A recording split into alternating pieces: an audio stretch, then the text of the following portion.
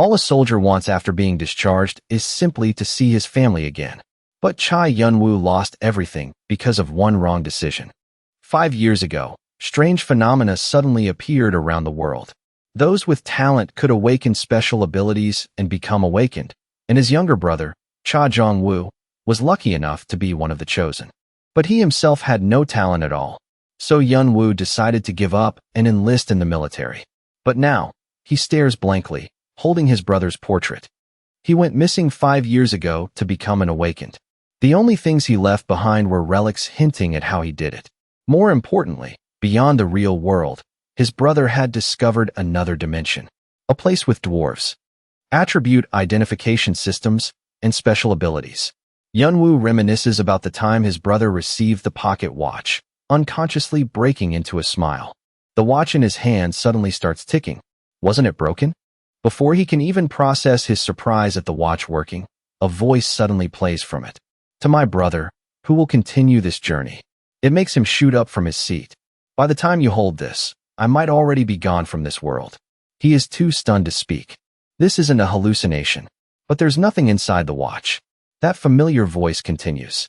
I'm sorry. You must have gone through a lot because of me. I just wanted to find a cure for Mom.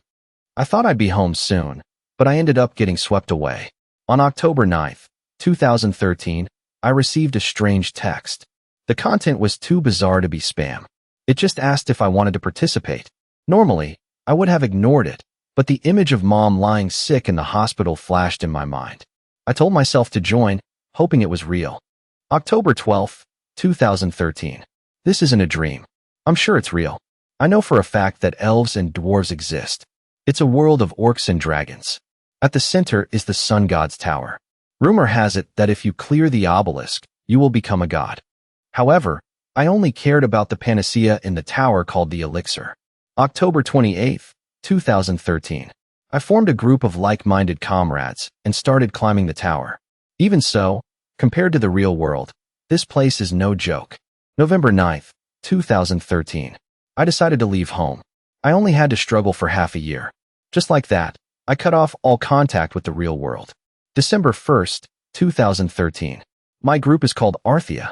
Arthea is always at the top in every aspect. September 7th, 2014. The conquest is slower than expected, so it might take a few more years. November 11th, 2014. Conflicts with high-ranking guilds broke out. Our group's progress hit a wall. February 31st, 2015. We couldn't reach an agreement. War is about to break out. July 2nd, 2015. The guild alliance opposing us collapsed. March 4th, 2016. I fell in love with someone. The voices surround Yun-woo, making him feel like he's drowning in that very scene. The images flash in his subconscious. September 19th, 2016. Another war broke out. January 2nd, 2017. The war continues. Everyone is exhausted. July 6th, 2017. A traitor appeared. Discord within the guild was ignited. Everyone started suspecting each other. July 1st, 2017. My body is gradually weakening. I've been poisoned. October 30th, 2017. Half of the members left the guild. We kept losing battles. My body is getting weaker. November 1st, 2017. The person I loved stabbed me in the heart and left. My body started rotting away. December 30th, 2017. I miss you, brother. February 1st, 2018. I'm the only one left in Arthea. How did everything end up like this? February 28th, 2018. I got the elixir, but I can't send it home because I'm surrounded by enemies. Only then did I realize there was only one person I could trust. But I couldn't expose my weakness to them. That's why I left this message. I know that if you hear this, you'll get the elixir and bring it to Mom, brother. He grips the watch tightly, unable to imagine how much his little brother had gone through. He rubs the watch to hear that voice one more time. To my brother, who will continue this journey, if you. I hope one day you'll hear these words. Soon, night falls. He is suddenly jolted awake by a voice, confirming inheritance of power. A powerful surge of energy flows into his body. Energy. This is the power his brother and those in the other world possessed. The terrifying power wraps around him, making his body jolt violently. Before his eyes is the image of his little brother. To my brother, who will read this message. The scene of his brother collapsing, crying alone, with the knife that stabbed him, and the image of him covered in blood. Cutting through those images is that strange sound. Awakening complete. Inheritance process failed. Please complete the inheritance after your body is fully formed. Progress, 5%. Your current condition is incomplete. You have been leveled up. Your aptitude has been detected, and skills have been automatically added. You can only register your account at the obelisk. Before he can even recover from his shock, a small floating status window appears before his eyes. Now I understand exactly what happened to my brother. Why he disappeared for 5 years and left this message for me. If all of this is true, by entering that world, I swear I will take revenge on all of you. The anger and pain he had endured for so long seem to erupt all at once. Is this a status window? It's pretty much like a game. He looks at the status window curiously and thinks to himself, after awakening, my body will be perfected, but I feel like something is still missing. Trait, wisdom. Function, always active in all situations. You are immune to mind control or brainwashing. Not bad at all, he thinks. He continues reading. Dragon's Eye has the ability to discern the truth. You can foresee the enemy's actions. Zhongwu said he met a dragon named Kalatus and made a pact with it on the 11th floor. These are its remnants. The next ability is Enhanced Senses. Your senses are significantly heightened. I guess my senses got an upgrade, and it works really well. His eyes focus on the last ability. But the last one is the most notable, the ability to see through things. It's all because of you, isn't it? He looks at the watch, his brother's only remaining keepsake. All right, let's start the journey. He grips the watch tightly, a silent oath and a firm resolve to avenge his brother. He just wants to find the elixir and disappear quickly, but he isn't sure if he can pull it off.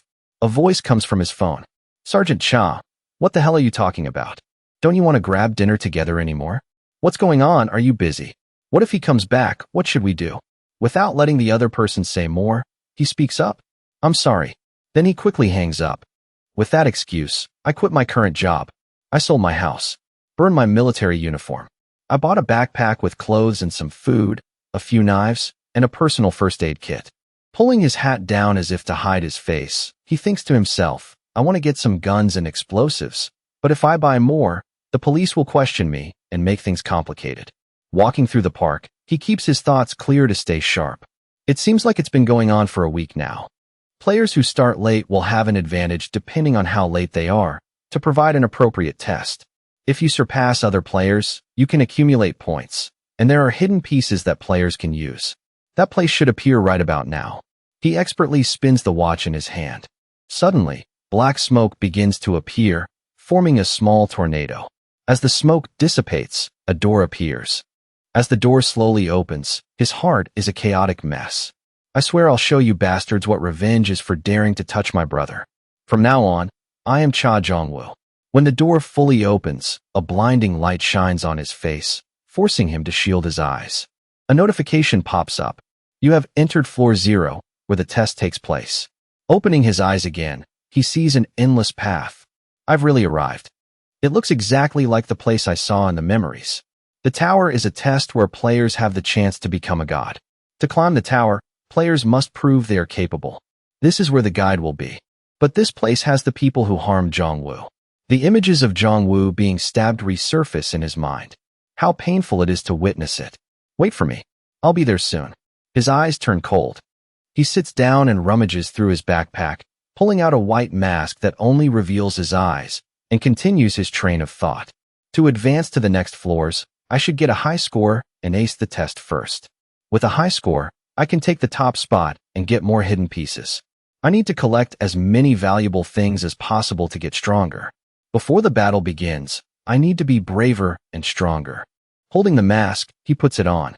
Suddenly, a blue vortex appears above him, and a voice echoes from above. Hee hee. A laugh like an old man's. We have a guest. I thought I wouldn't get to meet you. As the figure lands, Yunwu remains on high alert, gripping the 2 knives in his hands and carefully keeping his guard up. The guy keeps blabbering. It's no big deal to my heart, but if you do that, I'll be hurt. Put the knives away and let's talk. Bro, nice to meet you. I'm the manager of floor 0, and the guide, Ivilka. This is a fateful meeting. You should clap and celebrate. He laughs, looking completely frivolous. He asks again, you believe me, right? Yunwoo replies, a guide's advice can be ignored, but it's best to keep it in mind. Ivilka continues to ramble. Looks like you know who I am. I thought you were shy since you're wearing a mask. You're quite similar to someone I met before, so we're pretty easy to talk to. After that whole spiel, he finally explains the test to him. The tests are arranged by difficulty from A to F. Each difficulty has different environments and tests. Within a certain time limit, your score will be determined based on how you clear the floors. Yunwoo asks curiously, what's the point of a high score? Without a second thought, he replies, the higher the score, the better your rewards. I'm sure I already explained this to you. The weird laugh doesn't stop Yunwoo from asking, how much time do I have? He answers, you have 1 month. It all depends on you. However, we already started last week. What will you do and how will you start the next round? He's also quite curious since Yunwoo is a week later than the others.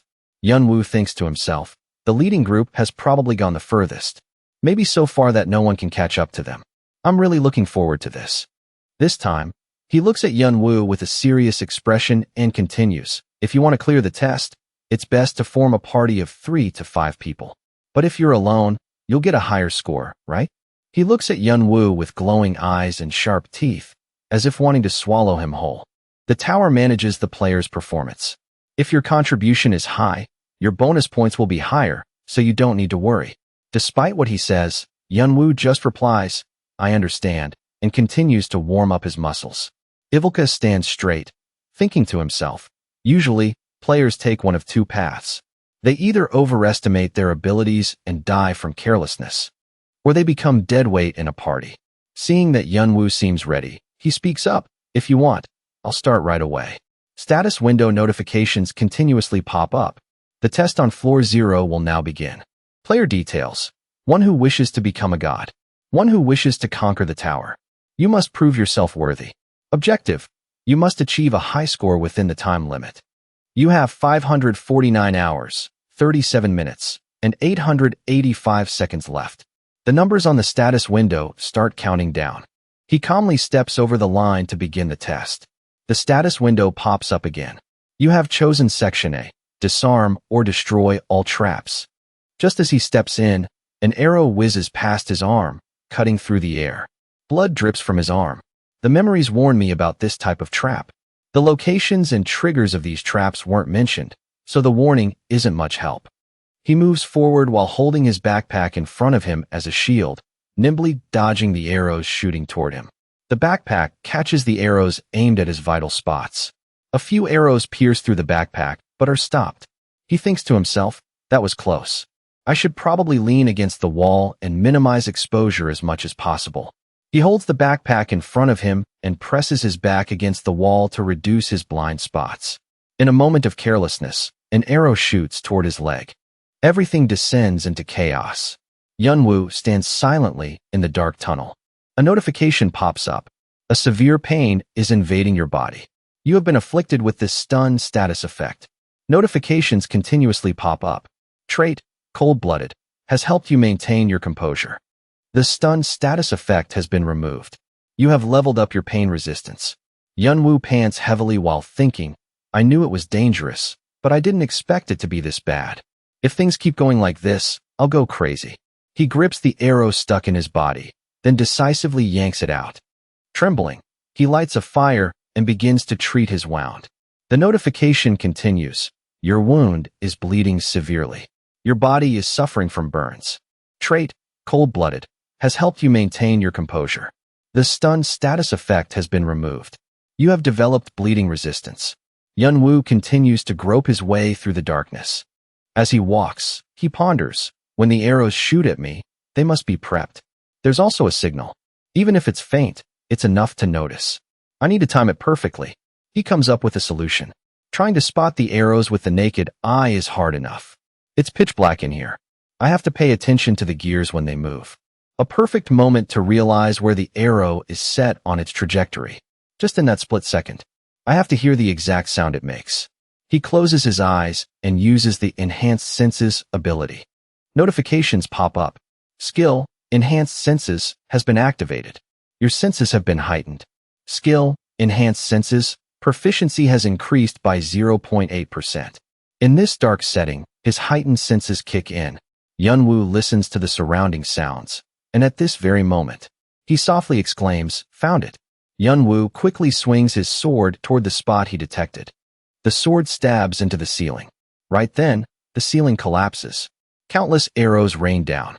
He smiles, looking at his handiwork, and thinks, top tier. He continues to dash forward through the rain of arrows shooting from all directions. He realizes, depending on how I deal with the arrows, the stat changes increase. Dodging the blue arrows increases speed. Just then, a notification pops up, confirming his theory. Your agility has increased by 1 point. He makes another deduction. Red arrows increase strength. The notification chimes again. Your strength has increased by 1 point. This time, instead of dodging, Yunwoo reaches out to catch a yellow arrow flying toward him. Because he guesses, these yellow arrows will increase stamina. And the notification confirms it. Your stamina has increased by 1 point. Yunwoo looks at his stats on the notification board. Player, Cha Yunwoo. Trait, cold-blooded. Strength, 19. Agility, 19. Stamina, 14. Magic power, 21. Dragon's Eye, 0%. Enhanced senses, 4.3%. Foresight, 0%. He thinks to himself, if I can farm as much as possible, it'll be easy to succeed with this method. Are there any other places to grind stats like this? Yunwoo wipes the blood dripping from his chin and thinks in annoyance. The only thing that pisses me off is that I can't raise my magic power stat. Even so, I still have the chance to easily raise the stats I want. Yunwoo's image appears on the surveillance screen. Ivilka crosses his arms and comments. Things are getting more and more interesting. I don't think I've ever seen someone like this before. Strange. The guys in Section A catch my eye more than the ones in Section E. He laughs in amusement. This guy has potential. He keeps watching Yunwoo intently on the screen and remarks, even if he has the skills, he still has to struggle with that much danger. But if he's smart enough to outplay the rest. Ivilka is thrilled and full of anticipation. Looks like there will be a lot of fun scenes to watch. Right in this tutorial. With that, he can't help but laugh maniacally. A notification pops up. You have reached the final destination. Yunwoo checks his levels on the status board. Player, Cha Yunwoo. Trait, cold-blooded. Strength, 29. Agility, 33. Stamina, 30. Magic power, 21. Dragon's Eye, 0%. Enhanced senses, 8.3%. Foresight, 0%. He thinks, except for magic power, the other skills have increased significantly. Getting these results in one day isn't bad at all. He suddenly realizes, wait, that's not all. He evaluates himself. My strength, speed, stamina, and destructive power have increased quite a bit. Yunwoo pushes the door ahead. A notification appears as a wave of golden light envelopes him. The healing process for your wounds will begin now. The golden light wraps around Yunwoo's entire body from head to toe. He wonders in surprise, does it heal players? After being healed, he starts to relax and thinks, finally, I have a place to rest. Right then, he seems to fall asleep instantly. He doesn't know how long it's been. He groggily opens his eyes. He asks himself, did I fall asleep? A blurry figure enters his line of sight. The person greets him, hello, causing the half-awake Yunwoo to jump back a good distance. 1,000 questions pop into his head. Who is this guy?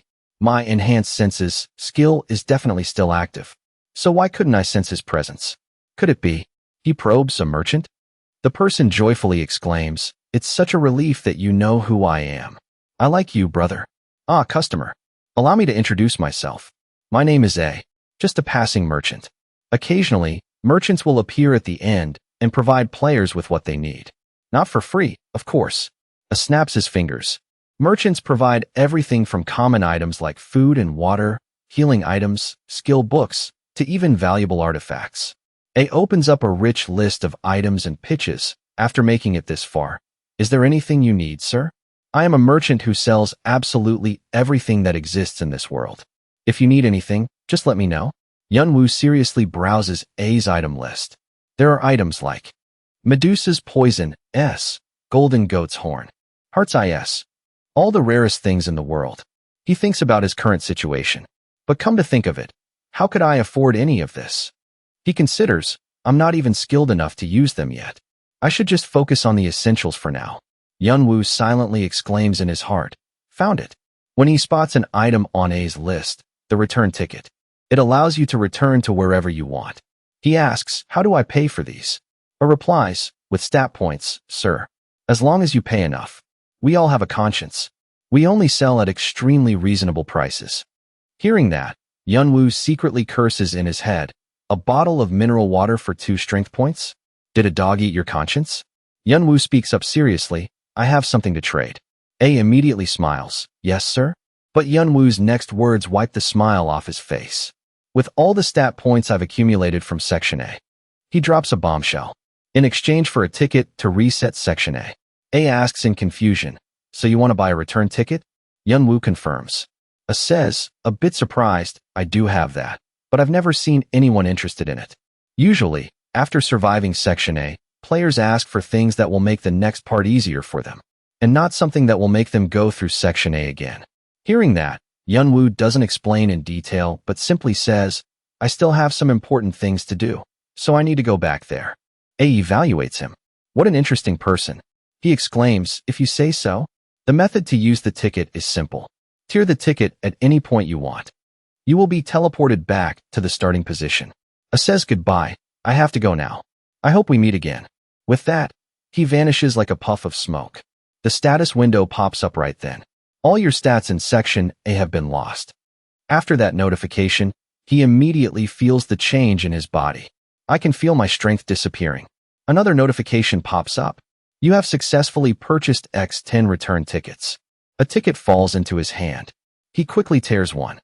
A blinding light bursts from the tear in the ticket. The light gets brighter, as if trying to engulf the entire space. Then it suddenly goes out. Everything sinks deep into endless darkness. At this moment, a notification pops up. This is Floor 0, where the game begins. The familiar scenery. The familiar dark tunnel. Yunwoo has returned. The status window reminds him, this is the tutorial floor. It will begin right now. Yunwoo is determined. Now I need to increase my stats as much as possible. With that thought, he dashes forward recklessly. Relying on his experience from the previous run, he is familiar with the arrows and obstacles. He wonders, is this the end of Section A? There's an empty space after passing the trials. Yunwoo takes the time to analyze. I need to refine my senses through this repetition of Section A. My attribute points seem to have increased quite a bit. Dragon's Eye, a skill that allows the player to borrow the eyes of the ancient dragon Kalatus. To a certain extent, to see the truth. He recalls, when I first activated it, I was shocked by what unfolded before my eyes. In the vision granted by Dragon's Eye, everything loses its color. The world consists only of black lines on a white background. It looks like a sketch on a white canvas. He wonders, can these eyes see through the outer layer and see everything inside, even people? Is this the phenomenon Jongwoo mentioned? At this moment, a notification pops up. You have reached the final destination. He looks at the notification and thinks, what an incredible progression, considering I spent over 34 hours on my first attempt. He checks his stat board. Strength, 51. Stamina, 55. Agility, 56. Magic power, 21. Dragon's Eye, 2.1%. Enhanced senses, 15.1%. Foresight, 0%. He evaluates, my stats have increased quite a bit. Now I can confidently fight against most players. Even so, it's still hard to catch up to the frontrunners. Thinking for a moment, he urges himself, if I had started with the frontrunners, I would be in Section E by now. If I just stay in Section A like this, I'll never catch up to them. I should speed up to take a high rank. The status window reminds him, you have entered the boss room. He decides, I need to clear Section A and get to Section B immediately. Ending his train of thought, Yunwoo dashes forward like the wind. An attack comes crashing down. He nimbly blocks and dodges continuously. Facing the relentless attacks, he thinks, the speed is faster than I initially expected. A notification pops up. Strength increased by 1 point. He attacks more fiercely and urges himself, I can't afford to be slowed down here. But before Yunwoo can make another move, the space suddenly shakes violently. Cracks begin to appear beneath his feet. The floor quickly splits apart. Below are thousands of sharp spikes pointing straight up at the sky. Yunwoo assesses the situation. If I fall down there, I'll die instantly. He twists his body decisively. I can't die here. He uses his flexibility and instinctive jumping power to leap over and land on the floor on the opposite side, escaping danger by a hair's breadth. A notification chimes in right on time. Agility increased by 1 point. At the same time, there's movement on the ceiling above. Yunwoo calmly looks up. A burst of flames erupts as if trying to swallow everything. He quickly raises his arm to block it. Then he swings his knife to counterattack. A notification pops up. Due to the cold-blooded trait, you have burn resistance. Skill, enhanced senses, proficiency has increased to 15.6%. Yunwoo doesn't continue to fight head-on but runs like the wind forward, ignoring the flames behind him as if they are chasing him. But hidden within those flames is a dark shadow relentlessly pursuing him from behind. Notifications continuously pop up. Agility has increased by 1 point. Stamina has increased by 1 point. Skill, enhanced senses, proficiency has increased to 16.9%. Your stats have leveled up. Your strength has increased. Suddenly, that dark shadow delivers a painful punch to his stomach, making him scream. That punch forces him back several steps, having to brace his hand against the floor to steady himself. In this situation, Yunwoo calmly looks closely at the opposite side and deduces, this scarecrow feels like it mimics the player. My brother made a reference guide specifically for this scarecrow. Yunwoo recalls his brother's analysis. Bronze scarecrow, a scarecrow that mimics the player's movements and actions. It also has the ability to attack within a certain range. The real boss of Section A isn't just the regular scarecrows, but there are 10 bronze scarecrows behind them. They copy the player's actions and grasp their movements. Their bodies are as strong as hellfire. That's why we were held up by them for a long time. There are 2 ways to get past them. One is to fight them head-on. The other way is, he mutters in his head, subdue them. He uses Dragon's Eye. Instantly, everything around him loses its color, leaving only black and white like sketches. And on the bronze scarecrow, he sees a black spot in the center of its chest. He wonders, is that its weak point? In the blink of an eye, he charges forward to attack that black spot. A player in the dark corner shouts, this bronze scarecrow operates on a sensor. You have to find the sensor and destroy it. Yunwoo is slightly surprised by the sudden shout. He recalls, maybe this is the person I saw earlier when my senses were enhanced. But he doesn't stop his hands. He thinks to himself, I know full well these scarecrows move according to their sensors. While thinking, his hands don't stop for a second, stabbing right into the center of the scarecrow's chest. It instantly explodes. The player behind him exclaims in shock, what the hell? Yul can't help but ask, almost like a scolding, are you hacking the game? Yul stands frozen, seeing Yunwoo take down the bronze scarecrow in the blink of an eye. Yunwoo turns to look straight at him, making Yul flinch. He is skeptical. I could tell the bronze scarecrow operates on its sensor by using my enhanced senses. But this is an ordinary person. How could a kid figure out how it works? Yunwoo approaches Yul, silently asking in his head, how did the kid know? Yul sees Yunwoo continuously closing in on him, terrifying him. He thinks, what terrifying strength. But outwardly, he stays stubborn. What are you going to do to me? Yunwoo asks back, do to you? Yul screams in fear, you're coming closer to me. Are you going to kill me? He reassures him, don't worry. I won't hurt you. How did you know?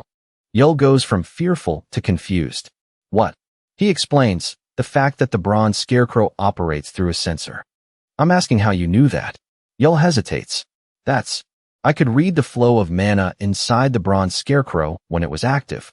As soon as he finishes speaking, he confirms in his heart, just as I thought. The kid can see magic. It proves he has an extremely high affinity for it. Even the stats of magic manipulators. He continues to ask, how can you see and control magic? So can you tell me? He thinks to himself, if I can learn it, it will be very useful for me to handle mana. The boy exclaims in shock, what? Hearing that offer, he adds, of course, I won't ask you to tell me for free. He starts persuading, I see you've been stuck here for quite a while. So, I'll help you get out. How about it? That's not bad for you, right? Yul is so surprised his jaw drops. Yunwoo pretends to turn away. It seems you don't want to. He hastily stops Yunwoo. Wait a minute. Then, Yell fires off a barrage of questions like firecrackers about what he just said. Is that true? You really don't know how to handle magic? No way. Are you saying you did that without magic? He just asks back, what reason do I have to lie to you? Yell points at the ruins of the bronze scarecrow and shouts, this is impossible. You clearly defeated all these scarecrows. Yell can't help but doubt. A monster that I tried so hard to defeat with my teammates, but couldn't even budge an inch. That's the bronze scarecrow. It survived hundreds of skills and attacks without a single scratch. He observes Yunwoo and evaluates in his head. With just a few attacks, he destroyed the bronze scarecrow, and now he says he doesn't know how to handle magic? Finally, he agrees. All right, I'll teach you. He introduces himself. I'm Yell. You want me to help you learn how to handle magic, right? Yunwoo instructs. All right, Yell. I'll go ahead and clear the path. So, you should follow behind me. If you fall behind, I won't hesitate to leave you there. He replies, understood. He turns his head and speaks up, and one more thing. His attitude terrifies Yell. He reminds him, use honorifics when talking to me. I won't let you down just because you're a kid. He sees through the boy's facade and speaks up. I can clearly see from the inside that you're probably only 10 years old. But you're probably not an ordinary person. He asks again, it's best you listen to what I say. Got it. Yell obediently replies, yes, sir. On the way, they continue to encounter bronze scarecrows. Yunwoo swings his arm, delivering a fiery punch to the bronze scarecrow, and continues to deal with another bronze scarecrow on the way. Without a moment's hesitation, he stabs right into its vital spot. Yell stands behind, his eyes wide, watching how Yunwoo smoothly handles all the bronze scarecrows. After clearing the obstacles, he speaks up, we're almost at section B. You can show me now, right? He replies, ah yes. He explains to Yunwoo, I don't know about you, but ever since I was born, I could see mana. This time it's his turn to be shocked. What? He wonders, is this something related to your bloodline? He confirms, something like that. Cases like this are very rare on Earth, but can often be found in other worlds. A few individuals possess unique talents or even supernatural powers related to genetics. Those people usually have a very outstanding ancestor, and their abilities are passed down to future generations. Then, the descendants will awaken their abilities during their lifetime, rise to prominence, and continue to pass down their abilities to their offspring. Yell's case is probably like that too. Yell tells him, the ability I inherited is something along the lines of an affinity for mana, allowing me to see, feel, and taste mana. That's how I discovered that the bronze puppets have sensors attached to them. He silently wonders, isn't this just like my brother? He recalls, the trait my brother had was psychometry, to be able to communicate with everything, which also means my brother could communicate with mana. My brother didn't have to make any moves to sense mana, unlike other people from Earth who usually struggle with it. Instead, he could even handle mana very smoothly, as if he was just taking back what he had lost. The reason why my brother was chosen by the ancient dragon Kalatus was because of his trait, because he could communicate with everything. He inherited the abilities of the dragon race that ordinary people couldn't grasp. He thinks, technically, both of them could be classified as geniuses. And I'm not. Yell speaks up, you can think of mana as a river. Magic would be the water extracted from the river into a reservoir. He is surprised. A reservoir? The notification board pops up with information. You have successfully cleared Section A as a solo player. You have achieved a feat that is not easily accomplished. Additional karma will be provided. You have acquired 500 karma. Notifications keep popping up. You have acquired an additional 300 karma. Your physical condition and mana have been restored. You currently have 800 karma. Reading the notifications, he thinks, fortunately, Yell and I weren't recognized as a party. In the tower, the concept of karma is very important. Karma is a scoring system given based on the player's achievements. The tower and the guardians provide rewards based on karma, and it is also used as currency among players and allowed to be exchanged for other items. Basically, it's something every player must try their best to collect as much as possible in the tower. He thinks, but me, a newbie who just cleared Section A of the tutorial, have gained this much karma. Other players would be shocked if they knew. As he pushes the door, he thinks again, it's still not enough. I need to accumulate more. As much as possible. The notification board reminds him, you have reached the waiting room. When Yunwoo steps into the hall, There are already thousands of players inside. Many people are sitting and resting. There are also people lying flat out from exhaustion. Some have bodies that are no longer intact, covered in wounds. Other players continuously evaluate him. Who is that guy? What's with his mask? He just cleared Section A, right? What? At a time like this? Yunwoo turns around and asks, "What are you doing? Aren't you coming in?" Yeol trembles. "I finally got out." He stares at his hands in disbelief and repeats, "I finally got out of there." At this moment, Yeol notices a corner. There's a group of 4 people standing there. When that group sees Yeol, their attitude immediately changes. Some don't even dare to look Yeol in the face, turning away to avoid him. He immediately grits his teeth in anger. Seeing Yeol's strange reaction, Yunwoo asks, "Are those guys your teammates?" He replies immediately, "That's right. They abandoned me in the boss room." He speaks up, "Come here, I'll tell you." He asks, "Do you want to tell me about the flow of mana or something else?" Yeol starts explaining. About that, Yunwoo sits next to him, listening intently.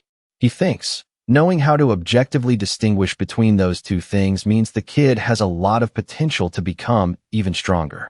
Thanks to Yeol, Yunwoo can get a rough understanding of magic and mana. It's still hard to understand most of the theory, but as things start taking shape in his mind, it allows him to comprehend, to a certain extent, what his brother wrote in the diary. He wonders, I can get a rough understanding of what mana is now, but if I can't use it, it'll be completely useless. You mean, how to use mana easily? Or something like that. He replies, I don't know how to use it, but I feel very refreshed. I guess so. Actually, I already knew how to handle it from the start. So, it's very hard to explain. What should I do? Yunwoo is a bit surprised. Is that so? I see. He speaks up. Well then, I'll be moving forward. You're waiting for the tutorial to end, and then going back, right? Yeol replies, huh? Ah, yes. He says goodbye. We'll have to part ways here, kid. Then he waves goodbye. But after taking a few steps, he turns his head and calls out, Hey, Yeol. In the basement, a mysterious person chats with Yeol's group. I really like the look in your eyes. People like you will definitely do great things. He introduces himself. I'm Build. We are called Orangdan. We are in the waiting room of Section B. If you want to join, come with us. They excitedly discuss with their teammates. Does this mean we get to join the Orangdan Guild? A teammate replies, to be exact, Orangdan was established to prevent chaos in the tutorial. A faint light from the stone on the ceiling shines down into the basement. Another teammate shouts, if we move, these scarecrows will attack. They think, if this keeps up, we'll be in trouble. How do we get out of here now? He glances at Yeol standing next to him. He hesitates. Yeol's ability is only analyzing the flow of magic and mana. The kid isn't much help. Maybe we should leave him here. Then he decides, in this situation, maybe that's the right thing to do. They grab Yeol by the collar, startling him. What are you doing? His answer is throwing him right into the middle of the bronze scarecrows.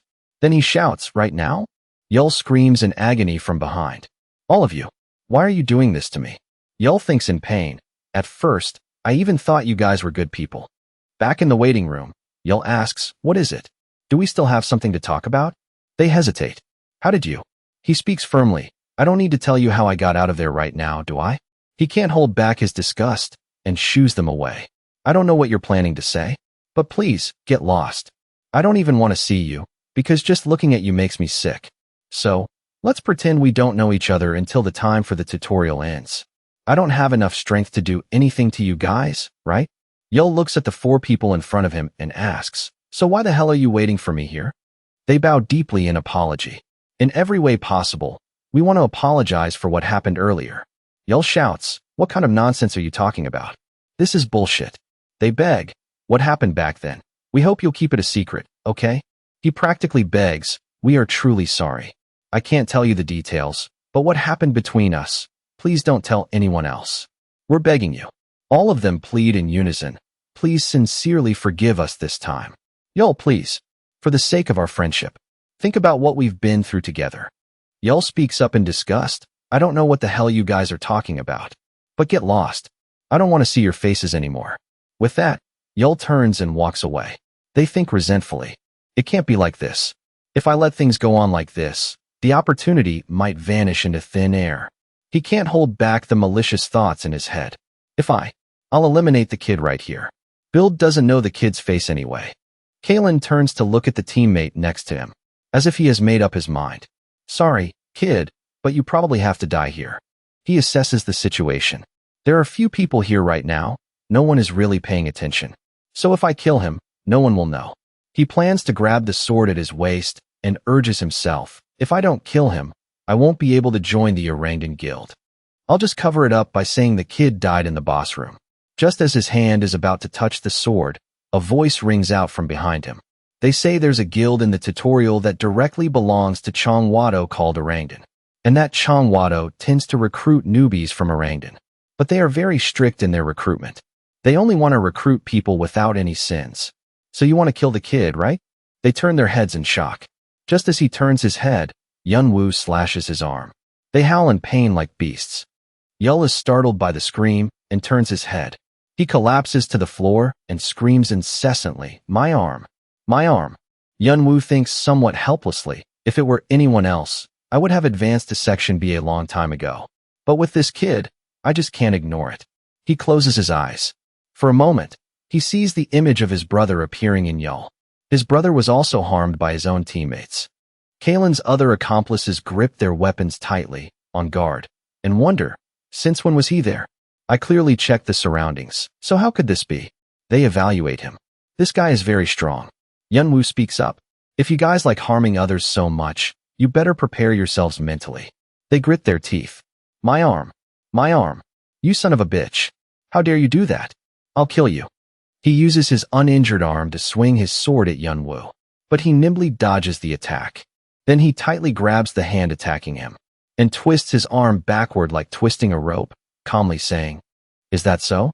He speaks up. "If I want to, I can make it so you can never use your arm again." One of the guys in the group asks, "Why are you doing this? You don't have any grudge against him. Why are you hitting us?"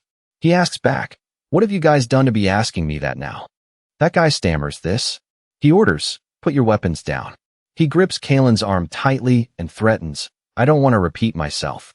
He screams in agony, "Put them down. Do it. Throw them down. Please." The other three simultaneously drop their weapons. Panting, "We did it. Let him go." Yunwoo sneers, "Idiots." He kicks Kalen straight to the ground while still holding his arm tightly. He screams as if his guts are being torn apart. Then he lies motionless on the ground. His accomplice yells, "That's different from what you promised." His answer is a thunderous punch to the face. He is sent flying a meter away. The remaining two grit their teeth and glare at Yunwoo. Both charge forward at the same time. Yunwoo's hands tightly grip two knives. He dashes forward incredibly fast. The other two also raise their weapons, taking the initiative to engage. Yunwoo changes his stance, raising one hand in front of him to guard. Then, as he passes between the two, he swings his arms, slashing a few lines, leaving only afterimages. By the time he stops, the knife in front of him is covered in blood. The two behind him scream in pain and despair, "My legs." Yunwoo turns his face to glance at them. Both hands deliver two punches right to their faces. To their shock, this punch makes their eyes roll back. Foaming at the mouth, they faint on the spot. Yul, standing on the side watching the drama, drops his jaw in shock. Unable to say a word, he stands rooted to the spot, looking at the majestic figure of the masked man trying to hide his identity in front of him, his heart in turmoil. I already knew he was very strong, but he truly exceeds my imagination. Yunwoo glances over and approaches, reminding him, "You're drooling, kid." Yul startles and quickly wipes his mouth. He can't help but add a few more words. "Take care of yourself. Watch out for others from now on." After giving his friendly advice, Yunwoo turns and leaves. The boy stands frozen behind him in surprise. After a while, he hesitantly speaks up to stop him. "Wait. Thank you, boss." Yul cups his hands around his mouth like a megaphone and shouts, "One day, I'll be just like you." Hearing that, Yunwoo pauses slightly. Turning his body a bit, he says softly, "Try going to the Freesia garden." He looks at Yunwoo in shock and wonders. He replies coldly, "It will be quite useful for you." After saying that, Yunwoo ignores the stunned Yul and turns to leave. This time, he really leaves. The boy clenches his fists, muttering a few words. "Garden, right?" Yul's eyes darken slightly, his lips pressed tightly together as if he has decided on something very important in his life. In a corner no one pays attention to, Khan is sitting leaning against the wall, resting his eyes for a bit. Suddenly, he notices something in the distance. He smirks and lets out an amused "oh." His eyes stare intently ahead with a hint of judgment. Kon mutters softly, "What an unimaginable thing." Then he uses his foot to lightly nudge Doyle, who is sleeping on the ground, and wakes him up. "Stop sleeping." Doyle sits up groggily, letting out a huge yawn. He rubs his eyes to wake up before starting to complain. "You won't even let me sleep. What's going on?" Kon squats down and asks nonchalantly, "Did you see that?" He asks back blankly, "See what?" He clicks his tongue and replies with excitement, "Those guys who were bragging about getting into Orangdan. They just got beaten to a pulp." Yell sits up straight and stretches his arms high to wake himself up, taking the opportunity to gossip. "Those guys who go around bragging that they're backed by the Orangdan Guild? What happened to them? They got beaten by a single person?" Kon immediately reveals what he just saw. Hearing that, he turns around in shock, letting out a gasp. Then he asks immediately, "All by a single person?" He offers his deduction. "That's right. I think he came from Section A alone. I think he's also the one who cleared Section A by himself." Yul is endlessly amazed. Is that all true? Is he really that strong? So the two of them sit in the corner, whispering their own calculations. Would it be okay to make him a member of our team? Kon quickly says, playing solo means he doesn't belong to any team yet. I don't think there will be anyone else like this. So I want to invite him to join our team. He sits closer to persuade him. If we can invite him, our team's strength will increase significantly. Yul rests his chin on his hand, deep in thought. Yeah, that's right. If we can't invite him, we'll have to fight each other later. Kon stands up, a smile of interest blooming on his lips. If that's the case, we just need to test him one more time. Should we follow him? Yul replies in confusion, "Bro, that's a bad habit." He asks nonchalantly, "So you're planning not to follow?" He looks up, trying to persuade him. "Seriously, shouldn't we think about it a bit more?" Kon just shoots Yul a look, repeats his question, and waits. "Are you really not going?" He quickly stands up and says, "Who said I'm not going? Don't you know I love this the most?" Yul now also breaks into a smile, carrying an undisguised hint of excitement. In another area, Yunwoo stands in front of 4 doors of different colors. The tutorial board pops up. The trial of Section B is about to begin. Section B has a total of 4 doors. Choose one door and clear the path. He calculates in his head. Each door is designed to guide the player to a different room with a preset difficulty. The further to the right you go, the harder it gets.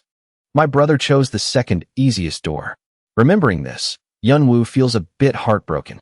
But after a long time, when he settled down somewhat in the tower and learned about the secrets of the tutorial, he regretted the choice he made in Section B. The rewards vary depending on the color of the door chosen in Section B. My future strength depends on the door I choose this time. Maybe I should choose the black door. With that thought, he approaches the pitch-black door. In his heart, he silently repeats his goal this time. I must get my hands on Bathory's vampiric sword here. The vampiric lord. Then he quickly opens the door in front of him and steps inside. The notification sound immediately follows. You have entered the black path. Safely swim across the pond and proceed to the opposite side. It quickly displays the requirement for this trial. He looks at the still water with the note. The pond is made from the water of the giant Mimir, accidentally spilled during transport. No normal life form can survive in this pond.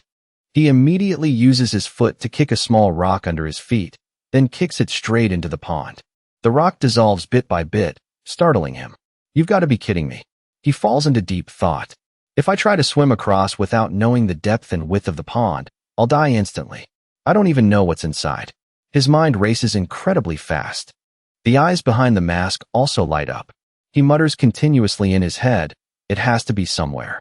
As he inspects the wall, he sees some interlocking squiggly lines. Without hesitation, he reaches out and touches it. The wall suddenly lowers, revealing another hidden path. Looking at the stairs ahead, he cheers up. Here's the passage. The system promptly notifies him. You have entered the dungeon. You have found the hidden piece, the room of ice and fire. You have acquired 300 karma. Ignoring the notifications, he follows the stairs down. Then he stops at a certain spot and softly exclaims in his head, found it. He stares at the wall in front of him, covered in white moss. A type of moss that carries the essence of the moon. If eaten, you will get sick, and it doesn't taste very good either. He falls back into his train of thought. Only later did I find out that as difficult as the black path is, it also has many different solutions. One of the solutions is the white moss. White moss is a type of moss that carries the essence of the moon. It is not suitable for the human constitution, so even if eaten, the body cannot absorb the energy, leading to various diseases. Therefore, players who somehow find their way into the dungeon usually avoid the white moss. However, I learned about it after hearing it from a family friend, Jongwoo. White moss is a material, and it has a rather unique way of consumption. My brother discovered that to be able to use and eat them, you need many other ingredients.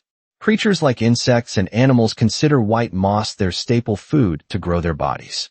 Insects and beasts that eat white moss evolve their stomachs to generate artificial heat to absorb the essence of the moon, and the heat emitted from their hearts contains the property of fire. On the other hand, the property of white moss is water. If you fuse both the heart and the moss at the same time, Yunwoo looks around while thinking, the two attributes will combine and become an elixir that hardens bones and muscles. From here on, it's quite dark inside. Both sides of the walls are mostly covered in white moss. While he is focused over there, several huge centipedes appear behind him. Wherever Yunwoo appears, they are everywhere. But he hasn't noticed this yet, and is still observing everything. Both sides of the walls here have been eaten clean. At this moment, Yunwoo is startled. There's definitely some monster living around here. He looks up, shouting in his head, a giant centipede. Quick as a flash, Yunwoo pulls out his sword and slashes down decisively. Looking at the giant insect in front of him, his mind quickly calculates. I need to take down this centipede to upgrade my base stats.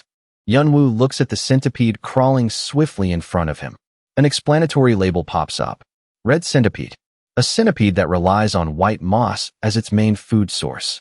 Although its eyes have blinded it to the fact that it lives in a sea cave, its other senses are highly developed. Sometimes it prefers to eat meat instead of regular moss. A notification pops up. A fire monster has appeared. Hidden quest. Ice and fire. The room of ice and fire is filled with monsters that eat white moss. If they get out of the dungeon, the ecosystem outside could be disrupted. Hunt as many monsters as possible. Its two sharp mandibles twitch continuously with its body movements. Then the centipede lunges at him. Yunwoo doesn't stand still waiting to die, but quickly dashes forward. Then he takes the opportunity to change the direction of his knife to stab its belly. But ultimately, it doesn't cause any major wounds. His eyes narrow slightly, complaining inwardly. It's too hard. Normal attacks won't do any damage to it. Its biological shell is too tough. Yunwoo holds his knives in both hands in front of him, taking a defensive stance. In his heart, he feels a bit helpless. The dagger I just threw luckily pierced its skin, but it was too shallow. That's not enough to weaken it. There's a huge difference between clearing traps and dealing with monsters. I just need to figure out a reasonable strategy. After all, a life is just a life, and that applies to monsters too. Maybe it has a weak point? Yunwoo softly calls out in his head, Dragon's Eye. His eyes suddenly flash. His normal eye color turns to a glowing gold. The centipede rears up halfway.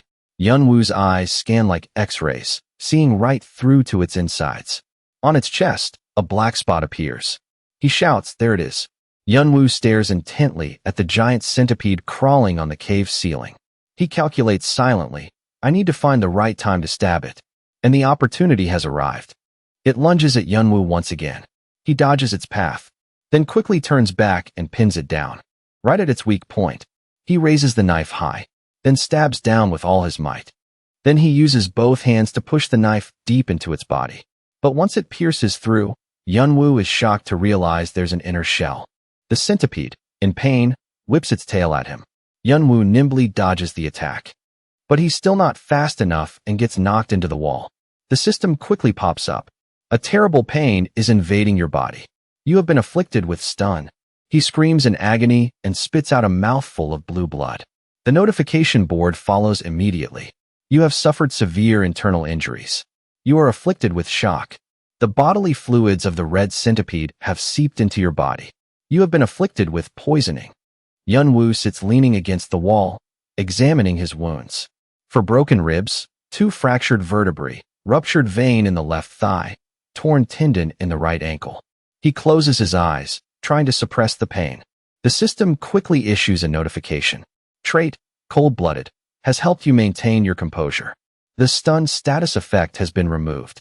You have developed pain resistance. The shock status effect has been removed. You have developed impact resistance.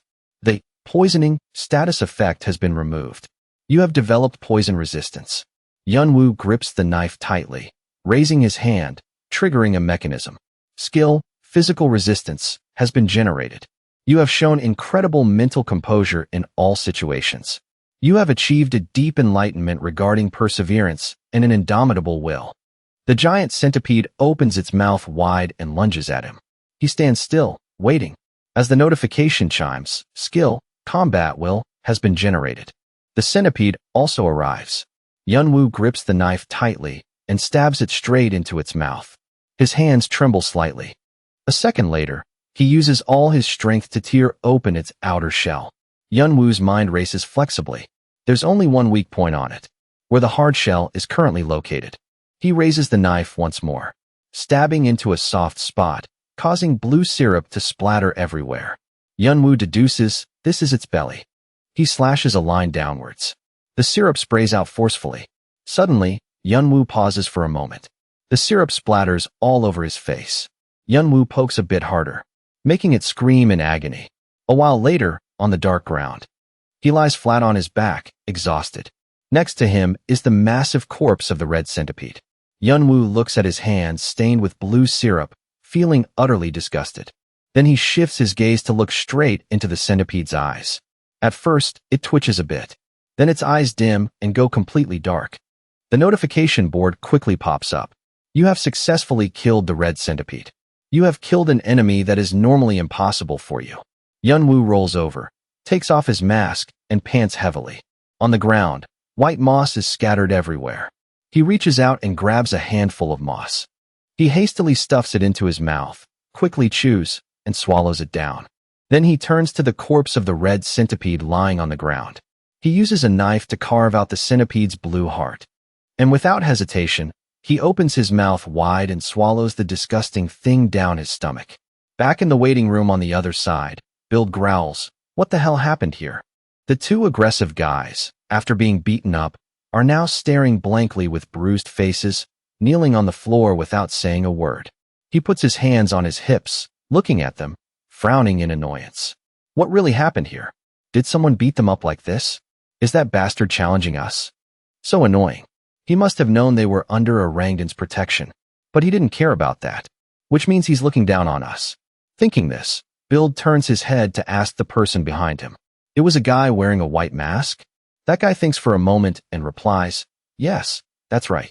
He rests his chin, deep in thought. Wearing a mask, huh? A second later, Build turns his feet in another direction.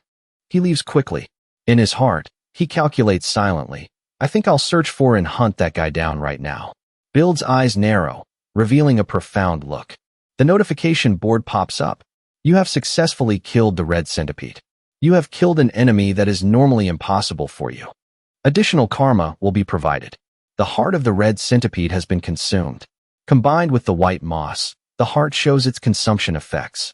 Your joints are being reconstructed and becoming harder. Your muscles are firmer, and your skin is smoother. Your physique is improving bit by bit. Number of monsters hunted. 1. You have acquired a hidden piece, Heart's Flame and Frost Badge. Yunwoo sits leaning against a corner, resting after his battle with the red centipede, and breathes a sigh of relief. He thinks, "I managed to do it somehow. I managed to get the Heart's Flame and Frost Badge."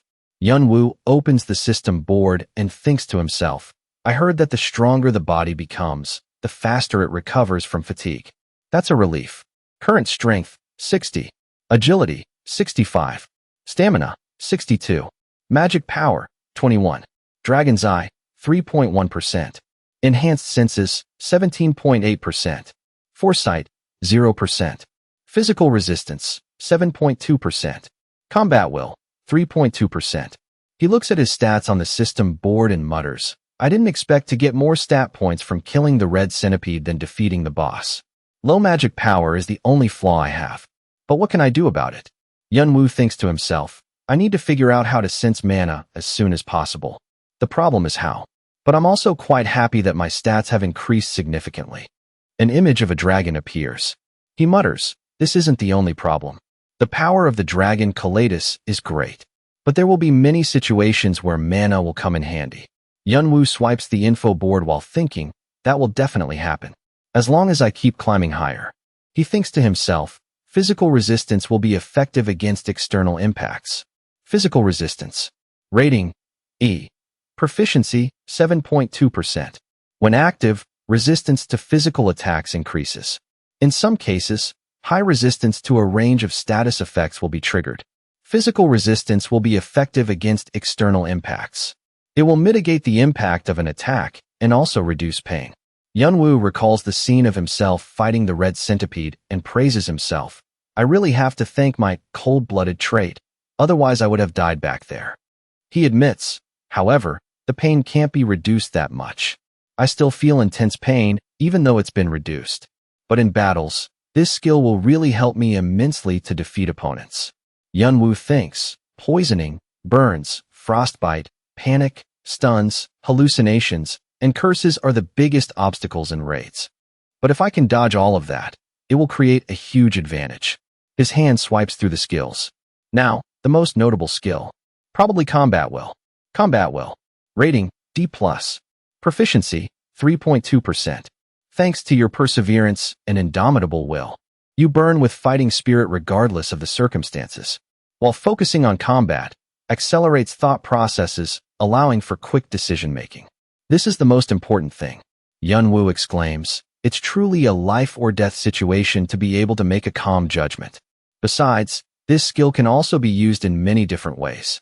I'm so lucky to have this skill, otherwise I would have been killed by the centipede. The corners of his mouth involuntarily lift. He thinks to himself, but honestly, the rating of this skill isn't too bad. It's hard to get a skill ranked above D in the tutorial. After checking, Yunwoo puts his mask on and continues his journey. Right after, sonic bats suddenly appear, but they are all beautifully handled by him. The system board pops up with a notification.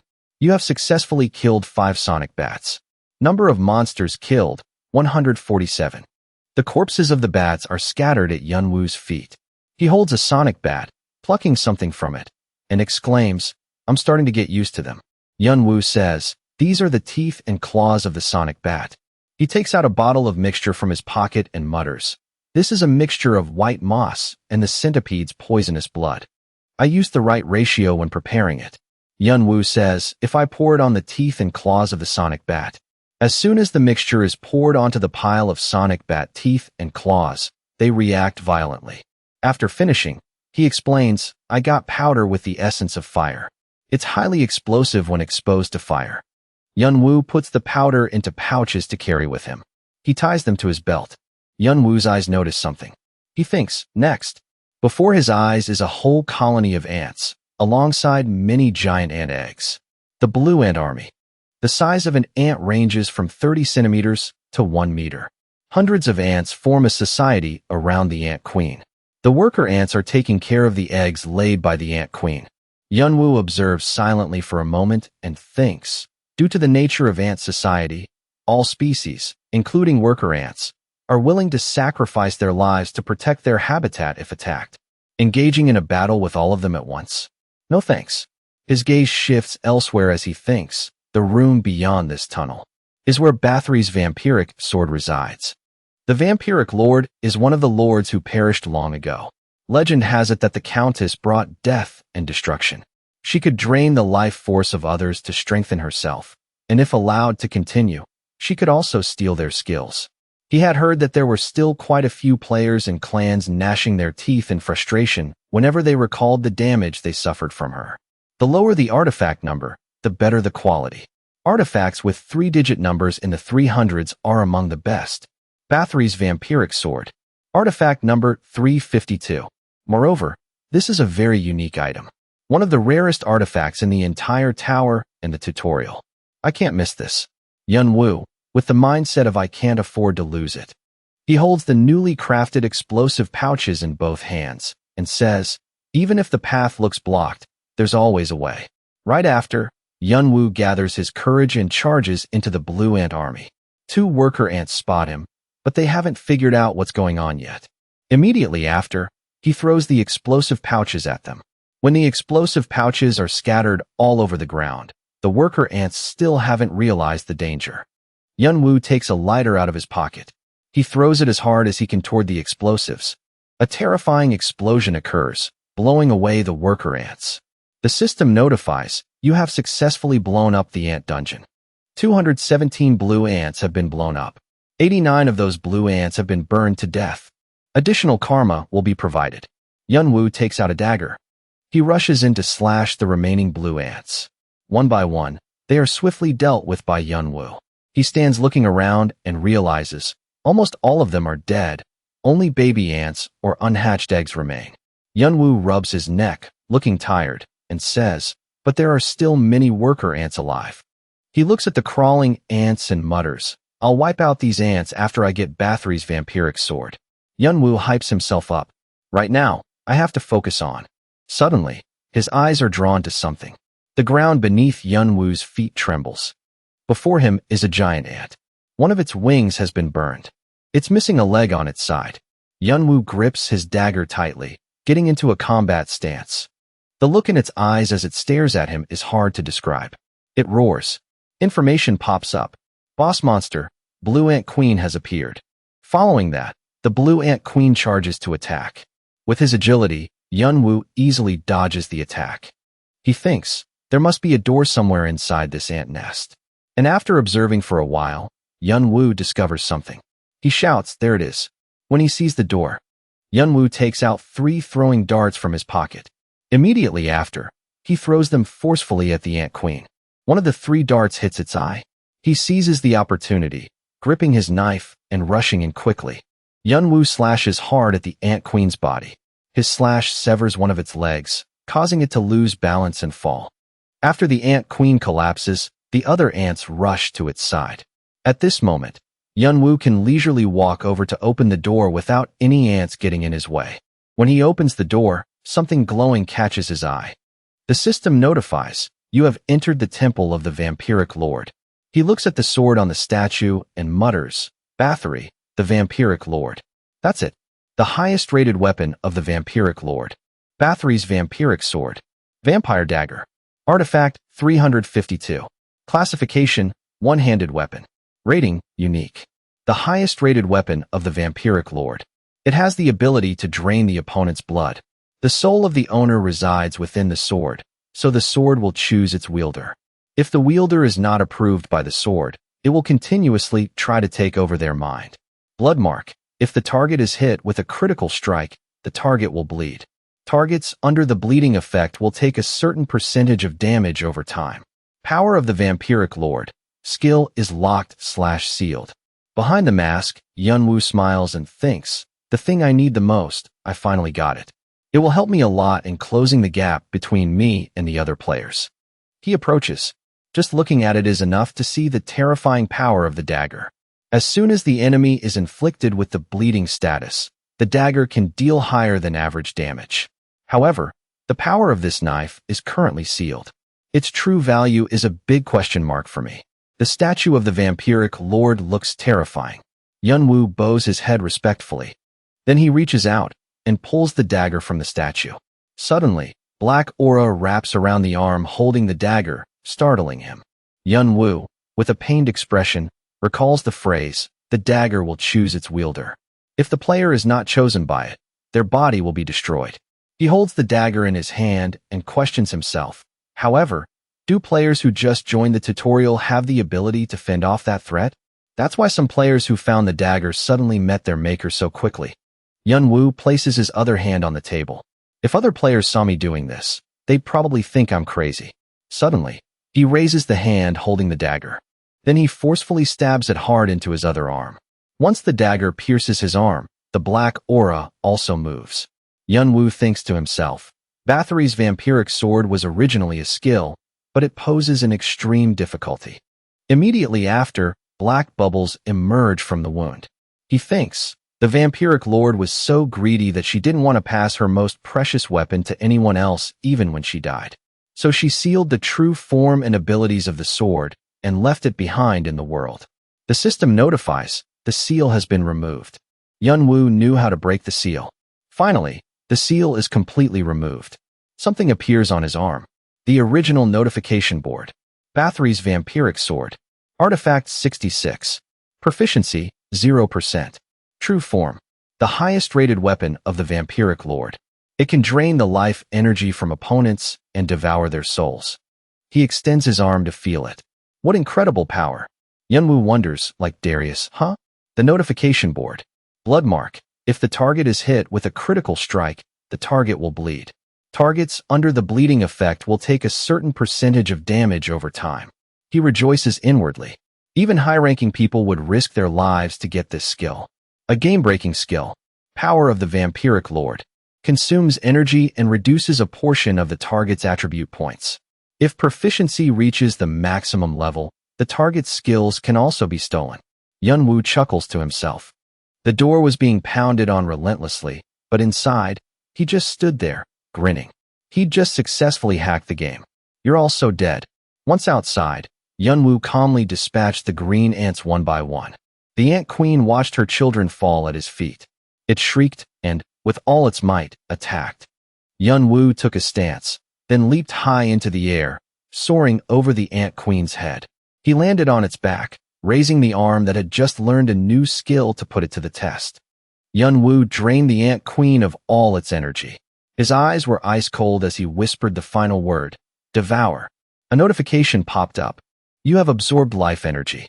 Skill proficiency for Vampiric Sword of Bathory has increased by 1.1%. The ant queen was now nothing more than a dried-up husk.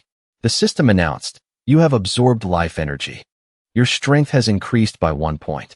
Your stamina has increased by 2 points. You are continuously hacking the game. You have killed the boss monster, the Green Ant Queen. Additional karma will be provided. You have obtained 300k. With the Ant Queen's defeat, the Green Ant Army lost its will to fight. The ant tunnel will soon collapse. The collapse is in progress. The scene shifts to another cave. Dolly wondered aloud. Was there always a place like this here? I've never seen it before. At least, he wasn't strong enough to enter a place like this.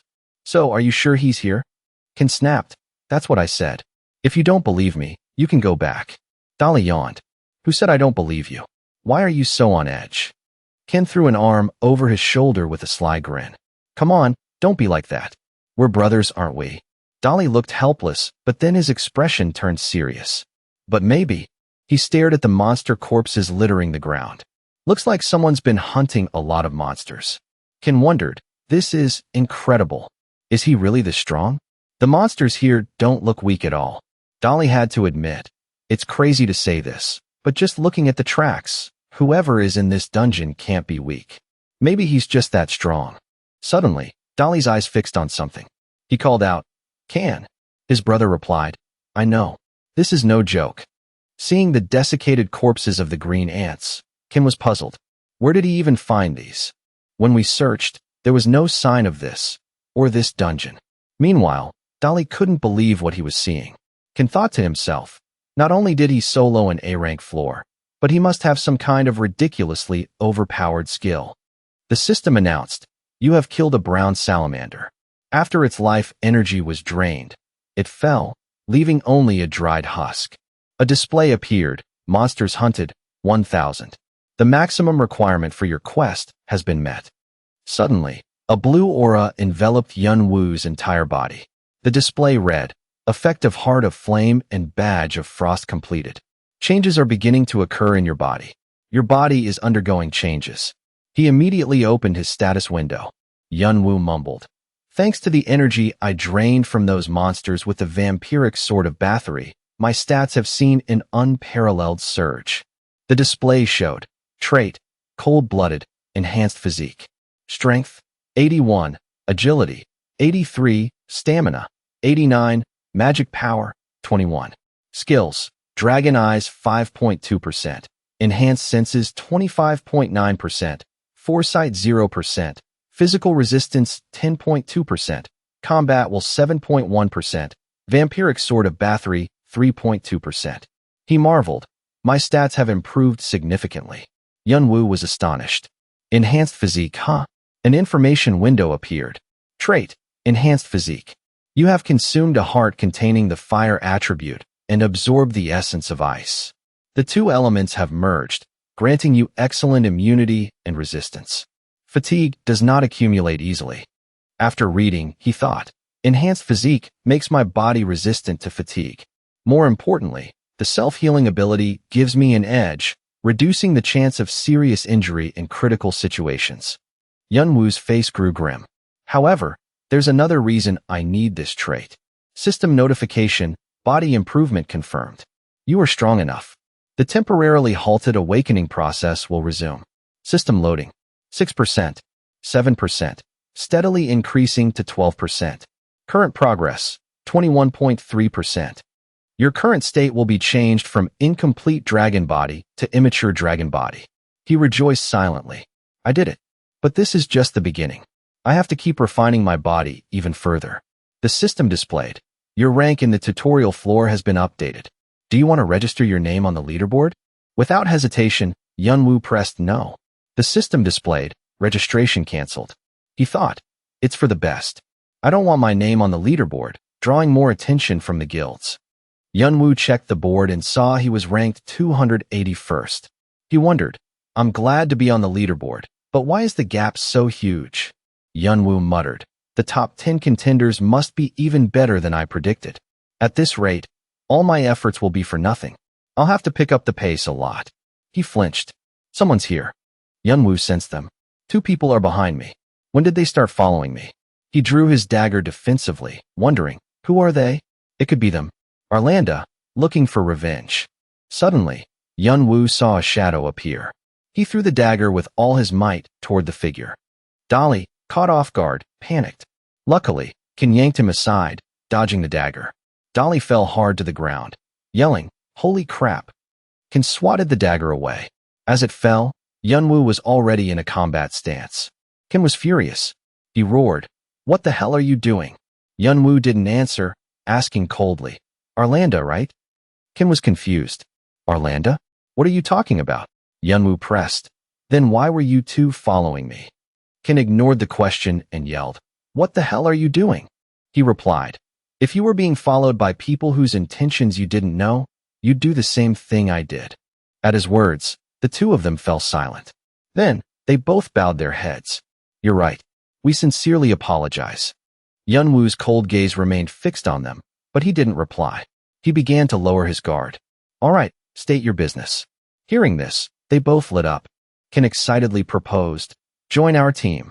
Dolly looked exasperated by his brother's actions, while Yunwoo just stared at him like he was insane. Dolly turned and scolded him. Stop it. Aren't you embarrassed? His brother still didn't get it. Embarrassed about what? On the side, Yunwoo thought, are these guys putting on a circus act? Not bothering with them, Yunwoo turned to leave. Ken called out, hey buddy, where are you going? We're not done talking. He ran up and grabbed Yunwoo's arm, who spoke with clear annoyance. What is it? Do you have anything else to say?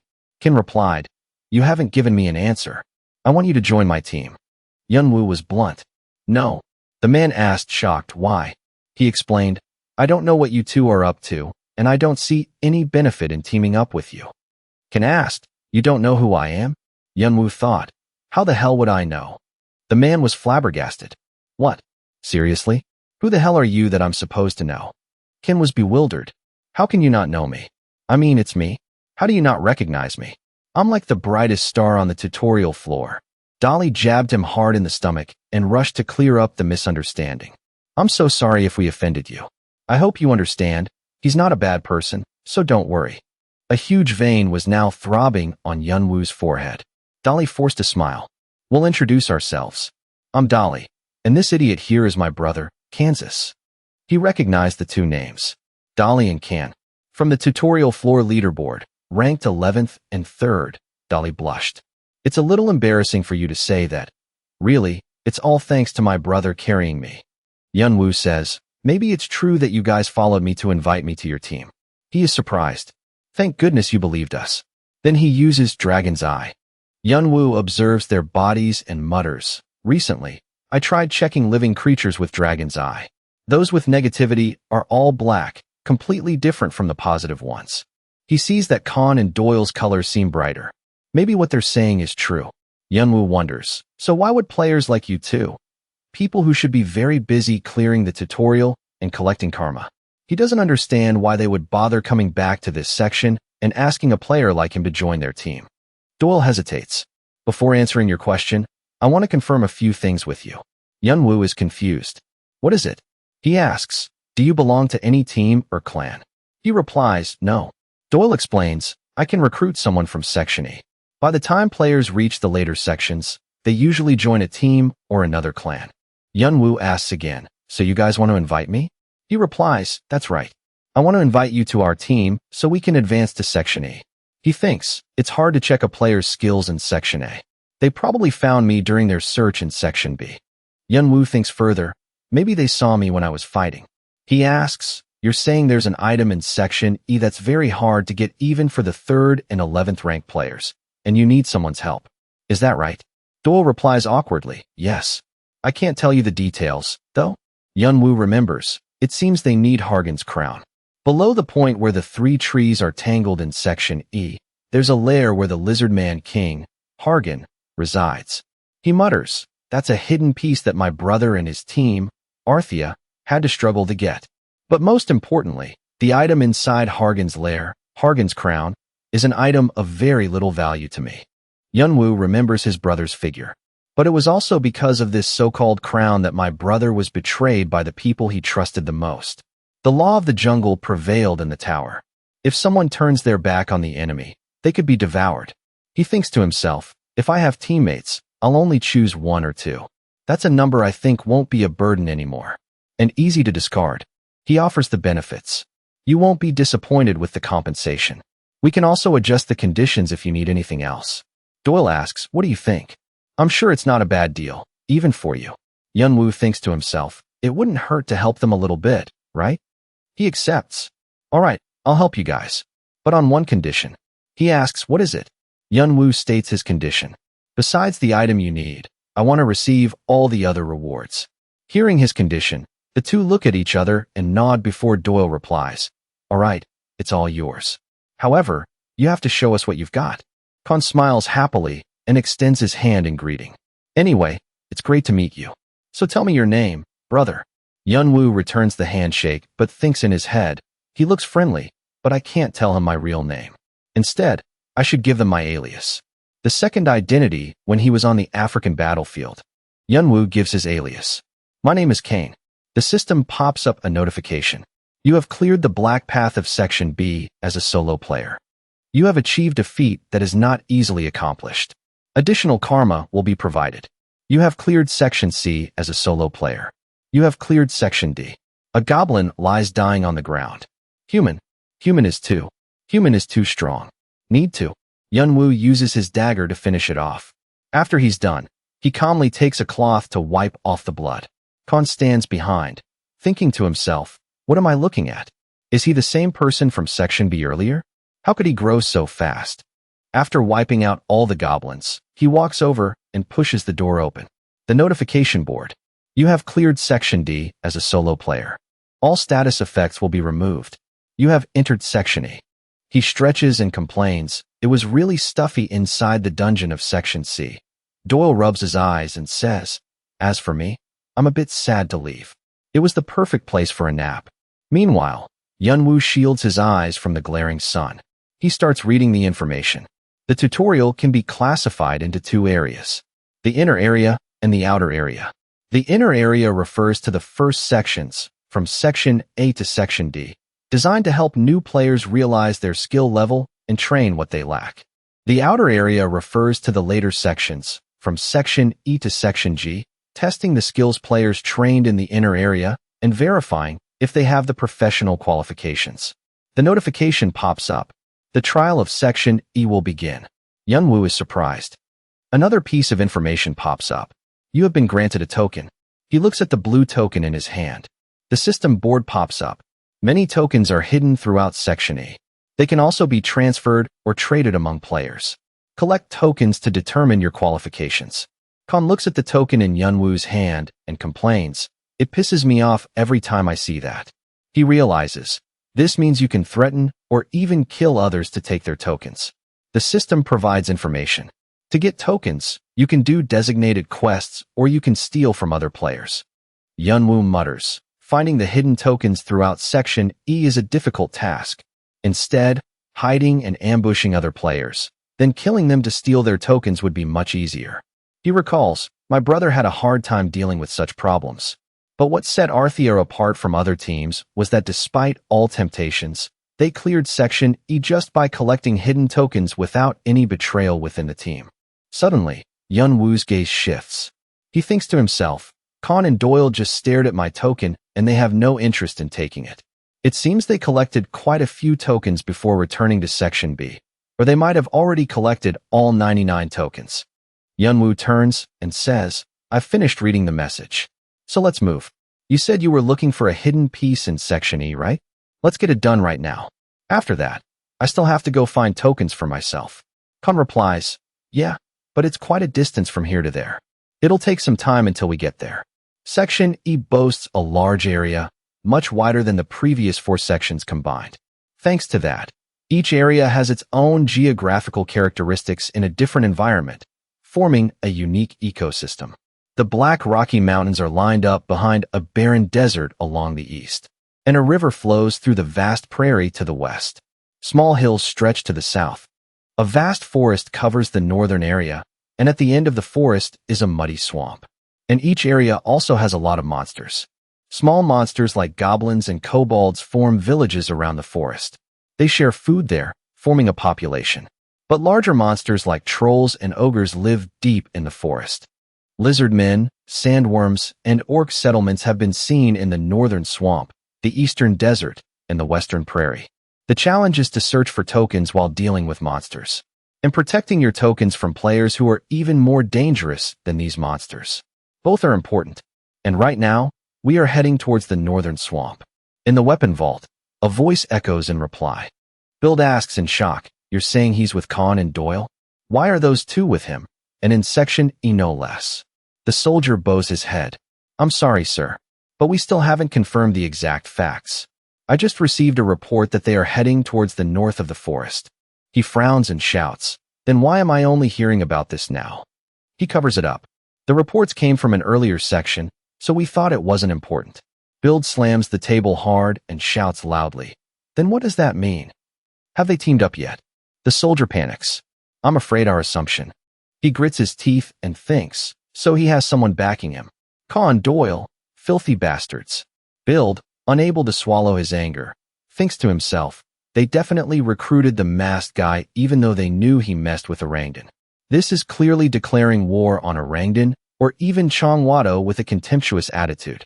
He orders, go to where he is right now. Gather all the members.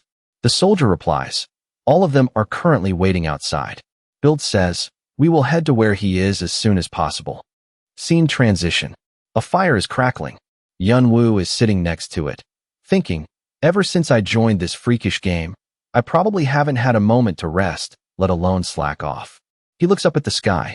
Thank goodness it's twin moons and not stars. He thinks to himself, I went through a lot of hardships to get to this section. Time flies so fast. Suddenly, Yunwoo's eyes are drawn to something. He looks at the sleeping Khan and mutters, what an interesting duo. What is their relationship? I'm sure they're not brothers. Then he looks at Doyle. Day after day, the two of them always have to face so many dangers. But it's certain that they treat each other like blood brothers. Yunwoo exclaims, it's truly admirable. Doyle has the brains, while Khan is strong in combat. Khan occasionally reveals a glimpse of his excellent swordsmanship. It's powerful, sharp, and fierce. It seems to strike a balance between magnificence and practicality. As for the boy, he remarks, Doyle too. The boy always has dull and sleepy eyes. But sometimes he shows a sharp look. And when he does, he shows his keen and flexible judgment. Yunwoo says, the teamwork the duo displays is like two gears perfectly meshing together. Nothing impressive. It looks like they've studied or practiced it before. But they've developed a certain kind of connection that instinctively tells them what the other's next move will be. He admires them. The two of them are very willing to trust each other. This relationship could never happen without mutual trust. Maybe that's how it is. Yunwoo thinks to himself, a true relationship that makes others admire them. It's really hard to understand why they decided to participate in this game. With a fire in his eyes, he believes firmly. They will always be together. Yunwoo smiles. It's good that they can still be together to support each other. Suddenly, he remembers something. Looking at them makes me think of my brother. The fire of hatred rises in his heart. Yunwoo thinks, I try not to think about it, but looking at them makes me feel like I have to avenge my brother really fast. Suddenly something catches his attention. Yunwoo wonders, why are you awake? You still have some time before your turn, right? He stretches and replies, how can I sleep when it's so noisy around here? Dolly let out a huge yawn and asked, how long are you going to let them be? Kin replied, I plan to take them out when they get closer. Sorry for letting them wake you. The friendly young man said, it's fine. I wanted to get some exercise anyway since I haven't been in a fight recently. Suddenly, both Dolly's eyes and tone changed as she asked, Big bro, I wonder. Do you think they know we're here? He started warming up, wondering, is there a problem? Then he drew the sword at his side. Kin got into a ready stance and said, more importantly, they're enemies with their swords pointed at us. He swung his sword hard into the bushes, and blood splattered, staining them red. A piercing scream echoed through the air. A soldier fell to the ground as the rest of the group panicked, shouting, damn it! How did they notice us? It's more dangerous if we stick together. Kin had no intention of sparing a single one, his eyes cold as he rushed toward them. He swung his sword gracefully, gliding past each one and cursing, I'll gouge your eyes out, you damn fools. Yunwoo was surprised when insects appeared out of nowhere. He held out his arm, and the insects immediately followed his command. Watching Dolly control the insects with a cold expression, so different from her usual self, he thought to himself, so that's an insect taming skill. A pretty powerful one at that, kid. The soldiers, covered in insects, screamed, damn it. These damn bugs. Get away from me. Get off. The once quiet forest now echoed only with screams of pain. Suddenly, he spotted something. Two men were preparing a sneak attack on Yunwoo. Dolly scoffed. Those idiots. Of all the choices they could have made, they picked the worst one. Fucking morons. As they approached him from behind, he thought, these morons are about to get themselves killed. A moment of silence for them. It's likely other groups are out here pillaging on floor E. They really love this dirty work.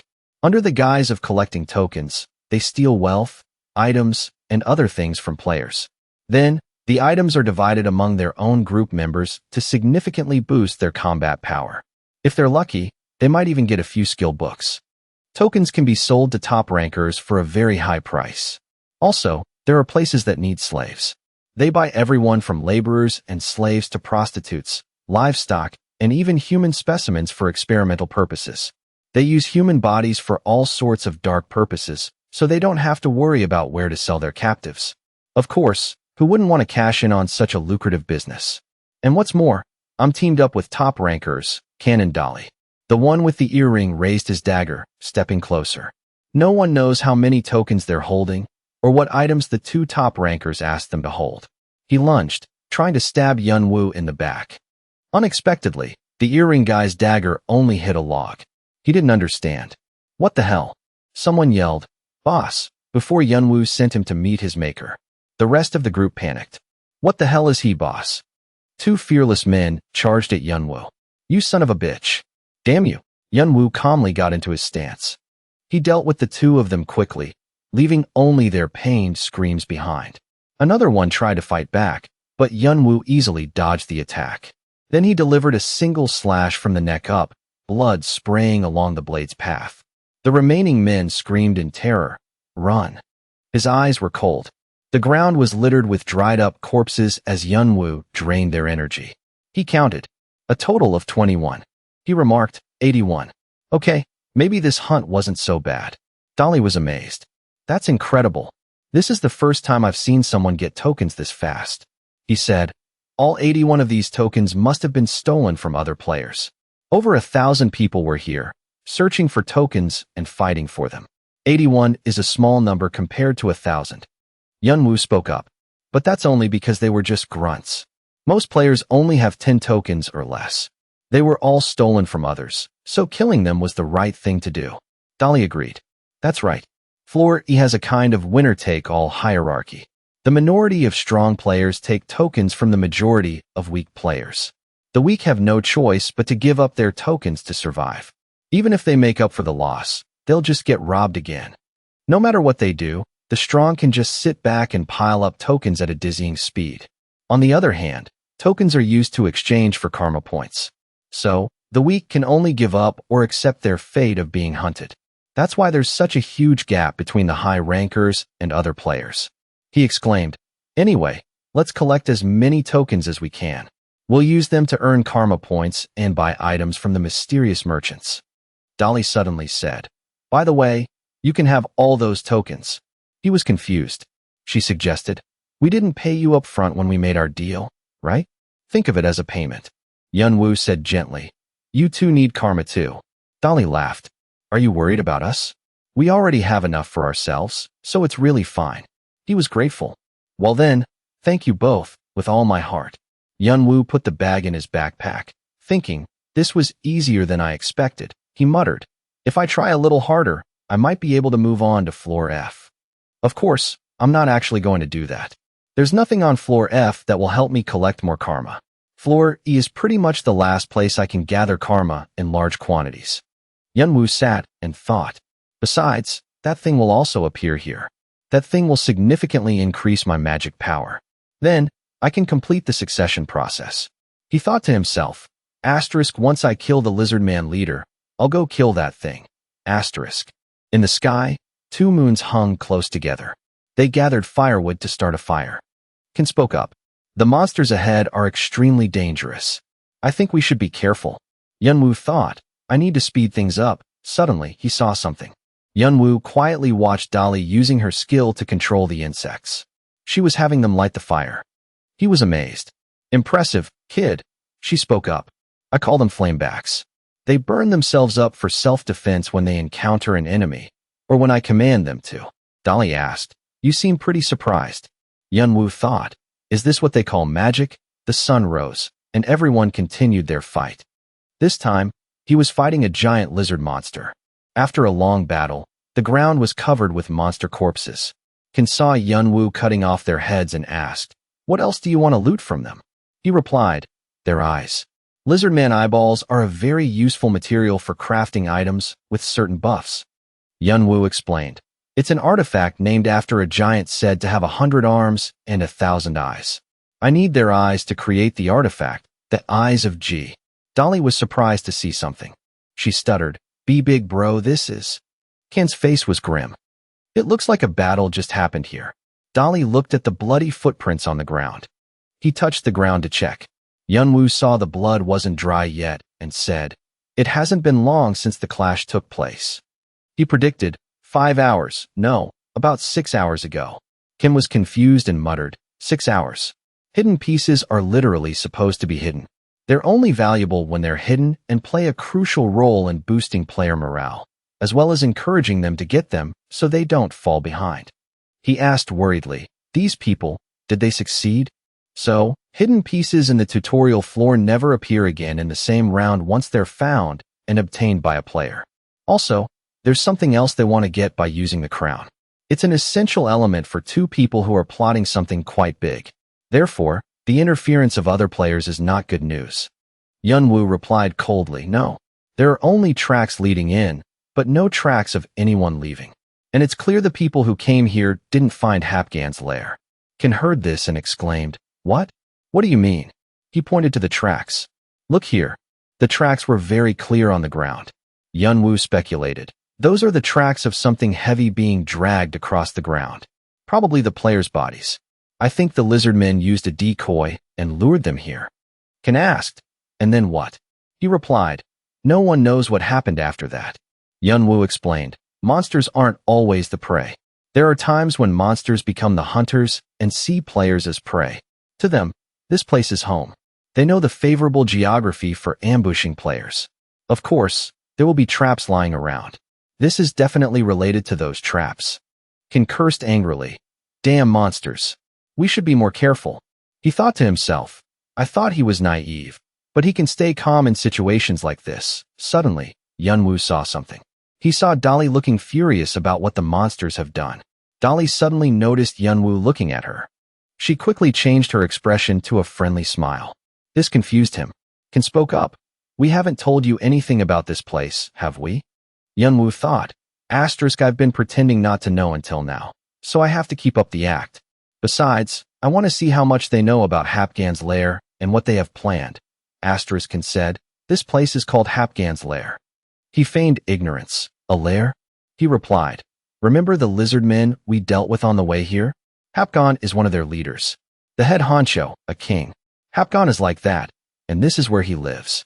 Yunwoo remarked. Sounds like this Hapgan is very strong. Ken agreed. Definitely. The two of us probably couldn't kill it either. He asked. Even with me, the game breaker? He hesitated. I'm not sure about that, but it would still be very difficult. There's also a female in this lair. She's even stronger than the male. Ken asserted. One thing's for sure, no matter how hard we try, the three of us can't kill both bosses. We'll die in vain. Yunwoo asked, so what's our plan? He replied without a hint of shame. We steal. Ken explained, the male is outside the cave, and the female is inside. While I deal with the male, you'll distract the female. Then, Dolly will take the crown from its head. We'll coordinate smoothly, easy peasy.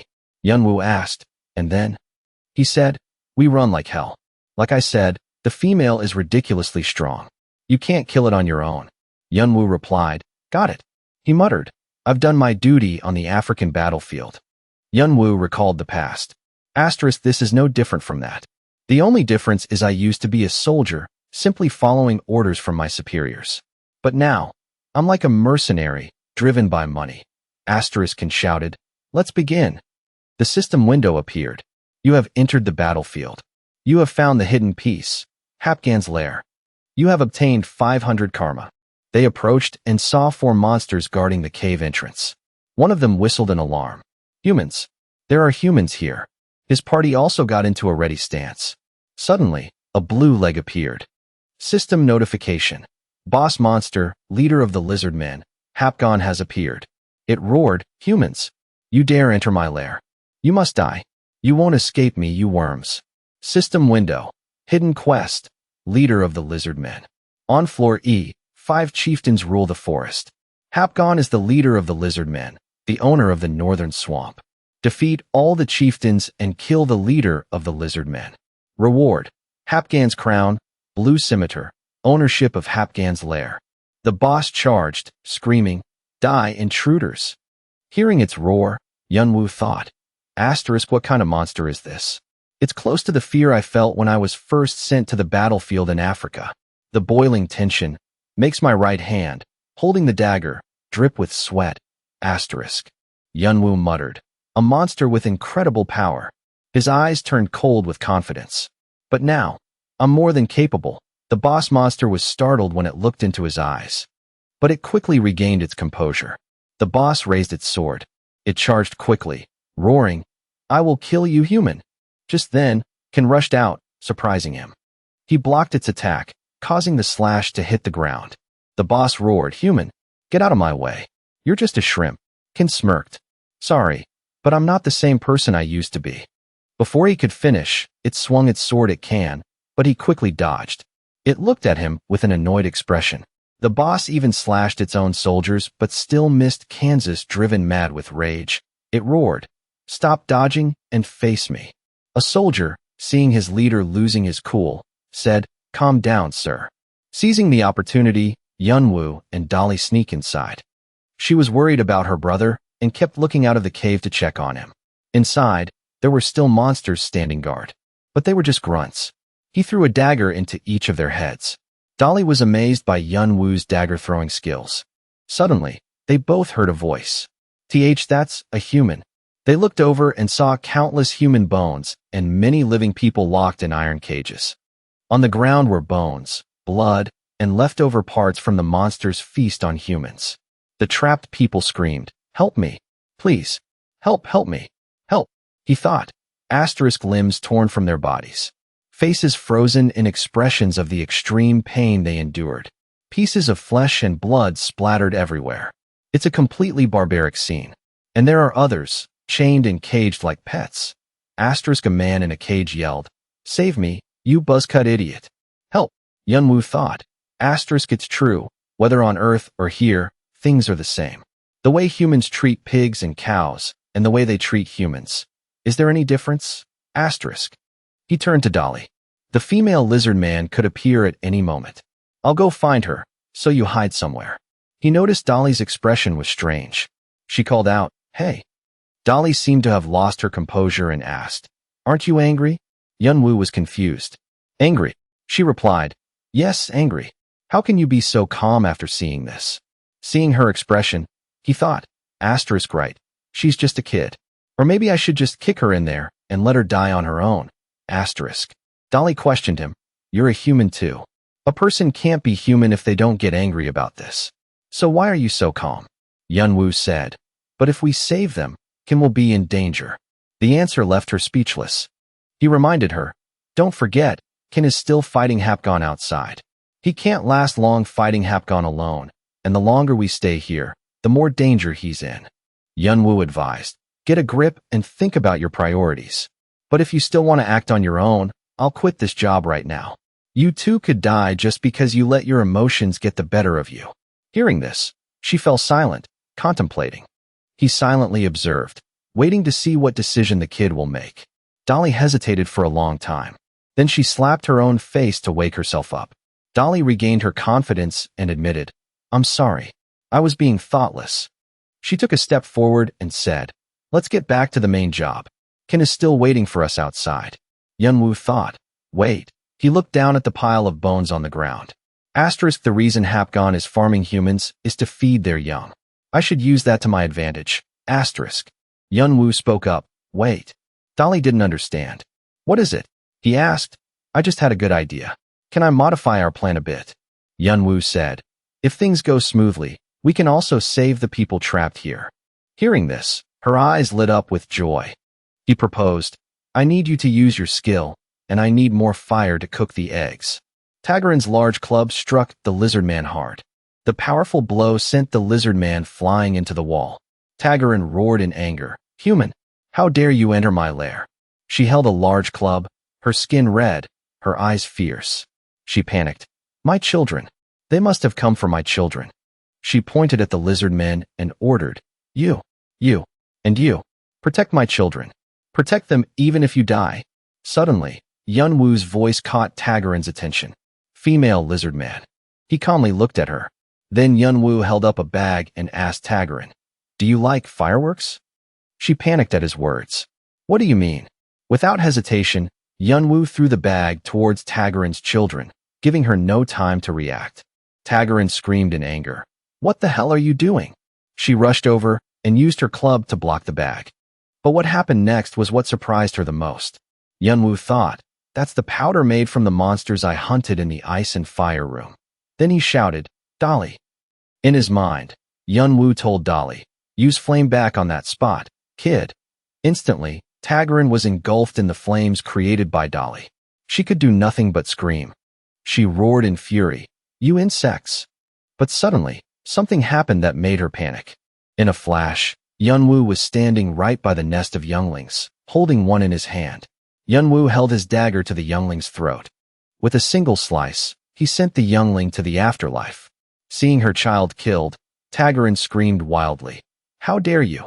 I'll send you to join my child. Yunwoo, unafraid, dropped the dead youngling and said, If you treat humans like pets. His hand quickly grabbed another sleeping one. Yunwoo repeated the process, taunting Tagarin. You should be aware that the same could happen to you, right? Tagarin rushed over in a panic, screaming, Get your hands off of them, human. Suddenly, she stopped and looked down. Her foot had stepped on the pile of powder from before. Tagarin was once again engulfed in flames. She screamed in agony. In an instant, Tagarin was defeated. System notification. You have killed the boss monster, Tagarin, the female leader of the lizard men. Additional karma will be provided. The lizard men have lost their morale. Monsters in Hapgon's lair have entered a state of panic. Yunwoo walked over to Tagarin and told Dolly, Get the crown, quick. We have to hurry and join Ken outside. He seemed calm but still urged Dolly, We don't have much time. She quickly replied, I understand. Yunwoo said. We need to get out of here fast. The crown looked incredibly valuable. Dolly stared at the crown, mesmerized. Finally got it. Suddenly, a loud noise got their attention. Hapgon had returned to the cave. He roared, questioning. How did you get in here? Why did you kill them? Hapgon fell to his knees in anguish before Tagarin's body. He cried out in despair, Tagarin, my children. Kan, still panting from running into the cave, was a bit shocked by the scene. Hapgon cradled his wife, roaring madly. Why? Why? How could you be killed by inferior humans? Suddenly, he brought Tagarin's head close to his own. The three of them were bewildered by his action.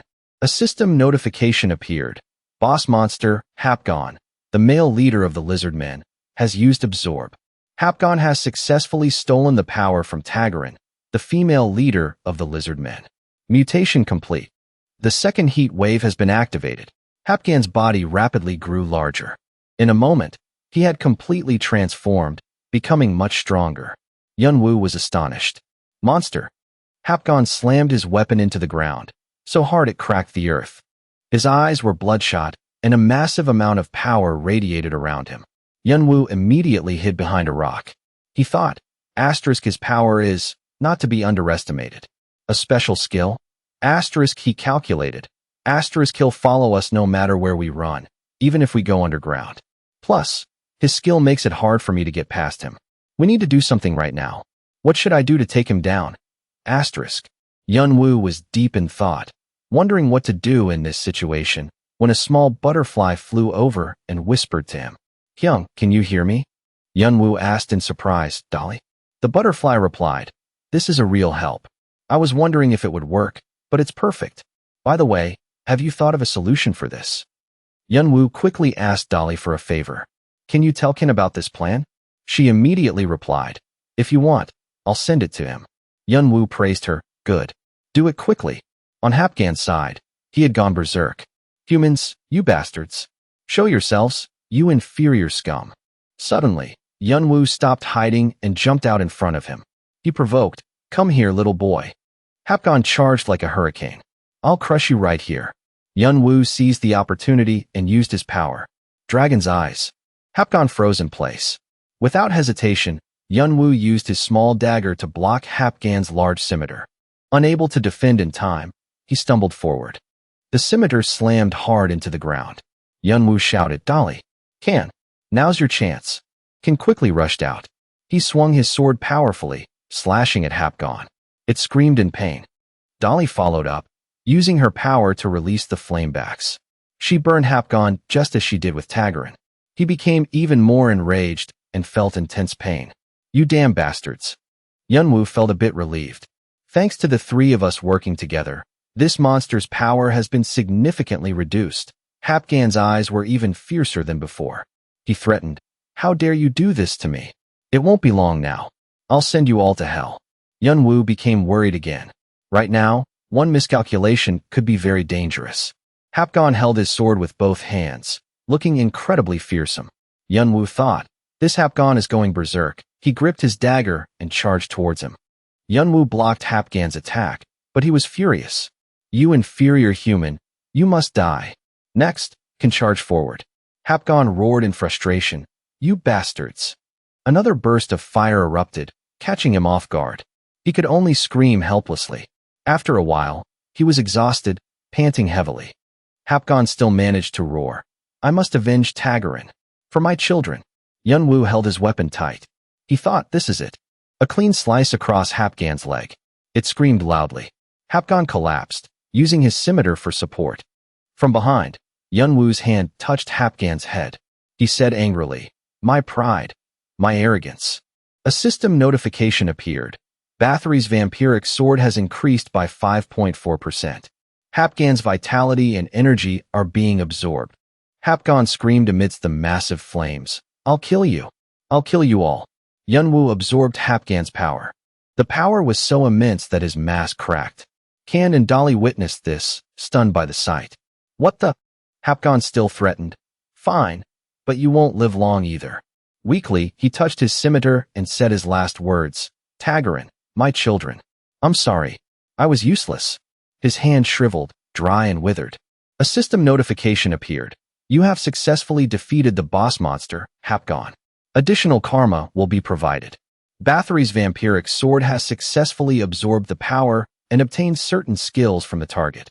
You have learned the skill, Heat Wave. Hapgon was defeated by Yunwoo. The system explained.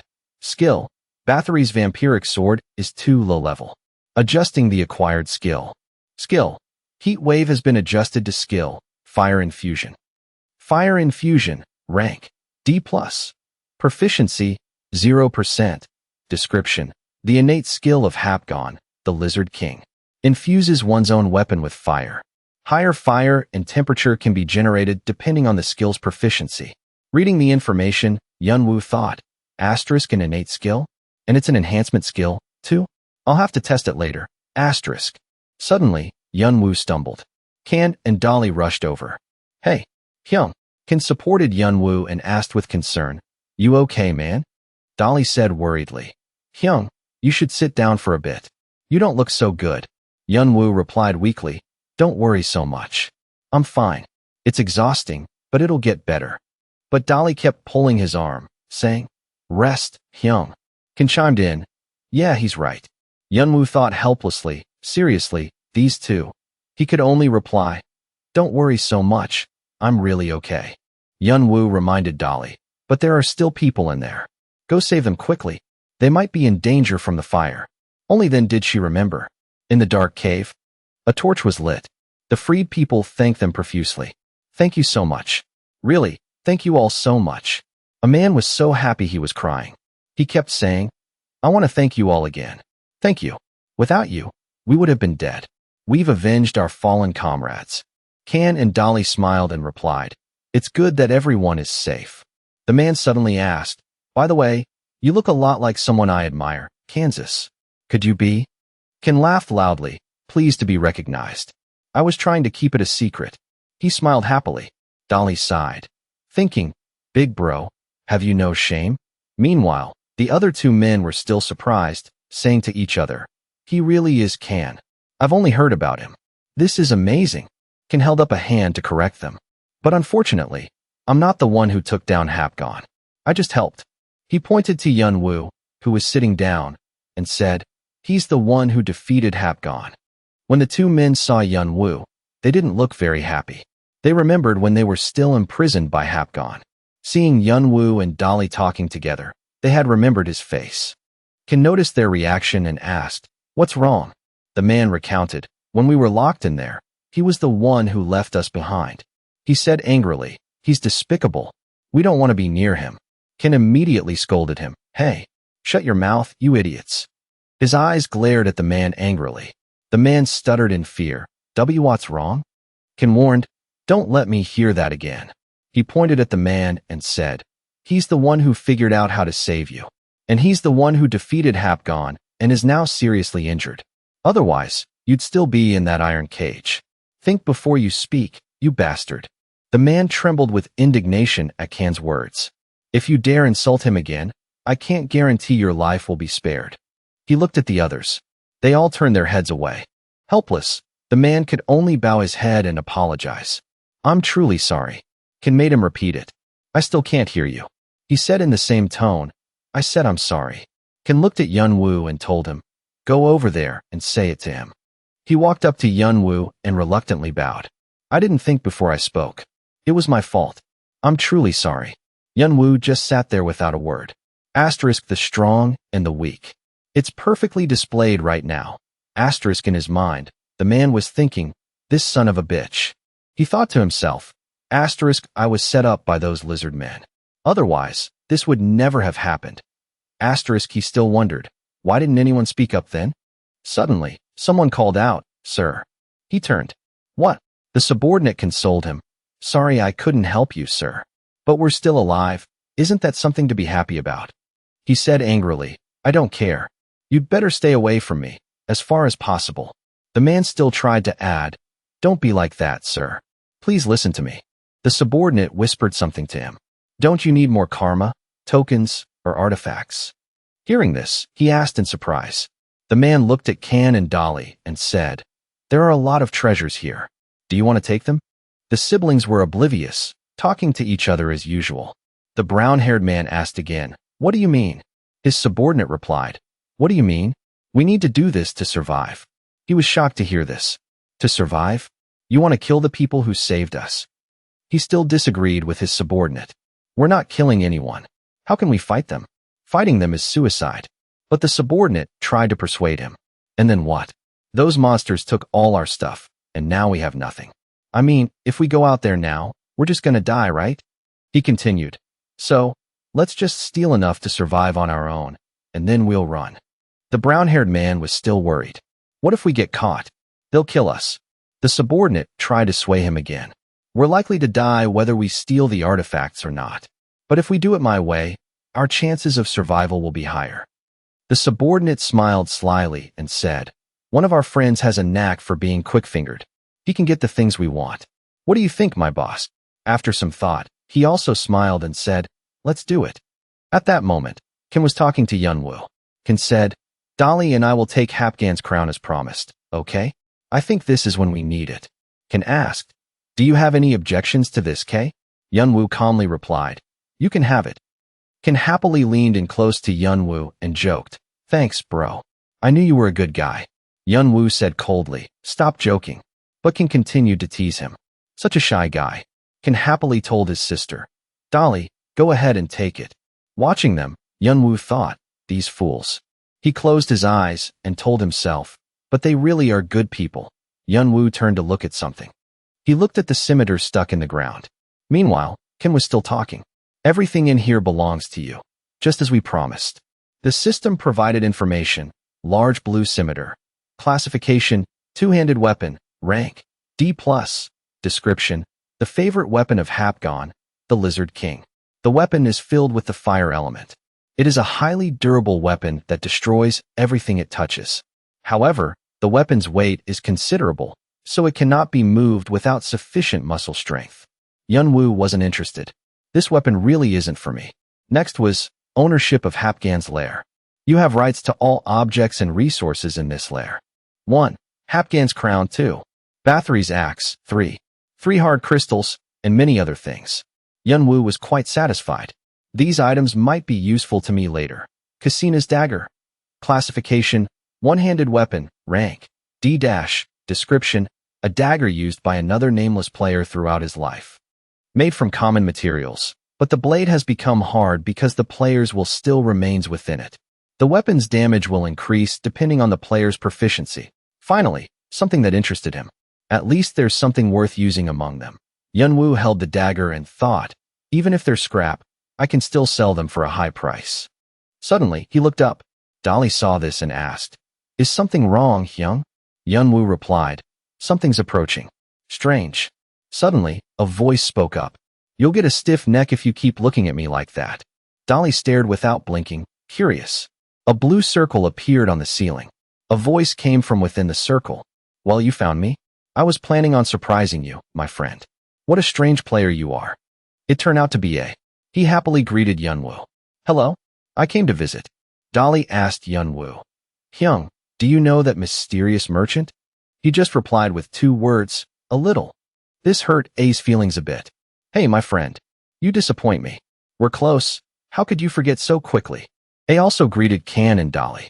"Ah, and it's great to see you two again, Kan, Dolly. The last time we met was probably when you bought the ticket to the next floor, right?" Kan just replied indifferently. He still thought about buying the ticket with points and felt ashamed. Kan thought, befriending the mysterious merchant is simple. You just need to be in the top 10 strongest players or be acknowledged by him. He looked at Yunwoo and guessed, it seems he's one of the acknowledged ones. A asked, "By the way, would you mind sharing how you saw me?" "I was very confident in my hiding ability." Yunwoo replied coldly, "It'd be foolish of me not to notice you when you're staring at me like that." I looked sad. "I see. You're not going to tell me." Without beating around the bush, Yunwoo got straight to the point. "I'll take ownership of this lair. 150 tokens. Hearing this, it tried to bargain. "Oh my, you're haggling with me too? You know, those top players also." But before he could finish, Yunwoo raised the price. 160 tokens. I was shocked. "Impossible." Yunwoo added more. 180. I forced a smile. Too expensive. Yunwoo said a higher price. 200. He looked calm, but his heart must have been racing. You think you can sell it to us for that price? Yunwoo didn't hesitate and raised the price again. 300. If you don't buy it, I'll blow up the lair. And I bet there are a lot of magic stones here, right? Yunwoo said slowly. These magic stones seem to be something that merchants like you really need, huh? I tried to negotiate, looking troubled. Magic stones. It seems they're easy to find here. Yunwoo cut him off, leaving him speechless. And I don't think you can find pure stones over 70. I guess I'll have to blow them all up. Yunwoo thought to himself. Asterisk magic stones are a basic medium for storing and supplying mana. It's similar to electrical conductors on Earth. Stones with higher purity sell for a higher price. That's why all the hidden merchants are interested in Hapgan's lair. Of course, I could mine them myself, but the higher the purity, the more complicated the mining process becomes. The harder something is, the more valuable it is. That's the law of the world. My brother saw this too. It's meaningless after knowing the secret. Asterisk still tried to bargain. However, 300 tokens is too expensive for. He was cut off by Yunwoo again. 400. Yunwoo thought, if I want, I don't have to sell, but I really need time to earn tokens. At this point, he didn't dare to bargain anymore and just pleaded. All right, stop. I'll pay, just stop raising the price. I don't want my heart to break anymore. Yunwoo said, good. I'll sell it for 405 tokens. 5 tokens for my wasted time. I collapsed. This is the first time I've been cleaned out like this. The system notified Yunwoo. You have sold the large blue scimitar and the ownership of Hapgan's lair. You have received 405 tokens. Total, 698 tokens. I slumped over, lamenting. I've been tricked. There's nothing left. Only the siblings, Kan and Dolly, were still in shock. Yunwoo turned back to the dejected A and said, oh, and one more thing. I questioned, what else do you want from me? Yunwoo replied gently. It seems I bullied you a bit too much. Anyway, I have something I need to buy. He said, I almost forgot about this. Hearing this, A's face lit up. What is it? Yunwoo pointed to his mask. As you can see, it's been destroyed. I need something similar. A immediately turned away as if he wanted to scold Yunwoo, but is still introduced an item. I have something like that. It'll cost you 4 of your stat points. Yunwoo immediately replied, of course. I was annoyed by Yunwoo's tone. Can't you speak a little more gently? Yunwoo said nonchalantly. It's not that important to me. The flame of anger in his hand ignited. Then he snapped his fingers and said, I'll give you a special mask, better than a regular one, okay? And next time you bully me, I won't play with you anymore. The system provided information. Face of the white ghost. Classification. Mask. Rank. A. Description. A mask with many souls inside. Wearing it creates a bizarre atmosphere, allowing the player to conceal their presence. It is not easily removed. When damaged, it can be repaired by using another soul.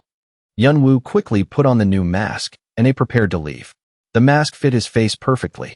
Yunwoo was satisfied. Asterisk an A rank. That's a pretty high rating for this mask. A self-repairing mask is perfect for me. Asterisk a notification appeared. You have the face of the white ghost. Before it left, Yunwoo added one more thing. Thank you very much. I replied casually. It's nothing, it's my job. I then said to Yunwoo. Oh, by the way. A asked, when you were setting the price for the magic stones, it seemed like you knew something. Did you know what was happening inside? Yunwoo didn't understand A's meaning. On the other side? What do you mean? But A didn't pay much attention and left. Oh, nothing. I must be mistaken. Only Yunwoo was left standing there. He thought, asterisk magic stones are the basic materials for crafting high-end items, and their quantity is very low. However, even when sold at an exorbitant price, that merchant still bought it. Asterisk he guessed. Asterisk this means the demand for crafting is in desperate need of these magic stones. The number of players is fixed, so there's only one reason for this. Asterisk. There's only one reason to mass-produce weapons. A bloody war is about to break out. Yunwoo thought they might form temporary alliances, but peace won't last among this pack of wolves. Suddenly, Ken walked over and asked Yunwoo, what are you going to do next? Yunwoo asked back, surprised, do what? Ken explained, I want to know your next schedule. What's your plan? Are you going to collect enough tokens to get to floor F? Yunwoo didn't answer right away and thought, first, I should check the current rankings. He had reached rank 52. Yunwoo was secretly amazed. Asterisk, my rank has changed so quickly. I still have more important things to do. Asterisk. Asterisk, that is to kill the next boss. I need its power to keep moving forward. I have to get there as fast as possible. Asterisk, then he answered Can. I'm planning to go straight to floor F. Can asked cheerfully, so, do you want to? But he was cut off by Yunwoo's next sentence. But I still have something to take care of. Can asked again, a personal matter? Yunwoo nodded. Yes. Can's face fell, but Dolly asked cheerfully, Hyung, do you want to join our team? Yunwoo was surprised by Dolly's words. Join you guys? Dolly replied, yes. Until the tutorial floor ends. Dolly added, even after we enter the tower. Yunwoo asked again, with you too? Dolly explained, actually, Ken and I have talked about this many times. She said excitedly, you and us really get along well. Maybe the three of us should team up. I believe we'll become the strongest team. Dolly repeated her offer one more time. I hope you'll join our team. But Yunwoo shook his head and refused. I can't. Dolly asked sadly, can I ask why? Yunwoo just replied, like I said, I have things to do. Dolly wondered, but you can still join after you've handled that, right? Yunwoo added another reason. I don't like teaming up because I'm not comfortable being tied down. Dolly could only give up. I see. I understand. Ken comforted her. We can't force him, kid. Everyone has their own preferences. And this will happen often when we enter the tower, so cheer up. Okay?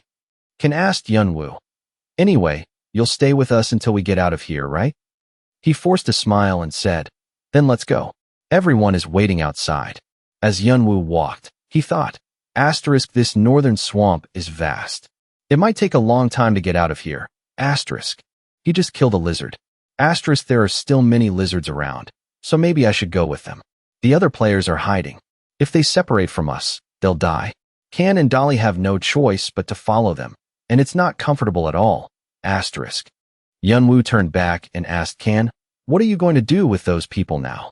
Can looked at them and replied, I'll probably protect them until they're out of this swamp. Yunwoo advised against it. It's not your job to keep them safe. Can got angry hearing this. Hey, I have a human heart, you know? How can I just leave them in a place like this? But Yunwoo had other thoughts. Asterisk, there's something strange about them. Their attitude is too different from what I expected. Not to mention, there are a lot of monsters here too. I really don't want to stay here any longer. Asterisk, suddenly, a man in a cloak approached Dolly and asked, can you spare some food? Seeing this, Yunwoo felt even more uneasy. Another thing is, that kid is too nice to them. Without much thought, Dolly gave him some food. Here, take some of this. Thank you. Yunwoo smirked to himself. Asterisk, that was easier than I thought. This kid is so gullible. Asterisk, he quietly observed alone. Asterisk, my suspicions are probably right. I need to keep an eye on these guys. Asterisk. The sky was clear and blue. The man who asked for food from Dolly brought it to the red-haired man. He handed it over and said, here's the stuff. I got it from the kid. The red-haired man smiled and replied, good job. He thought, the plan seems to be progressing quite well. If we get caught, they'll kill this guy first, and I'll be safe as usual. He smiled slyly. Asterisk, but if I can take down the 3rd and 11th ranked players, plus the one who defeated the Lizard King, I can take the top spot. A perfect plan. Asterisk. The red-haired man licked his lips, looking disgusting. Asterisk, humph. A dream I've longed for. Asterisk, but when he looked at Yunwoo, he felt a little worried. Asterisk, but sometimes I feel like, under that white mask, those cold eyes are watching me. It's really worrying. Asterisk. Asterisk, eyes that see through everything. Could there be a power hidden within that I can't anticipate? Asterisk, another man approached and said, my friend isn't feeling well. His voice was heavy as he pleaded. Can we slow down a bit? We're very tired. Then a few others started to complain. I'm not moving anymore. I can't.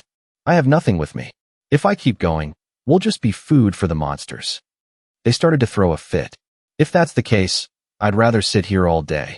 Ken thought tiredly, a bunch of annoying flies. The red-haired man saw his chance. Right now?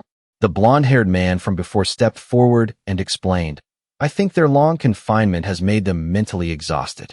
I realize you're busy, but I think this is a good place to rest for a bit. The red-haired man smirked. Asterisk, come on, come on.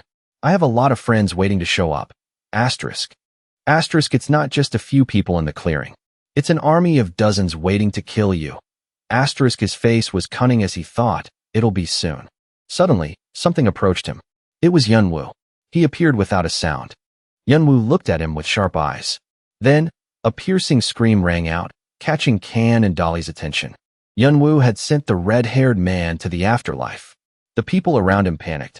What the hell? Yunwoo scoffed internally. Asterisk, so naive. A bunch of fools. Asterisk. He immediately attacked the others.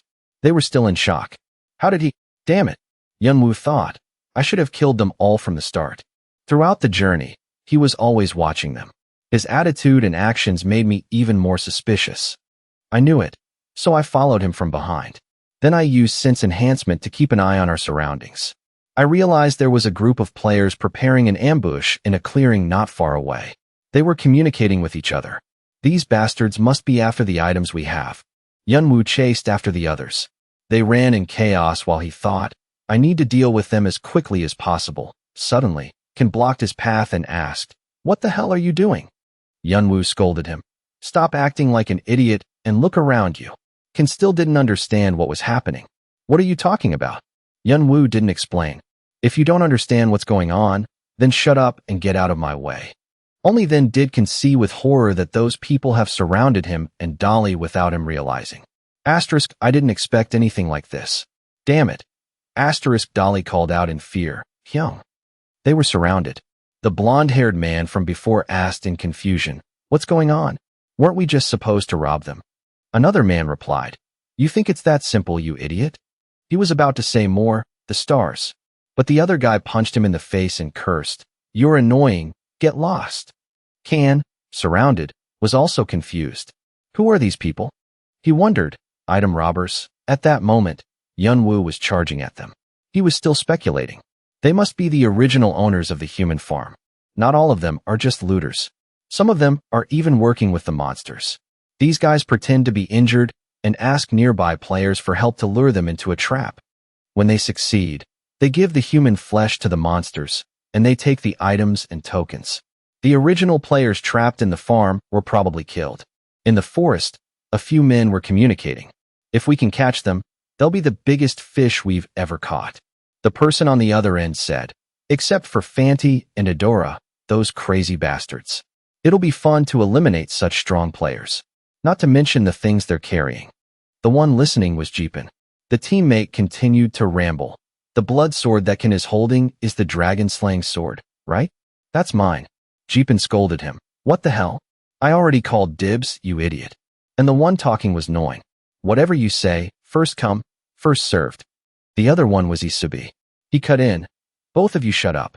The boss will handle the distribution. Everyone will get their items. Let's talk about something useful, like how to get the reward from the Lizard King. Isubi said impatiently, Damn it.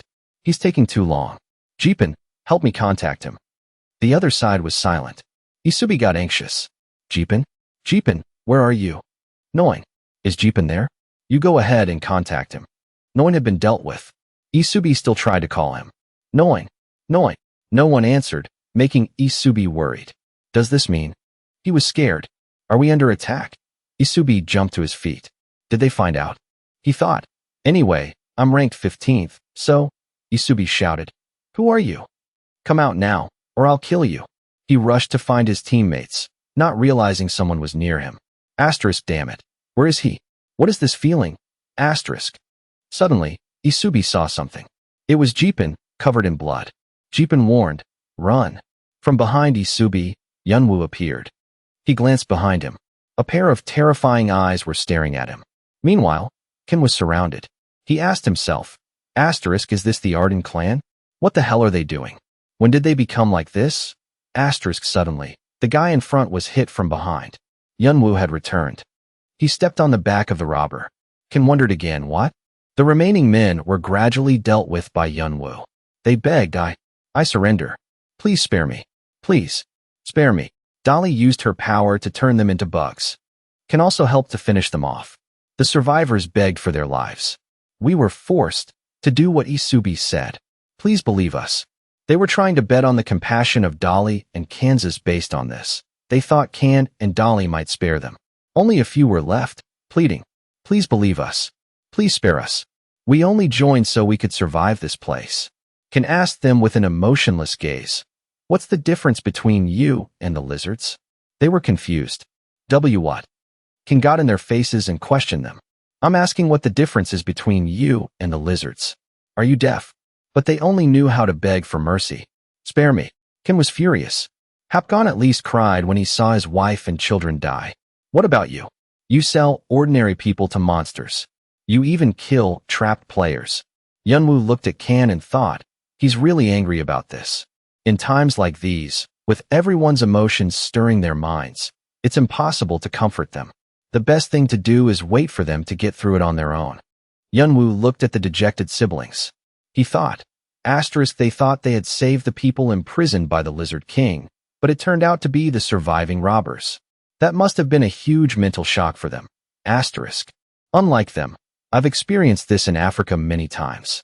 This is nothing, but I feel sorry for the kid. They need to grow up to survive in this filthy world. Because here, you can't trust outsiders. After this, people usually fall into one of two categories. They either go crazy or they become more mature. Kan asked Yunwoo, how can you be so calm after this? He replied calmly, I'm used to it.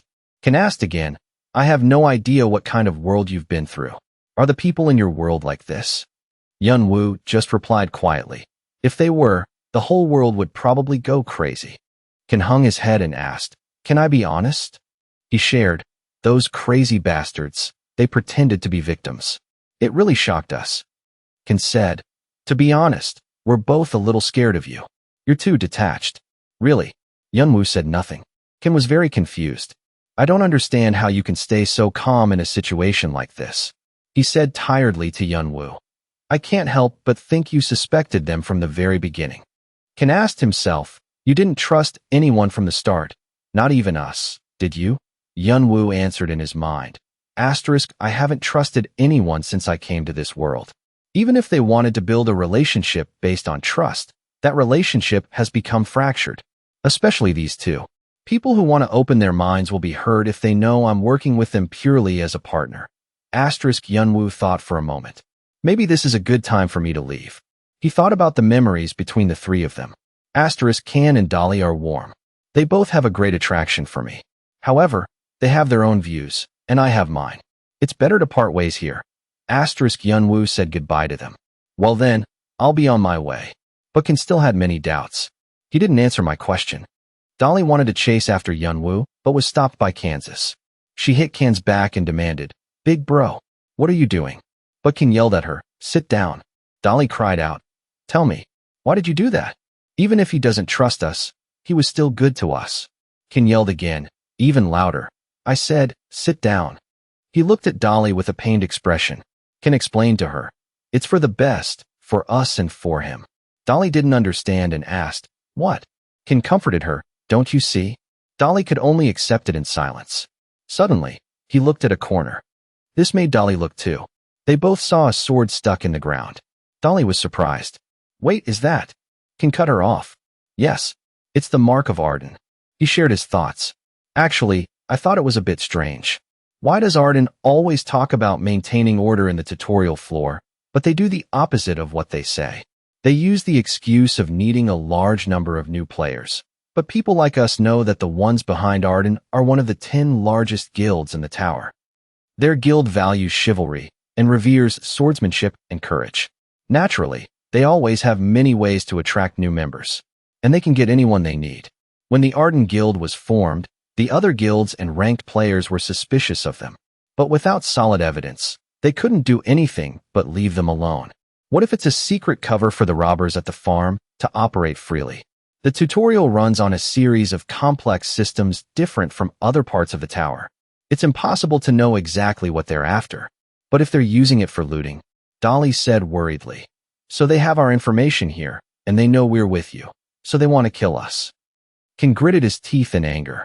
Exactly. We're not safe anymore. Then he thought, that's why I don't want to involve him. Anyway, he has his own things to do. Dolly, sweating, replied, I understand. Then she thought, so Hyung didn't want him to get involved in this fight.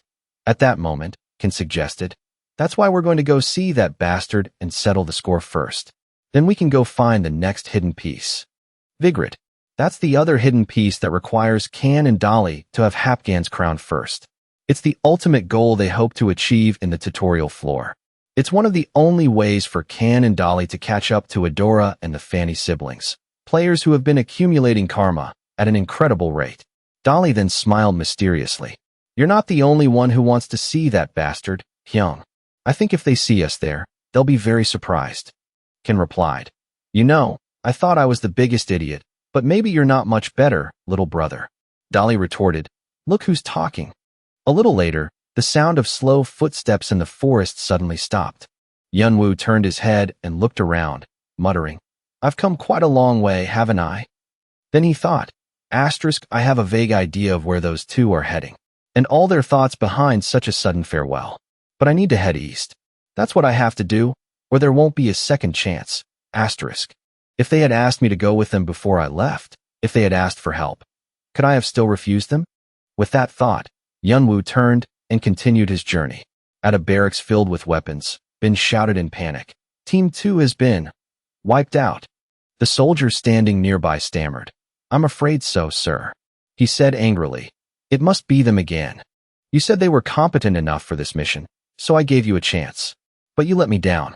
It's as if we gave them a free pass to get Hapgan's crown. The soldier said timidly, I'm truly sorry, sir. Bin gave a cold order, put Team 1 on standby. The soldier was surprised to hear this and confirmed again, you mean Team 1, sir? Team 1. The players known as the top of Arden. They have never failed a mission. Among them are top-ranked players in the tutorial floor. He thought, all this to deal with just 3 of them. Bin explained, they're the ones who wiped out Team 2 with just 3 people. Their strength is more fearsome than I thought. It's not so bad.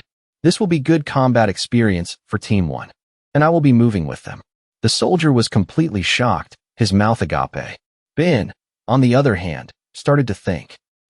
No matter how good a player is in the tutorial floor, there's still a huge gap between them and players who have been in the tower.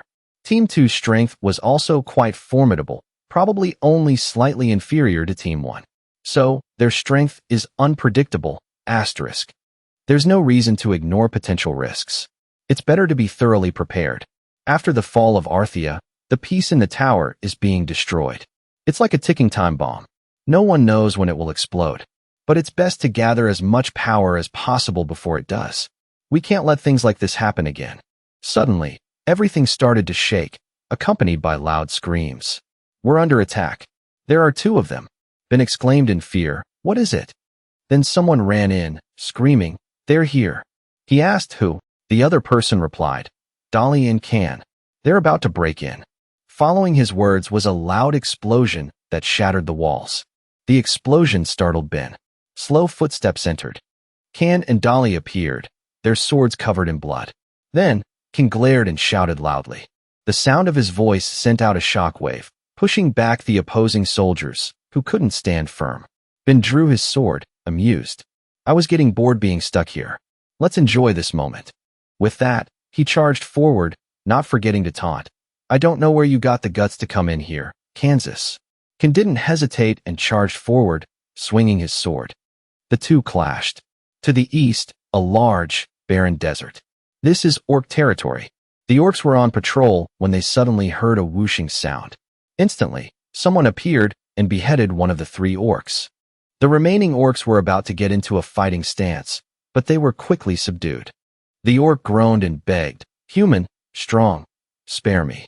Yunwoo said coldly, let me ask you a question. Have you seen a house nearby? It's somewhere on a rocky mountain or in a tall tree. The orc stammered, why yes, there is one. I've never seen it myself, but my friends were scouting and they saw a strange house. But it was too high, so they came back. That's really all I know. Please spare me, sir. Hearing this, Yunwoo thought, this must be it.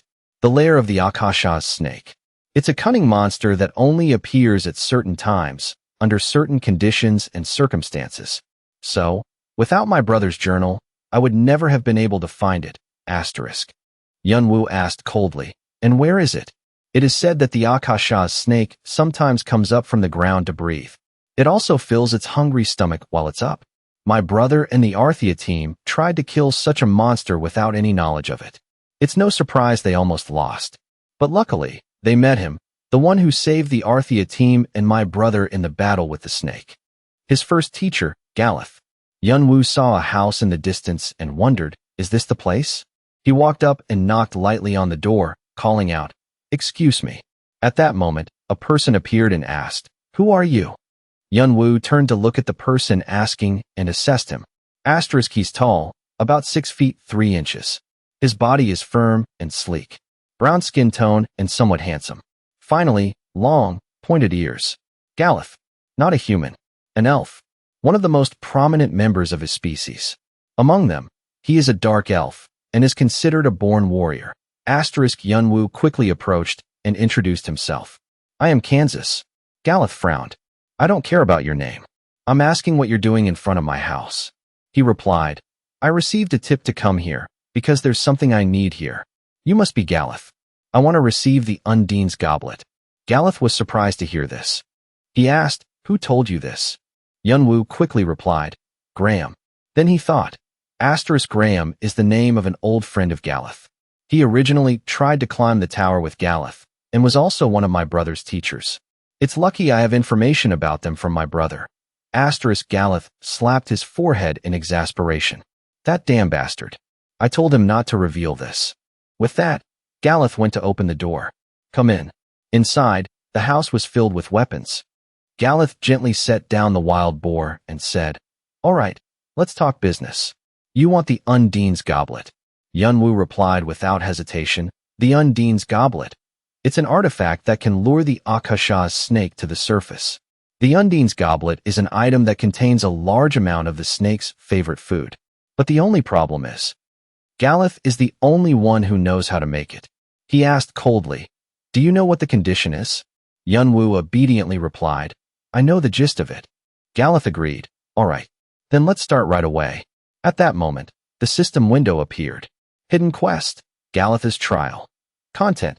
The Dark Elf has been testing many players for a long time to find someone with blessed qualities. His feet are known to be as fast as the wind. Your mission is to catch the fleeing Galeth by marking him at least 5 times within 10 minutes. Reward will be given based on your number of successes.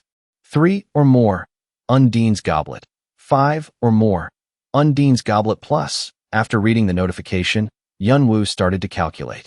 As it says, very few people have passed this test. But if I succeed, I'll get an additional skill from him.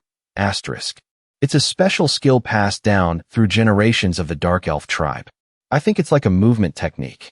Shuinpa accelerates the player's movements and eliminates the sound they make. It'll be a huge help in combat. It's a skill that perfectly complements my attack style. That's why I included it in my plan. A truly amazing skill. Galliard stepped outside with Yunwoo, then explained, "The rules are simple. I'll hide around here, and all you have to do is touch me. I'll give you 15 minutes for each attempt. I know there's a huge gap between you and me, so I'll make it a bit harder for myself. I won't use my hands, only my skills to run." Yunwoo, holding his dagger at the ready, simply nodded. Then Galliard announced, "Let's begin." With that, he vanished in a flash. Yunwoo observed Galliard's movements and analyzed. His movements are as fast as the wind, almost invisible to the naked eye. However, I can still track him. Draconic Eyes. After activating the skill, Yunwoo could easily perceive every single one of Galliard's movements, spotting him hiding behind a rock. Yunwoo quickly dashed over. "Found you." He swung his dagger at Galliard, forcing him to dodge the strike. Galliard looked a bit anxious seeing Yunwoo almost touch him. Yunwoo analyzed. The most important characteristic of Shuinpa is optimization. It reduces all unnecessary movements. He's only using a single movement pattern. Shuinpa has many flaws, so he won't be able to escape my sight. "Up on that branch, huh? You can't escape, man." The dagger nearly grazed Galliard, putting him on high alert. Then Galliard suddenly turned around, realizing Yunwoo was closing in right behind him. He quickly dodged, his face now showing sheer panic. But it was too late. Yunwoo managed to touch him, leaving Galliard completely stunned. And he exclaimed in delight, First try. Success. A moment later, the system appeared. You have successfully touched Galliard 7 times. The most difficult requirement of the quest has been completed. You have achieved a feat that is not easily accomplished. Additional karma will be provided. You are now qualified to receive Undine's Goblet. You can request an additional reward. Please find the Dark Elf, Galliard, to claim your reward. Galliard scratched his head and let out an awkward laugh. Good Lord, I can't believe you caught me so easily. How did you do that? This is unbelievable. Yunwu waved his hand, laughing heartily, then humbly replied, That's my secret. Galliard had his own thoughts. Could this mysterious young man be the one I've been waiting for all this time? Then, he suggested, All right, follow me. The two returned to Galliard's cabin, and he began rummaging around for something. A moment later, Galliard handed Yunwu a pouch. Here it is. Take it. Seeing this, Yunwu thought, what would he do if someone came to steal it? Yunwu took the pouch and opened it. Inside the pouch was a mysteriously glowing blue orb. He pondered, so this is Undine's Goblet? The system panel appeared once again. Undine's Goblet. Category: Accessory. Rank: A. Description: Used to contain spiritual liquid. An orb filled with highly concentrated akasha. It is a priceless treasure for those who can use akasha, but a disaster for those who cannot. Galliard also advised, you have to be careful when using it. If the liquid inside the orb leaks out, it'll cause a disaster. Yunwu replied, I understand. Akasha is a substance that cannot be produced in the material world. A leak of such material would lead to a massive explosion. Then, Galliard handed him a book. This too. At that moment, the system appeared. Shuanpa, rank: A. Proficiency, 0.0%. Description: A skill permitted only to warriors chosen by the Dark Elves. Allows the user to move lightly and increases attack speed. Speed will increase in proportion to your skill proficiency. Agile movement, temporary speed boost. When activated, attack speed is doubled for a few seconds upon killing an enemy, and the user has a chance to deal an additional 7% critical damage. The skill Shuanpa has been learned. You can now move swiftly. Your senses will also be improved, simultaneously enhancing your physical resistance. Yunwu felt a surge of energy coursing through his body. It feels like my body is much lighter. The skill Shuanpa has been successfully learned. Yunwu thought, it would be even better if I could kill the Akasha snake. With my enhanced physique, my body can handle Akasha's energy. Killing the Akasha snake is the final step to complete the process. Galliard leaned against the window and rambled. By the way, you make me think the rookies in this round are pretty amazing. I've never seen a player in the first round read my movements. Have I gotten too old? Hearing this, Yunwu asked, Did someone else come here before me? He replied, Yes. 2 players. They said they were siblings, and both of them got Undine's Goblet and Shuanpa just like you. Yunwu replied, I see, and thought to himself, it's probably the 2 players holding the top spots on the tutorial rankings. Edora and Fanti. Well, it's not too surprising they made it here. Galliard then asked, By the way, what are you planning to do with it? You don't seem like an alchemist or a spiritualist. Yunwu answered without hesitation, I'm thinking of using it to kill the Akasha snake. Galliard was surprised and sought confirmation. You're going after the Akasha snake? Yunwu was puzzled. Is there something wrong? He hesitated. I'm sorry, but that snake has already been killed. Yunwu fell silent upon hearing this. By those 2 top players. He walked to the location of the snake, but there was nothing but blood all around. Yunwu wondered in shock. How the hell did those 2 know about this place? I thought no one knew about it except Arthea. Damn it. They ruined my preparations. Suddenly, he noticed something. This made Yunwu's shock evident. He approached the massive, bloody corpse of Akasha and analyzed. They took all the important parts of the Akasha snake, like the essence and the venom gland. But how the hell did they take it down so fast? And with just the 2 of them? How could they summon the Akasha snake so quickly? Did they have the same information as me? What should I do now? Yunwu sighed and took off his mask. He slumped down, asking himself, what's the best move now? The hidden piece I've been aiming for from the start was this snake. But now it's gone up in smoke. If I had it, I could have caught up to them. The ranking board appeared, with Adora in first place at 64,571 points. Second place was Fanti with 58,774 points. Third place was Khan with 57,300 points. And scrolling down, 40th place was Kane with 40,980 points. There's a 20,000 point gap between me and Adora, but it's gradually closing.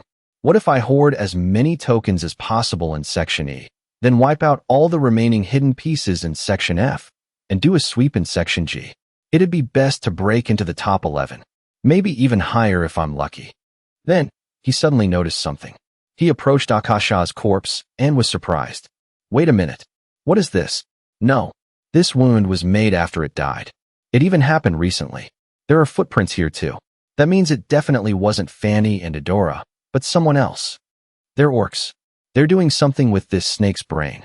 At that moment, the system panel appeared.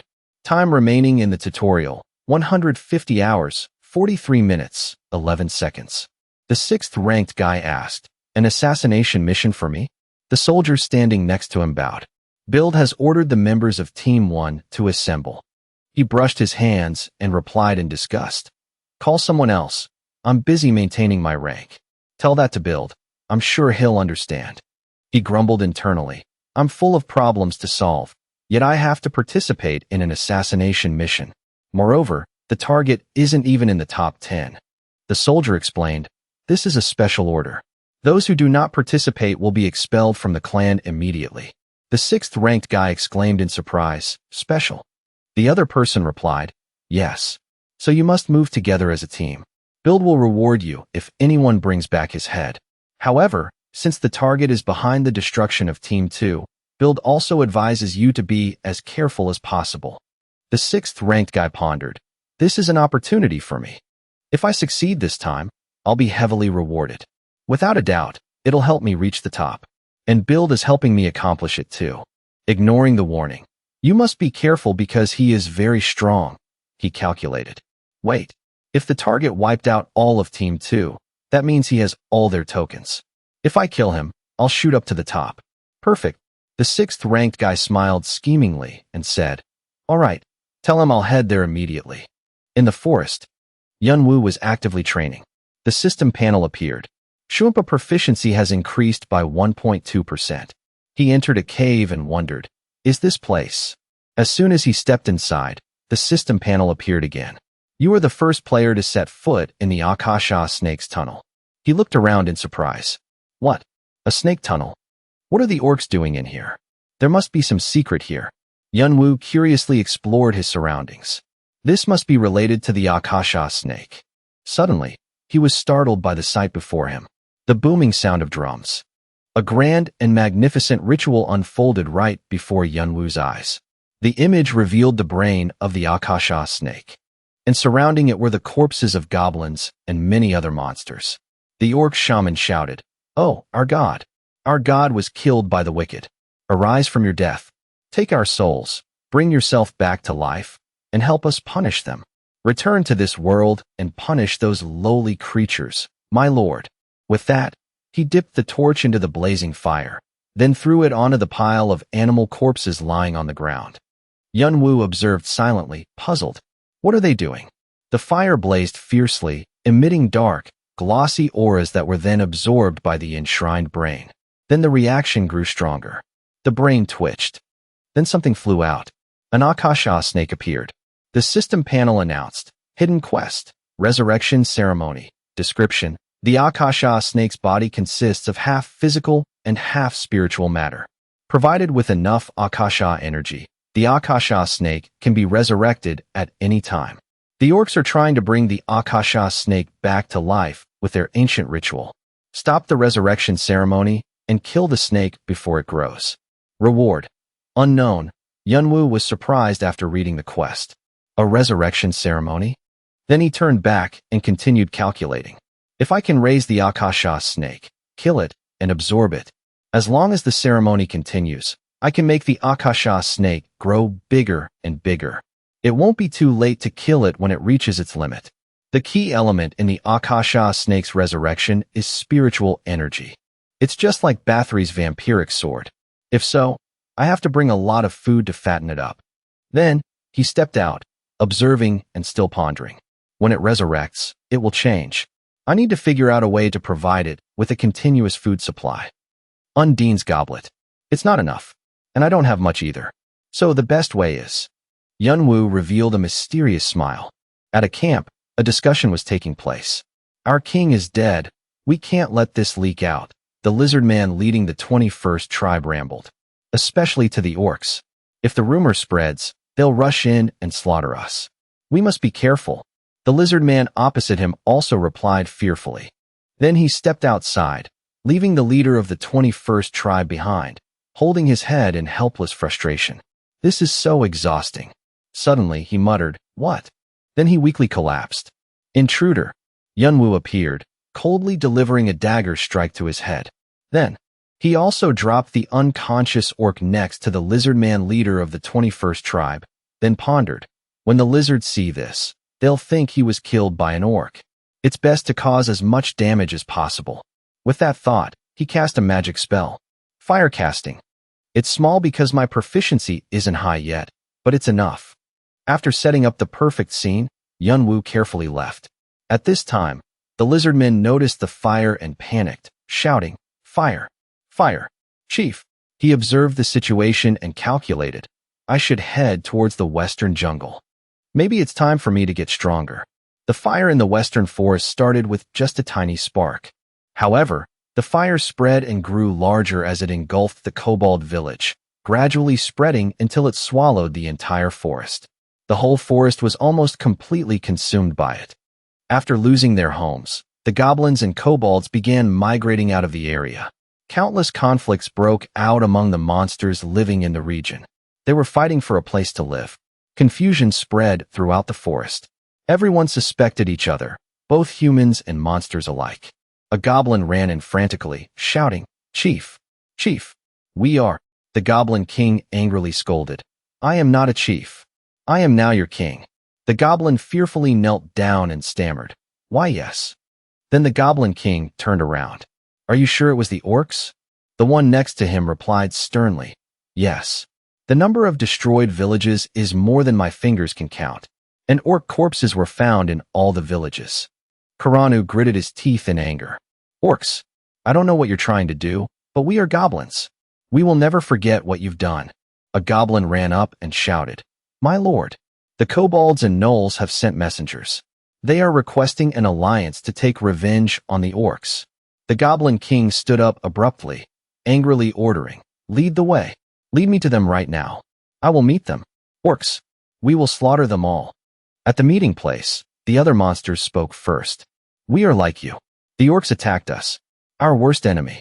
The orcs killed our king. We need to unite to take revenge. Many other races are in the same boat. The lizardmen and ogres suffered the same fate. They are also requesting an alliance."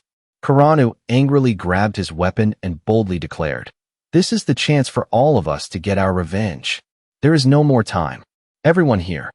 The Goblin King raised his weapon high and rallied. "Take up your weapons. Follow me to annihilate the orcs." This caused all the monsters there to thrust their arms into the air and roar, "Follow the Goblin King. For revenge. We will kill the orcs." The system panel appeared. "You have created tension among the monsters, causing them to start a war. Karma will be provided."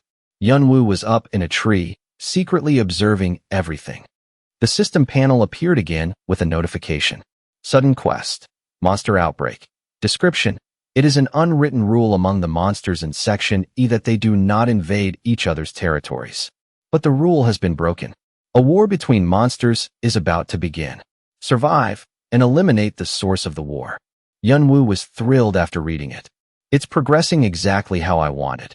Rewards. 1. Title Monster Hunter. 2. Goblin King's Eye. 3. Monster's 5-colored jewel. 4. Additional karma. He sat on the tree, pondering. The Akasha snake will resurrect faster in proportion to the number of monsters it consumes. And right now, the wave is heading towards the orcs. The orcs won't be able to stop this army. The outcome will probably be exactly what I want. The seed has been successfully planted. Now I just need to sit back and wait for the fruit to ripen. The 6th-ranked guy and his cronies were in the forest. Suddenly, he spoke up mockingly. I see some useless trash here. Hearing that, another guy provocatively shot back. And look who's talking.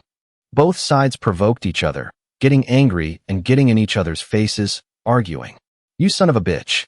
Do you have any idea who you're talking to? What can you do besides glaring at me? Oh, I'm so scared. Let's settle this right here if you want. Dai helplessly intervened. Stop acting like children, both of you. The soldier suddenly exclaimed in worry. Dai. He continued, I have a bad feeling about this. So let's just deal with him and head back. There's intel that he's in the orc village. So let's go take care of it quickly. Suddenly, he shivered and blurted out, Stop. The sixth-ranked guy asked, What's wrong? At that moment, the ground suddenly shook violently. Then Dai shouted, Don't you feel anything? And he pondered, Is the ground shaking? The sixth-ranked guy also started to wonder, the ground. Suddenly, a soldier pointed into the distance. From that direction, a massive horde of goblins and monsters gradually appeared, in an extremely bloodthirsty state, wielding weapons and charging forward. Dai was shocked. This is ridiculous. Then, he panicked and yelled, Retreat. The monsters also roared. Get out of our way, humans. Stand in our way and you die. Die, humans. They couldn't dodge in time. So, those goblins and monsters brazenly charged in, swinging their weapons and slaughtering everyone, causing them to scream in agony. Help. The sixth-ranked guy, fighting furiously, thought to himself, These bastards. Not now. Not like this. I will be the sword of Chongwado. I will survive and get out of here.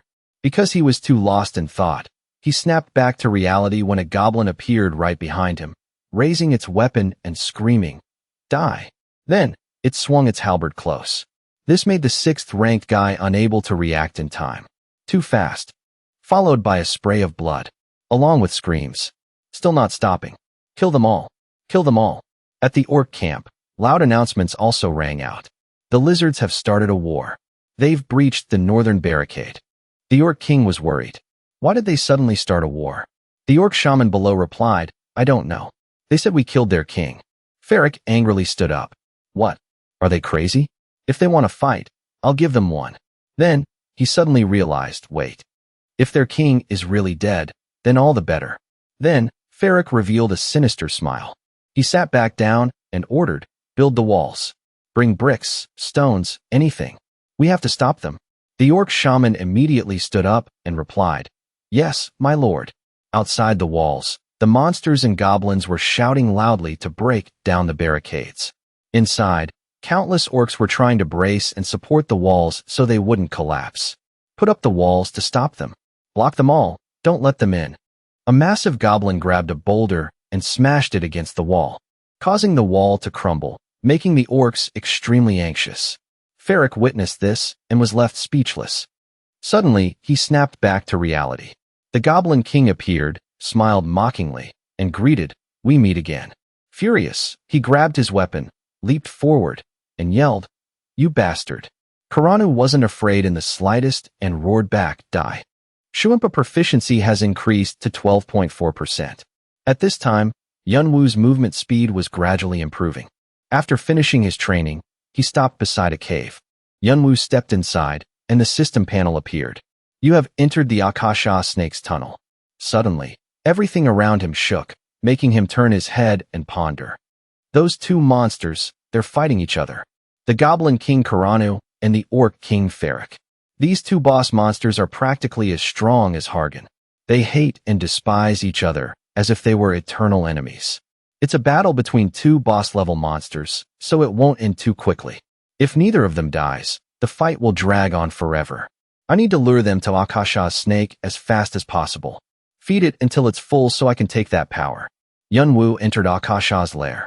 Right now, it was ravenously devouring the orcs dropped around it. They screamed in terror. Oh God, please. God is punishing us. Oh God. God is crazy. God is angry. Akasha's snake, infuriated by the screaming and begging, spewed a torrent of fire, burning several orcs to a crisp. Then, it ruthlessly devoured every orc in sight. Yunwu secretly observed. I knew it. It's blood-crazed. There's no way to keep it calm. Suddenly, Akasha opened its jaws wide and lunged forward rapidly. It plunged headfirst into the ground, creating a massive hole, and slithered away. Yunwoo slid down to observe the situation. He touched the hole and rejoiced. It's heading up to the surface, moving southwest, where the monsters are fighting each other.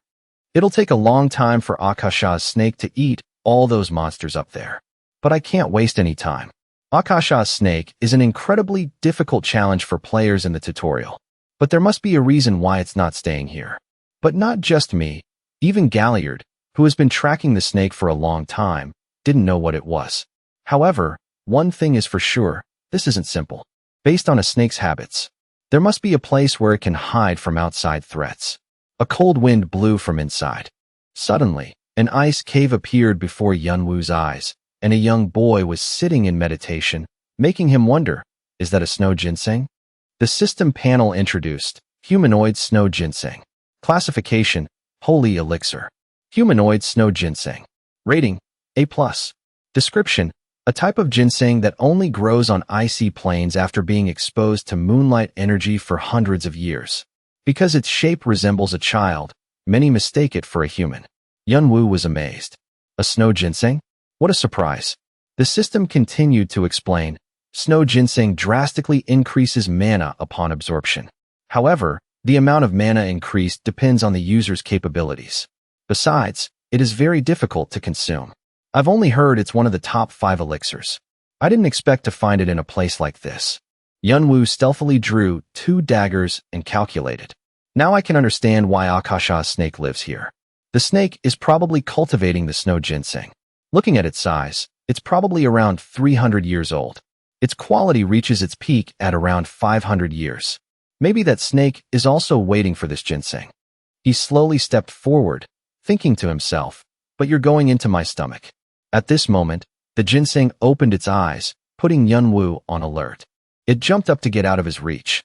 Yunwoo, amused, threw a barrage of daggers at the ginseng.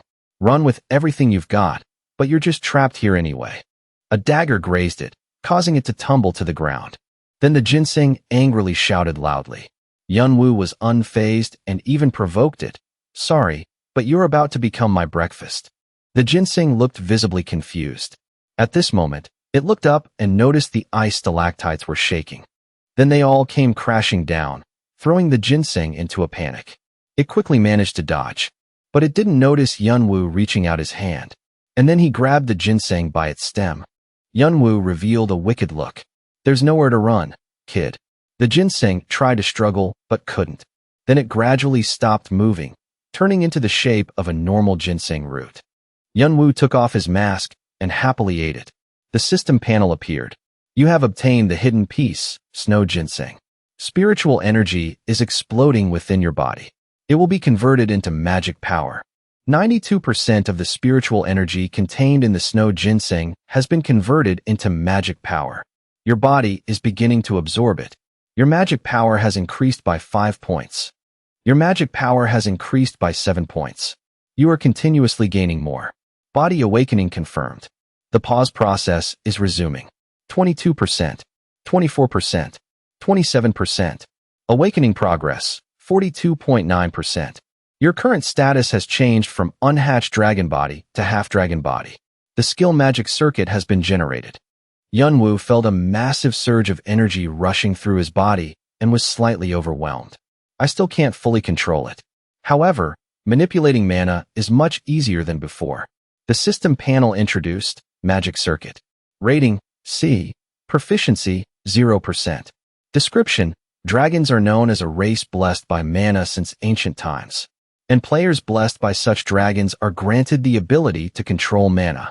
The range of mana control will increase along with proficiency. Please strive to master your mana control. Yunwoo smiled in delight. Awesome. After the brutal rampage of the goblins and monsters, all that remained on the battlefield were the bloodied corpses of soldiers scattered everywhere. The 6th rank guy woke up. He struggled to sit up, cursing inwardly. Damn it. What the hell was that? These monsters are heading towards where that Cain bastard is. He definitely has something to do with this. As far as I know, a monster outbreak is an unprecedented event, which means someone is definitely behind all of this. I'm sure that Cain bastard orchestrated everything. If I kill him, I might be able to catch up to Adora and Fanny. As long as you're there, I'll kill you. Yunwoo was standing in the stone cave, observing the ranking board. He calculated, The secret here is to build up magic power and accelerate the dragon body completion process as fast as possible. My current mana usage is limited when using skills, but good things will come in the future. I can channel mana into my weapons or DNA through my legs to accelerate. I've thought about all the benefits it brings, but I still can't utilize it with my current capabilities. Right now, I should figure out a way to increase my power as quickly as possible. Maybe I can improve my proficiency with the help of sense strengthening. Mana control. It's still within the realm of senses. Suddenly, he snapped out of his thoughts. Yunwoo noticed a necklace on the ground. He wondered, what's this? The system panel popped up. Necklace, category, pendant, rank, F-, description, a necklace filled with someone's precious memories. It would be a good deed to return it to its owner. Yunwoo was puzzled. Owner. He opened the pendant.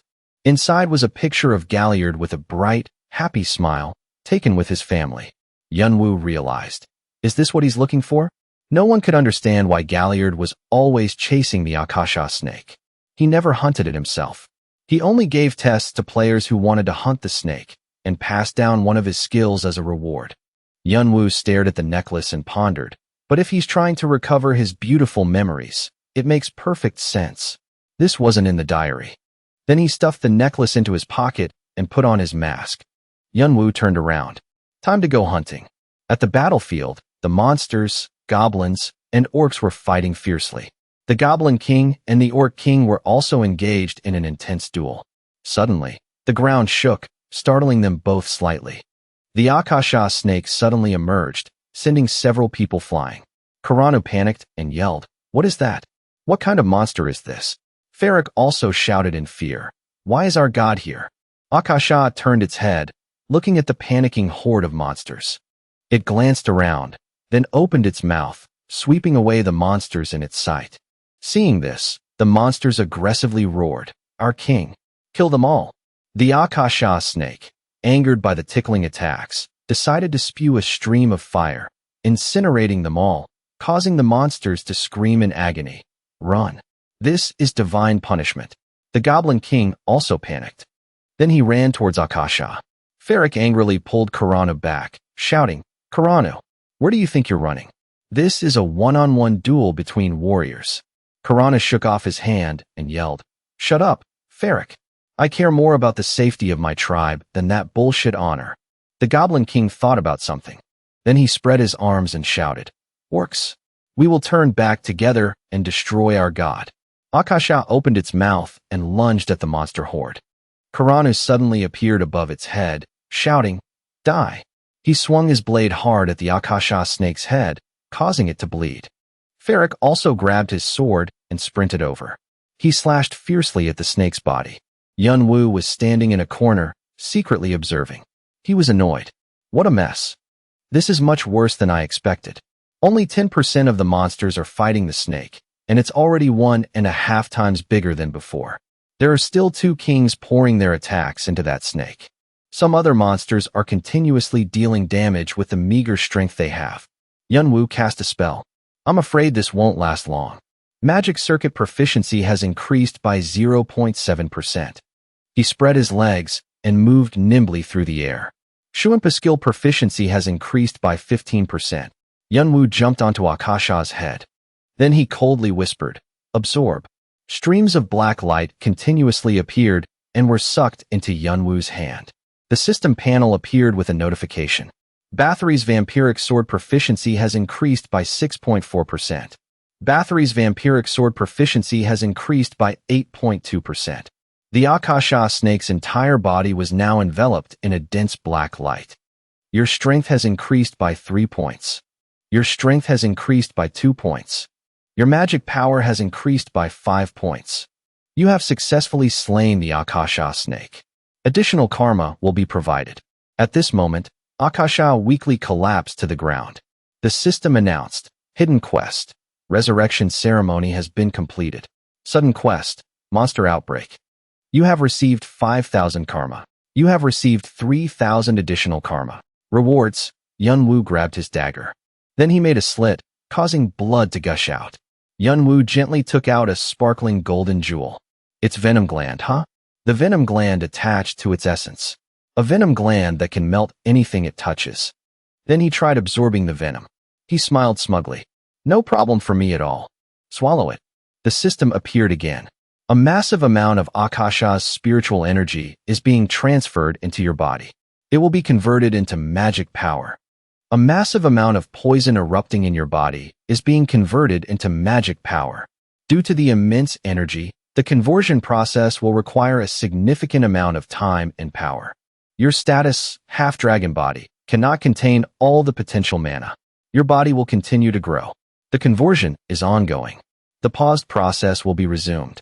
Suddenly, Yunwu turned his head with bloodshot eyes. He looked over at Karanu and Ferric, who were standing battered on the side, watching him. The system panel also reminded him, you should stay in a safe place during the conversion process.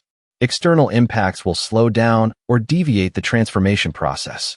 Estimated time, 15 hours. Yunwu pondered. This place isn't safe at all. The two monster kings also looked at each other in confusion.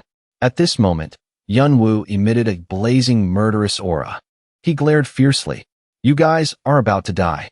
Facing Yunwu's blazing murderous aura and piercing glare, Ferric thought to himself, perhaps this human is the cause of all this. With that thought, he grabbed his sword and charged forward, shouting, I'll kill you. Yunwu coldly raised his dagger and calculated. The two monster kings are also boss monsters like Hargan. And if so, they'll bring me a lot of karma and tokens. He swung his dagger nimbly, without a single wasted movement, cleanly slicing off the Orc King's head. The system announced, you have slain the boss monster, Ferric, the Orc King. Additional karma will be provided. Ferric's head flew off and rolled a few times. Then it landed neatly right next to Karanu. He gripped his weapon tightly. The system chimed again. You have slain the Goblin King. Additional karma will be provided. Yunwu pondered. After the death of the two kings, the remaining monsters have two choices. One is to flee. Two is to resist to the bitter end. But I probably don't need to chase after them. They're all equally weak and useless. At this moment, an angry goblin charged at Yunwu with its weapon. He noticed it and mocked inwardly. But if, then he turned around and neatly dispatched it. If these fools choose to fight, I'll absorb them, and they'll die without even knowing who they went up against. I'll do whatever it takes to get stronger, and nothing else matters right now. Yunwu felt a bit dizzy and held his head. But absorbing this much is exhausting me. I need a quiet place to recover now, but, with that thought, he turned his head to look in a certain direction. There's one more thing bothering me. Yunwu spoke up. Come out. Someone hiding behind a rock was suddenly startled. The sixth-ranked guy stepped out with a sly smile. How did you know? Not bad, kid. Yunwu replied disdainfully. Did you think you could hide with such a strong murderous aura? The sixth-ranked guy became wary. You really are a monster. He thought to himself. I've been watching him since the Akasha snake went on a rampage. I was hoping that when the snake got huge, it would kill him, and then I'd kill the snake. Everything would be mine. Even though he was terrified, the sixth-ranked guy masked his fear, pointing his sword at Yunwu and challenging him. The power you have. I'm guessing it'll be mine soon enough. He asked in amusement. Is that so? How? The sixth-ranked guy grumbled. Don't pretend you don't understand. I know you don't even have the strength to withstand an attack right now. Yunwu coldly questioned. Didn't I tell you already? How can you kill me when I'm not alone? At that moment, something shot towards the sixth-ranked guy, leaving him bewildered. What? Before the sixth-ranked guy could turn his head to block, an arrow pierced right through his skull, making him scream in agony before collapsing. Yunwu looked towards where the arrow came from. The archer was none other than Galliard. He jumped down and asked, What caused all this mess? Is this your doing? Yunwu chuckled inwardly. I'm exhausted and can't even lift a finger while the conversion process is happening. It's lucky he showed up. Galliard, looking a bit annoyed, questioned, Why did you send? He continued thinking, I don't know if this is a coincidence or fate. Whatever. The important thing is I'm about to get some rest. With that thought, Yunwu called out, Galliard. He replied, What is it? He held out a necklace and said cheerfully, I brought you a gift. Seeing it, Galliard was moved and stammered. What? Wait. Then, Yunwoo collapsed exhaustedly against him, making Galliard ask in concern, What's wrong with you? He pondered, I don't know what to do with this mysterious guy, but I definitely have to help him right now. The system panel appeared with a notification. Trait conversion successful. Your trait, Enhanced Physique, has been converted to Diamond Physique. 92% of the energy has been converted into magic power and absorbed into the body. Yunwoo was still in a coma, and the system continued to chime. Body improvement has yielded results. The paused body completion process has been resumed. Current progress, 92.5%. Yunwoo woke up. The system appeared again. Your body status will be changed from half-dragon body to near-complete dragon body. He held his head and rubbed it as a long line of notifications popped up continuously. Yunwoo thought wearily. I absorbed such a massive amount of power, and it's still not complete? How strange. I wonder what it'll be like when it's fully complete. It's been a while since I checked my stats. With that thought, he opened his personal panel. Player, Cha Yunwoo. Traits, cold-blooded, diamond physique. Strength, 129. Agility, 133. HP, 129. MP, 208. Skills, Draconic Eyes, 11.2%. Sense Strengthening, 32.5%. Foresight, 0%. Physical Resistance, 20.3%. Combat Will, 10.5%. Bathory's Vampiric Sword, 9.5%. Shuanpa, 19.5%. Magic Circuit, 10.9%. My newest skill has increased significantly. Yunwoo held his hand out, feeling the energy. His hand gradually emitted a beautiful, sparkling blue light. Then, Yunwoo waved his hand and pondered. A strange yet familiar feeling. Mana also makes my arm feel much more solid. Mana is said to have many uses depending on the user. Now I can control it at will. But what is this? My senses have heightened to a terrifying degree. Blinding light, sense spreading pain throughout my body. It's the same feeling as when I use sense strengthening. It's like Undine's goblet. At that moment, Galliard walked in with a plate of fruit and said, You're awake. Yunwoo was about to get out of bed to talk. It's you. Galliard immediately raised his hand to advise him. You need to rest a bit longer. It'll take some time for your senses to return to normal. He was surprised. Senses? He asked. You didn't notice it, did you? Yunwoo was confused. What do you mean? Galliard casually chatted. Let me guess. You did something to make your body stronger, right? And you needed me to protect you while the power was transferring into your body, correct? Yunwoo answered straightforwardly. That's right. You're exactly right. Galliard added, but you did it wrong. This completely shocked him. Yunwoo immediately asked, Can you explain in detail? Galliard placed the plate of fruit on the table and started rambling. I saw the Akasha snake was unusually large.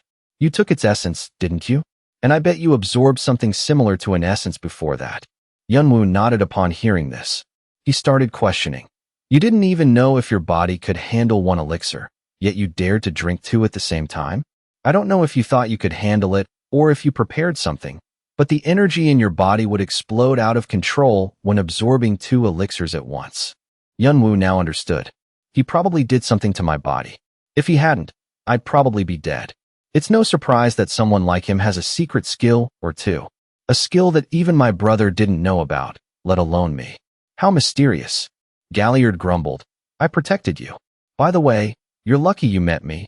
Otherwise you'd be dead a long time ago. So next time, do your research before you use something. I'm not sure I can save you again. Unless you have the power of a dragon to absorb it. Yunwoo listened silently, teasing inwardly. Sorry, but I made a pact with a dragon. My body is fundamentally different from a normal person's, so I can absorb a massive amount of mana channeled directly into my body. But Galliard couldn't have known that. But maybe he felt indebted because of the necklace. Maybe he didn't want to see me die like that. Is that how the magic circuit was created? With that thought, he asked, So, you adjusted my mana to prevent it from going astray, right? Galliard replied, It's like how I created Undine's goblet. I had to use something of yours to correct this deviation. Do you know how hard I had to work? I have a lot on my plate. Yunwoo nodded in praise. I really appreciate that. Galliard replied dismissively, Whatever. You didn't get it easily. Yunwoo spoke gratefully. I'll repay you when I get the chance. Galliard turned around and replied, like the hell you created? But I guess you're fine now. Anyway, Galliard smiled happily and said, thank you. Truly, thank you. Around his neck was the sparkling gold necklace that Yunwoo had found. Perhaps this was an extremely precious item to Galliard. Yunwoo pondered. Galliard said his secret skill is Undine's goblet, and he said he applied this skill to my body, just like when creating Undine's goblet. But just like Undine's goblet is used to contain Akasha, he used a human body instead of the goblet. As a result, not only do I absorb mana easier while sleeping, but my body and senses have been upgraded. How lucky. He stepped out of the cabin, stretching his body, ready to leave. Galliard pointed and shouted, I told you that you need to rest for at least 3 days to fully recover. Unless you have amazing regenerative abilities. Yunwoo didn't care and just flew off. Galliard sighed, smiling helplessly. How can the movements of someone who just recovered from a severe injury be so fast? Moreover, his Shuanpa is amazing. It's like he had it from the very beginning. Yunwoo felt the power and wondered, is this what it feels like to operate mana? All I did was wrap mana around my legs. It makes Shuanpa much more perfect than before. Even using just 1% of mana, the difference is huge. With it, I'm much stronger than before. Even all the fatigue from earlier has vanished. If it has improved this much at 92%, what will my body be like when the remaining 8% is completed? Yunwoo did a flip in the air and landed softly. He scrolled through the system and pondered. I completed 2 quests before passing out, right? Let's check the hidden quest first. The system chimed. You have received an unknown reward, black bracelet. A pitch-black bracelet appeared on Yunwoo's wrist. He wondered, what is this? Why can't I see its name? Unknown black bracelet. Category, wrist guard. Rank, unknown. Description, a bracelet owned by an unknown person. The owner of the Akasha snake. The Akasha snake always remembers its master, so it kept its master's item in its stomach, hoping its master would return. Soul binding. Controls the stripped souls of slain targets. Yunwoo calculated. If it's a precious item, it must have amazing abilities. Maybe only I can unlock it. The system continued to explain. The stripped souls will lose their memories and go mad, leaving only deep resentment. Black Blade consumes the stripped souls and converts them into dark energy. If wrapped around a weapon, it will curse the enemy struck. Yunwoo was a bit surprised. So it collects the souls of killed targets. Seems like it has quite a dark taste. The system chimed again. This is a unique artifact. No similar artifact exists in the tower, and it is bound to its master. It cannot be transferred or traded between players. Some abilities have been sealed. You must meet the standards or conditions to unseal them. Some information is inaccessible. You must meet the standards or conditions to access it. Yunwoo was a bit skeptical now. Its owner, was it a demon? Followed by many unknown skills with the text, ability locked/sealed. He put on the bracelet and pondered. The true power of the unknown black bracelet must lie there. It could be the power of its original owner. Suddenly, the bracelet emitted a black aura, surprising Yunwoo. He looked at the bracelet as the black aura grew larger, enveloping him. Suddenly, his eyes gradually turned black. The system chimed again. Under the influence of the unknown black bracelet, you have gained the ability to observe the world of the dead. The ability has merged with the skill Draconic Eyes. Skill proficiency has increased by 13.5%. Yunwoo looked around at the wandering souls. He thought to himself, they're the monsters I killed or those eaten by the Akasha snake. They're wandering around. Good thing I'm not cursed. Suddenly, the souls turned to look in Yunwoo's direction. Then they became aggressive. Yunwoo readied his dagger and pondered, I have new equipment. It's convenient to test its abilities. Seeing this, the souls panicked. They quickly dodged the dagger strikes Yunwoo swung at them. One unfortunate soul took a hit and was sucked into the black bracelet. The system also announced, number of bound souls, 1. He calculated, I should try using the black blade. With that thought, he summoned the dark element mana. At this time, the number of bound souls dropped to 0. Along with the light element, the dark element is one of the rarest elements. The dark element can be used as a support to increase attack power or to curse enemies. It's a special element with many functions. Yunwoo walked around searching. Then he swung out a blade of dark aura, slicing right through a rock. He rejoiced inwardly. Wow, it's beyond my expectations. At the cut, the rock and a few trees began to disintegrate where the blade had sliced through. Maybe that's the curse following the attack. Then he turned to look at the souls and pondered, what would happen if I mixed this energy with other skills? Yunwoo unleashed a few clean strikes, destroying the souls, causing the number of bound souls to increase to 5. He created a stream of black light. The light grew larger, and then Yunwoo cast fire casting. The pitch-black light suddenly burned a brilliant gold. Suddenly, he lost control of the fire, causing it to slip from his hand and create a massive explosion. Yunwoo ran over in panic. Where the explosion occurred, a rather large crater had appeared. He was thrilled. An explosion. It could easily blow an orc's or lizardman's head off. If just a few souls can create such a massive explosion. What would happen if I converted all the souls into dark energy at once? A moment later, the system announced, number of bound souls, 150. Yunwoo sat calmly on a rock, observing the screen. He wondered, is this its binding limit, or can it hold even more? Other players, do they have souls following them too? I'll figure that out later. And I still have 4 quest rewards pending. At this moment, the system chimed. You have received the title Monster Hunter. Monster Hunter. Description: a title given to a player who has thrown countless monsters into chaos. The owner of this title will deal massive damage when hunting monsters. However, monsters killed by the owner of this title will turn into ghosts and follow the player after death. He was thrilled. It'll help me increase my power. The system continued to display effects: plus 10 strength, plus 15 dexterity, plus 15% chance to deal critical damage to monsters. Higher chance to provoke monsters. Yunwoo was now excitedly waiting. The rest is, you have received the Goblin King's Eye. Goblin King's Eye. Category: accessory/amulet. Rank: B+. Description: an eye of the Goblin King. He left this eye behind so as not to lose track of the enemy who killed him, even after death. By wearing it, the player can be supported by many of Kuranu's abilities. If handled properly, it can be a good artifact. Enemy of the Goblin King. Kuranu's eye will always look towards the enemy who killed him. It will continuously generate effects to prevent his enemy from being killed by others.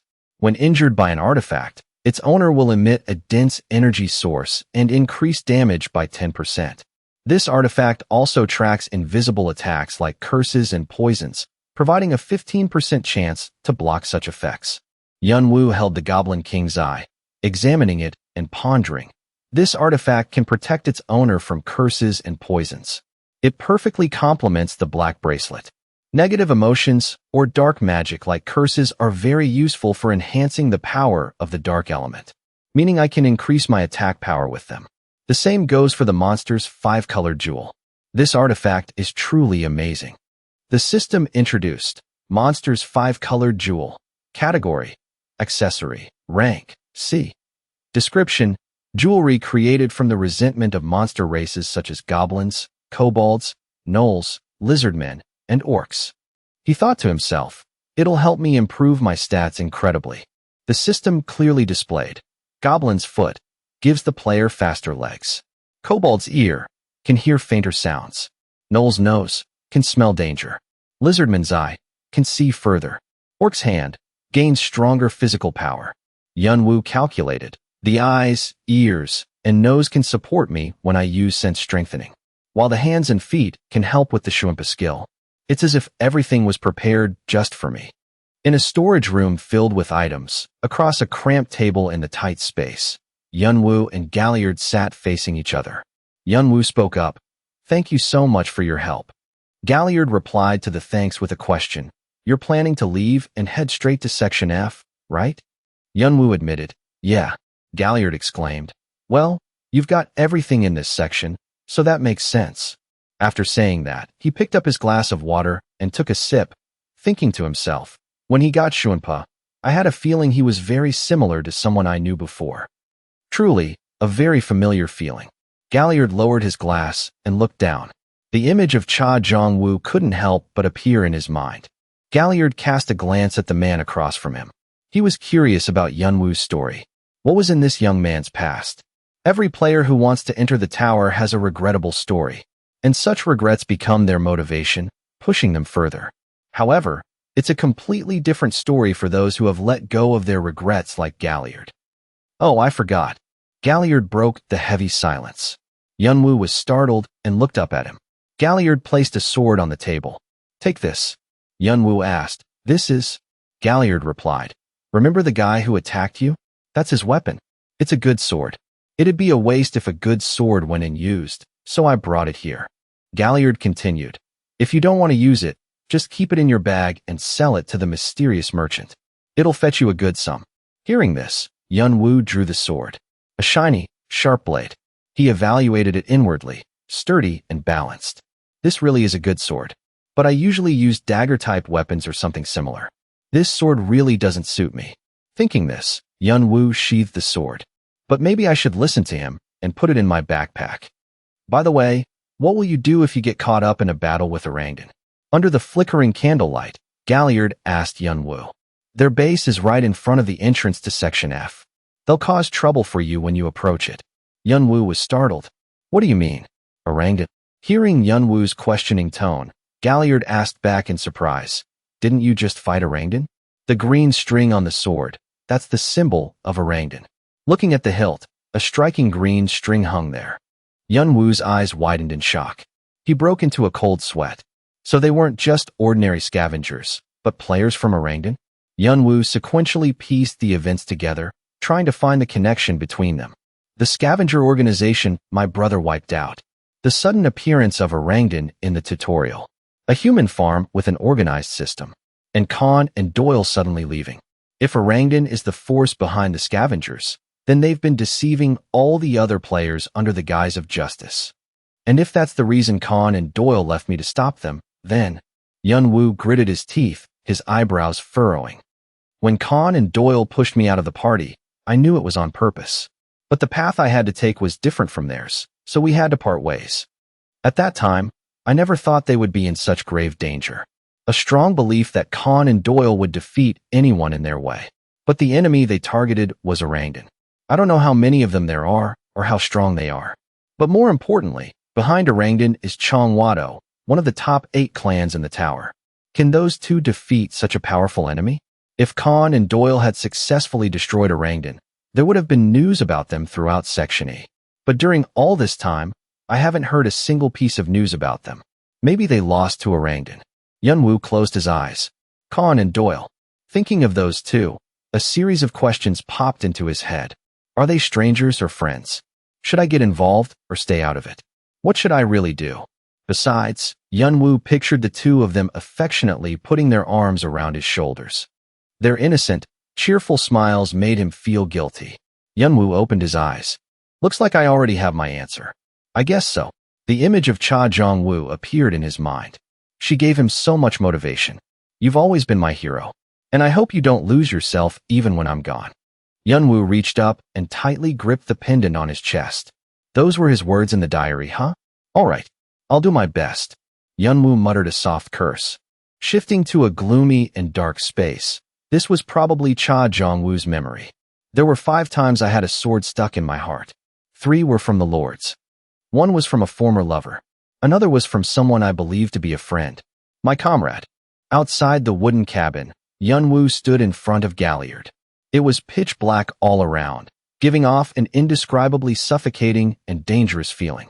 Galliard crossed his arms over his chest and asked, "Is this a battle you're heading into?" Yunwoo didn't answer Galliard, but asked something else instead. "Why do you think so?" Galliard explained without hesitation. "I used to be a warrior fighting for my people. I was a fool who thought fighting was everything.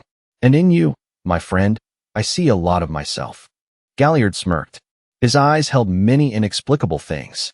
Galliard continued, "Your appearance, your actions, and even the aura you give off. It all points to someone about to engage in a battle. Honestly, you've been like that since you visited me here." Galliard looked up. A starry sky reflected in his eyes. "It seems I'm just like you. Warriors in a battle against the whole world. If I couldn't see that, I'd probably be blind. So, you need my help." Hearing this, Yunwoo looked at Galliard in confusion. Yunwoo looked at the man in front of him, calculating inwardly. If Galliard helps me, things will be really easy. He's considered to have skills close to a high ranker in this tower. He could even wipe out a Rangdan by himself. However, no, it's fine. Yunwoo rejected Galliard. Galliard put his hands on his hips. Why? Yunwoo replied resolutely. This is my fight. Though he said that out loud, Yunwoo actually had his own resolves. Saving Khan and Doyle is the only goal I'm trying to achieve in this fight. The biggest purpose is to shake Chongwado, one of the enemies that hurt my brother, and to share such a mission with someone else. I will handle it with my own 2 hands. Thinking of this, Yunwoo's eyes gleamed with fierce determination. Galliard still wanted to join Yunwoo. He advised, it'll be a tough fight. Yunwoo interrupted, nothing is easy in this world. Hearing this, Galliard exclaimed, well, I guess you're right. Galliard stopped trying to persuade Yunwoo. He smiled. All right, I wish you luck. Yunwoo nodded gently. Right after that, he decisively turned and left. As he walked away, Yunwoo's mind was flooded with deductions and questions that needed answers. Chongwado has built several human farms throughout the tutorial sections. What? In terms of efficiency, a human farm isn't a way to keep players. If their goal was simply to take items and tokens from players, they could have just relied on looting. So, why are they running a farm that's so hard to manage? And why did they build the organization right after Arthea was wiped out? There must be a reason. Yunwoo stopped walking. He looked up at the sky. Something that is never revealed to the outside. Something that can be used against them. If I can find out the secret and make it mine. Yunwoo smiled smugly. It'll be a weapon to shake Chongwado, one of the top 8 clans that destroyed Arthea and drove my brother to his death. The image of Cha Jongwoo with a bloodied face wouldn't fade from Yunwoo's mind. Moreover, this clan has a traitor who betrayed my brother to defect to them. It would be foolish to attack them head-on. Yunwoo looked up. The 2 full moons were gradually drawing closer to each other. He clenched his fists and made a resolution. I need a plan. I need to see what advantages I have that can be used against them. How much time is left? Yunwoo swiped his hand across. A screen appeared in front of him. It displayed 88 hours, 25 minutes, 48 seconds. Yunwoo looked at it and calculated inwardly. About 4 days left, huh? He strode forward. If I let a Rangdan catch my tail, just with that, they'll likely interfere with my journey for the rest of the tutorial.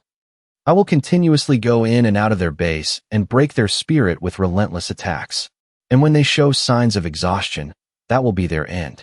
I will destroy the entire base, kill them all, and destroy everything until nothing is left. One day, Yunwoo's eyes turned sharp and bloodshot. All of this will be done in one day. At Section F, a Rangdan clan. Have you found him yet? A voice echoed from inside the room, shattering the silence outside. Bild sat behind his desk. The man standing in front of him bowed timidly. We still haven't found him. The entirety of Section E has been leveled. Bild frowned. He interrupted the man. What a disaster. Bild rested his hands on the desk. He pondered deeply. After the monster outbreak suddenly swept through, about 70% of Rangdan's fighters were wiped out.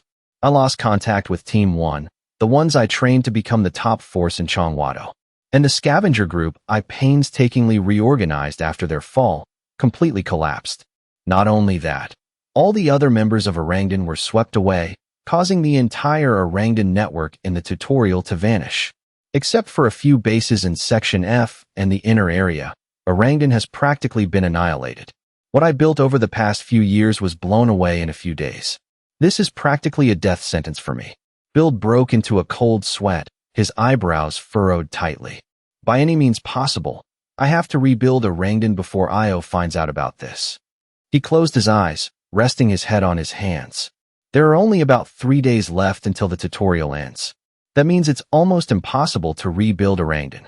Once the tutorial ends, Io will eventually find out, and I won't be able to escape responsibility for my poor management. However, there is one way for me to get out of this. It must be completed. To do that, I'll have to push all the top-ranked players into it. Until now, I couldn't rely on that method because most of them have large clans backing them. Bild raised an eyebrow. He focused intensely on his thoughts. The reason I couldn't complete it wasn't just because of the poor quality of the materials. It's the players and monsters. Because most players and monsters are just weaklings without much power. Build suddenly jolted. His eyes widened as if he had just thought of something. Build smirked, a sinister smile. I know what to do. The guy wearing the mask. He must be referring to Yunwoo. Things have gone too far now. No need to be picky. I have to catch him.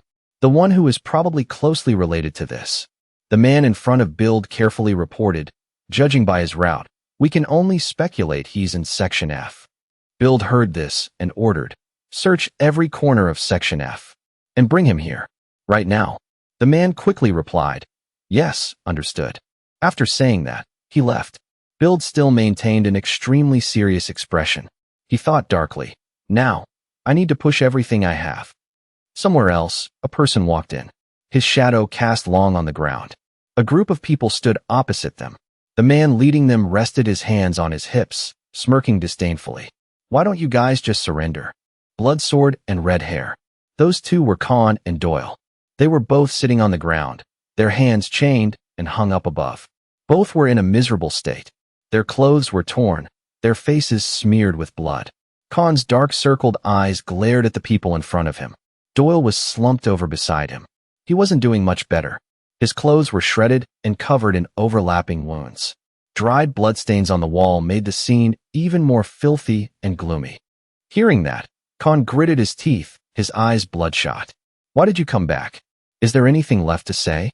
Or do you need something else to extort from my father? The leader, Build, sneered. I'm here to tell you this. You will soon become materials for the stone. Khan's eyes widened in shock. The stone. Something created using players captured by Orangdan and the scavengers as materials. Just like you. It's a product and the result of a hideous experiment. An experiment that should never have been conducted. Build looked down at Khan from above. Originally, we planned to slowly drain the energy from your body, but, unfortunately, we're in a hurry right now. Khan looked up, glaring at Build. He looked like he wanted to lunge at the man standing in front of him, but was helpless. So Khan could only grit his teeth and curse him. You son of a bitch, Build. Build continued speaking, ignoring Khan. I'm saying it's good news for you because it'll end your pain immediately. With that, he turned around, nodded to signal the person next to him, and then turned to leave. Khan watched Build's retreating back. He gritted his teeth, thinking, I don't care. If I die, it's the consequence of my own impulsiveness. He then looked over at Doyle. His younger brother slumped unconscious beside him, his face full of guilt.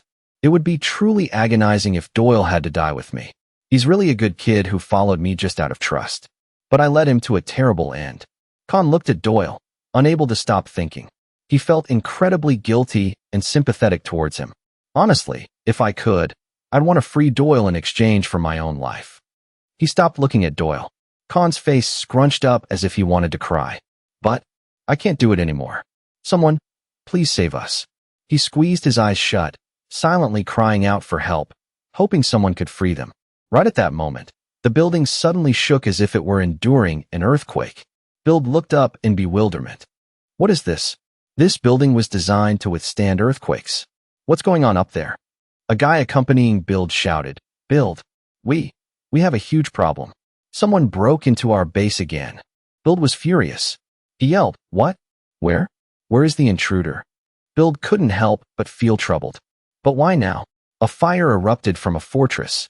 It seemed something had just exploded. The crowd standing below clamored. Stop. You bastard. Damn it. Where did he come from? A man slowly walked out from the smoke. It was Yunwoo. His eyes emitted a dangerous glint, even though it was hidden behind the mask. Yunwoo's legs were engulfed in flames. Goblin's foot. He immediately drew 2 daggers. With nimble footwork, he dashed forward. He quickly closed in on the crowd, standing right in front of one person. Strikes with terrifying speed left him unable to react. The man barely realized someone was standing in front of him before he collapsed instantly. From inside Yunwoo's shirt, the eye moved. It looked around as if searching for something. Finally, it stopped, looking straight ahead. The system popped up a notification. The Goblin King's eye has detected danger around you. As soon as the words faded, Yunwoo nimbly jumped back. Right at that moment, exactly where he had just been standing, 3 swords stabbed straight into the ground. The crowd in front of him gaped in astonishment. The sharp dagger in Yunwoo's hand flashed brightly. Orc's hand. Yunwoo immediately lunged forward. One dagger strike. One scream. A spurt of blood. Thud. A person fell.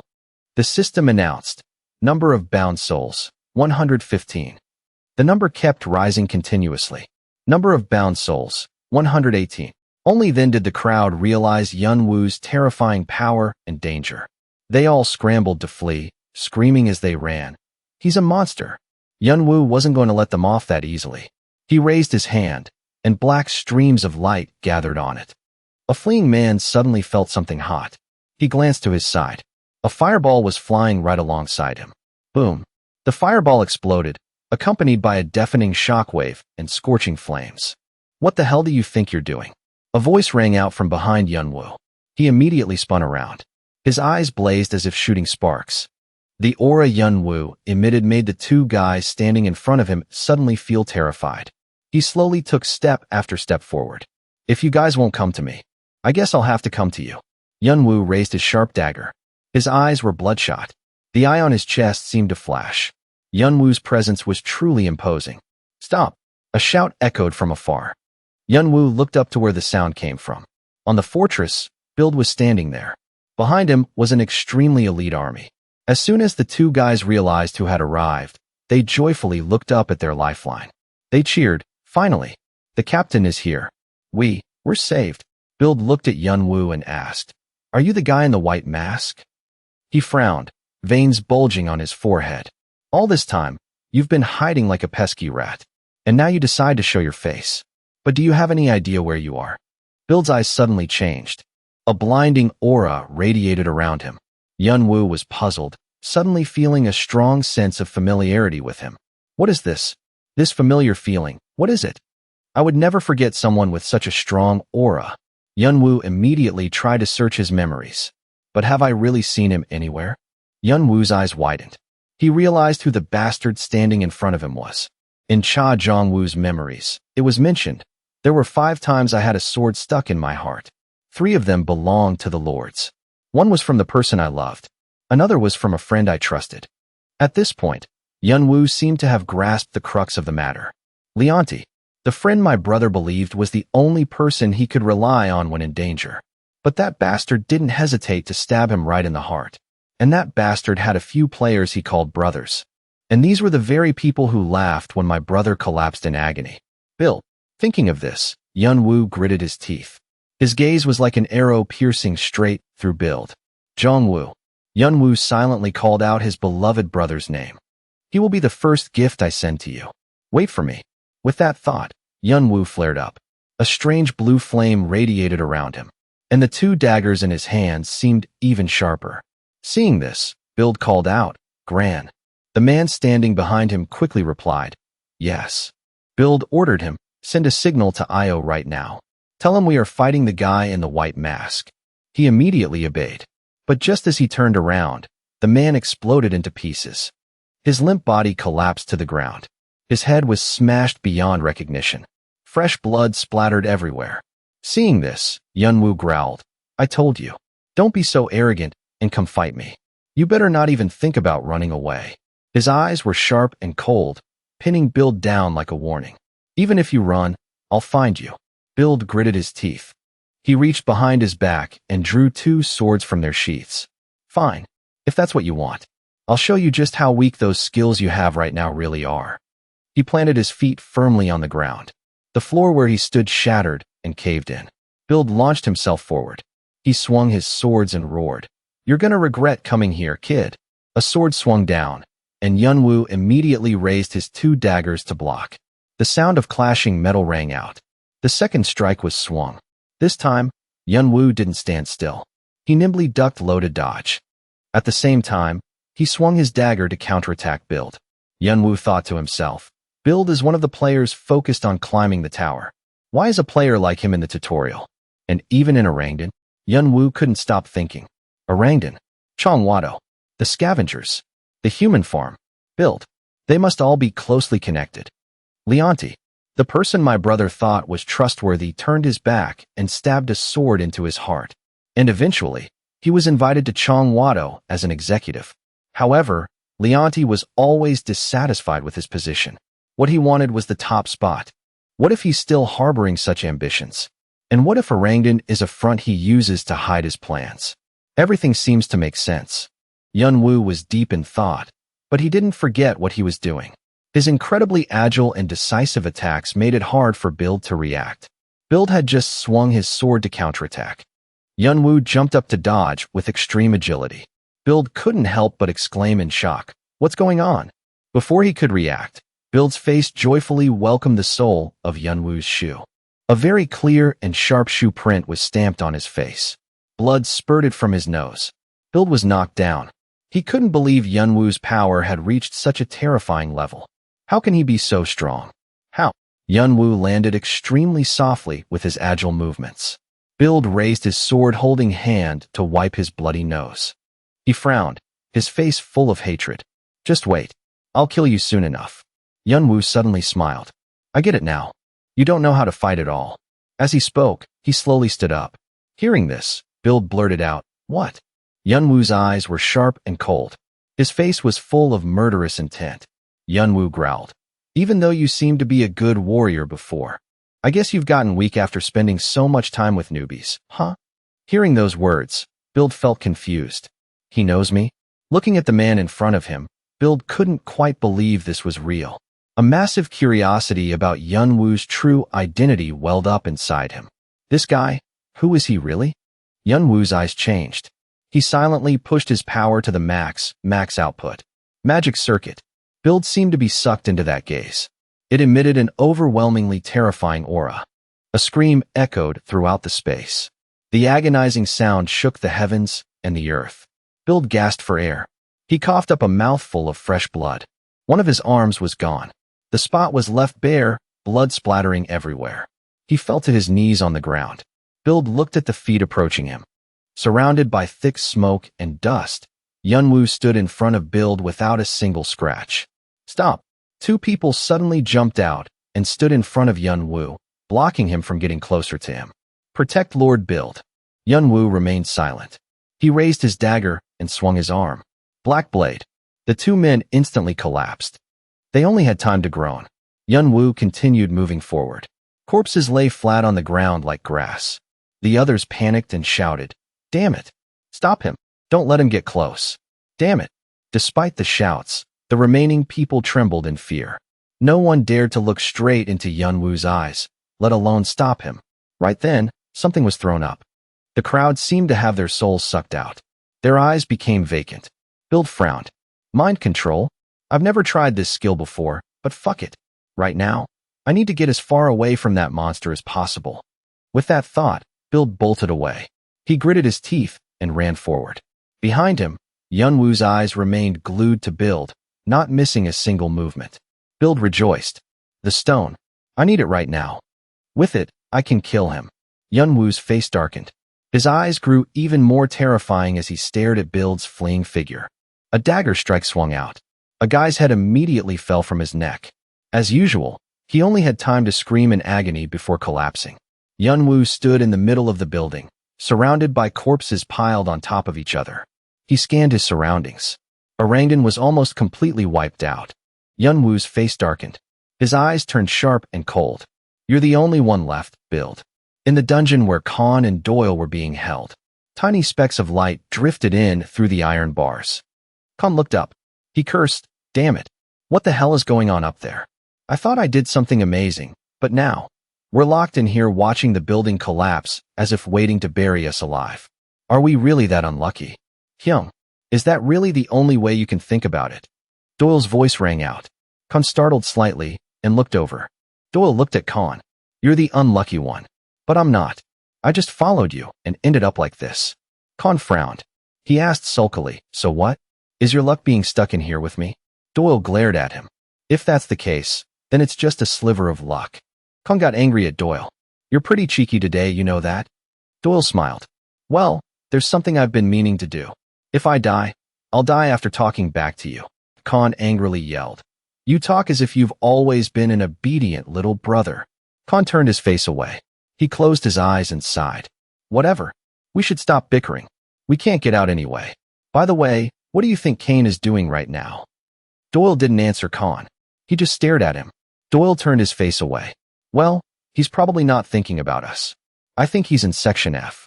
Khan agreed with him. Probably. Khan laughed self-deprecatingly. If I knew we'd end up like this, I should have told Kane about that hidden piece. At least it wouldn't go to waste. You can tell me now. Another voice chimed in. But it wasn't Doyle's voice. Khan startled, suddenly recognizing the familiar voice. The door burst open. Light from outside spilled in. Khan and Doyle stared in shock at the person who just walked in. Khan and Doyle couldn't help but exclaim in joy. Kane Hyung, you guys look miserable. The chain snapped open. Doyle clasped his hands together, his eyes sparkling. How did you get here? Yunwoo looked at Doyle, his voice full of affection. That's a secret, kid. Doyle looked at Yunwoo with eyes full of admiration. Khan stood up straight, rubbing his neck and sighing. I never thought I'd see him again. Thinking this, Khan felt grateful. Thank you so much. Contrary to his attitude when talking to Doyle, Yunwoo became sly. If you really want to thank me, you can give me the location of that hidden piece you mentioned earlier. Khan got goosebumps from Yunwoo's gaze. He cursed, damn it, do you really have to make it a transaction? Despite saying that, Khan was very happy to see Yunwoo again. He smiled gently. Khan held his aching shoulder. He sighed inwardly. My body feels like it's about to explode. Can I even make it out in this condition? Doyle looked over at Khan. They exchanged glances. After escaping this prison, we'll be nothing but a burden to Kane. Khan nodded slightly as if he understood. Doyle continued signaling. So we should tell him to leave us here. And then we'll find our own way out of this place. Khan chuckled. He tried to act generous. Thank you very much. We think you don't need to worry. Yunwoo interrupted him. I've already wiped out Orangdan. Orangdan has been wiped out? As if not believing his ears, Khan startled. He pressed, what do you mean? Doyle didn't seem too surprised. He narrowed his eyes and smiled brightly. So those noises up there were you? Yunwoo replied nonchalantly, something like that. Khan pointed his finger at Yunwoo's face. He narrowed his eyes accusingly. You just answered his question. Why didn't you answer mine? Yunwoo silently glared at Khan, while Doyle just stood aside, smiling gently. Seeing this made Khan even angrier. He gritted his teeth in frustration. So annoying. However, Build is still alive. Yunwoo announced a piece of news. Khan startled. Wait, Build is still alive. He pointed downwards. Wait a minute. You haven't gone downstairs yet, have you? Yunwoo silently confirmed his speculations. Just as I expected. That bastard Build seems to be hiding something down there. He then asked Khan, what did you find out when you went down there? Khan rubbed his chin, his expression turning serious. I don't know exactly what it is. But those bastards, they created something using the lives of other players. The three of them left the cell. They stood in the middle of the path, looking towards the deep, gloomy end of the corridor. The dark distance gave the feeling that this long path was almost endless. Yunwoo looked towards that dark end and thought, is this the human farm? I thought it would be big, but its actual size far exceeds my expectations. The three of them didn't say a word to each other. Yunwoo took the lead. He took steady strides forward. Yunwoo was engrossed in the thoughts running through his mind. I can't even guess how many people were locked in this underground prison. But the important thing is I saw signs of habitation inside some of the cells. Looking at the dried bloodstains on the door in front of him, Yunwoo speculated. An event must have taken place here not long ago. The flesh and souls of players are considered precious materials in the tower. However, such actions are taboo in the tower. Not just because it's inhumane, but also because it's too dangerous. But whatever they're trying to create, the cost to make it has reached tens of thousands of lives. From the beginning until now, all they've done is cause trouble. But right now, Build is nothing more than a trapped rat. The deeper he went, the more cautious and vigilant Yunwoo became. The hand gripping the dagger handle seemed to tighten even more. I successfully saved Khan and Doyle. The remaining task is to hunt down and kill Build. And I'm also curious to see what they've created so far. Gloomy sounds echoed, catching Yunwoo's attention. It was ghosts. They were swarming in here, crowding this narrow corridor. These are probably the ghosts killed by Build. Yunwoo wasn't scared at all. He asked them back, you guys want to help me, right? The ghosts seemed to have been asked the right question. They cheered, but the sound was truly eerie and terrifying. Yunwoo spoke up. If so, you can help me on one condition. He smirked.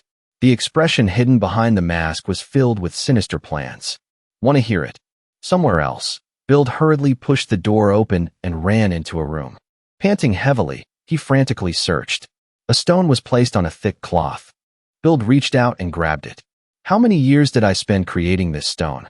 During that time, my old comrades grew much stronger and climbed to higher floors. But I didn't care. My wish was to give this power to my master and help him become the king of the world. He put the stone in his mouth and tried to swallow it. But now, the only thing I want is to survive. The stone contains a dense concentration of essence and has undergone multiple refinements and compressions. Master said that just by swallowing it, it would generate a massive amount of mana in the body. It yields 2 results. 1, the body transforms, or 2, it explodes. Furthermore, a completed stone won't have the risk of causing an explosion. But I have no choice. I hope the stone is nearly complete. Build swallowed the stone and anticipated some sort of transformation. But nothing. Absolutely nothing changed. He trembled, both angry, disappointed, and terrified. What is this? Something should have happened when I swallowed it. Why isn't it working? Build furrowed his brows tightly. He screamed inwardly, why? Why didn't anything happen? Did I miss something? What? Why? Build's fury had reached its peak. Is this the place you chose to run away from me? A voice from behind made him jump out of his skin. Yunwoo stood calmly behind Build. He turned around to face Yunwoo. Is that the stone you were trying to create? Yunwoo's eyes flashed with a strange golden light. It didn't work, huh? Build clutched his shirt tightly. He cursed inwardly. Motherfucker. Why didn't it work? What? Seeing this, Yunwoo asked, did too many people die for this failure? Build gritted his teeth and groaned. He roared in fury. Why? Why? Why did you push us this far? We didn't even do anything to you. Yet you tried to destroy our work. If it weren't for you, I would have had success and power. I would have had everything. Why didn't you just walk your own path instead of interfering with our business? Yunwoo growled. You asked me why?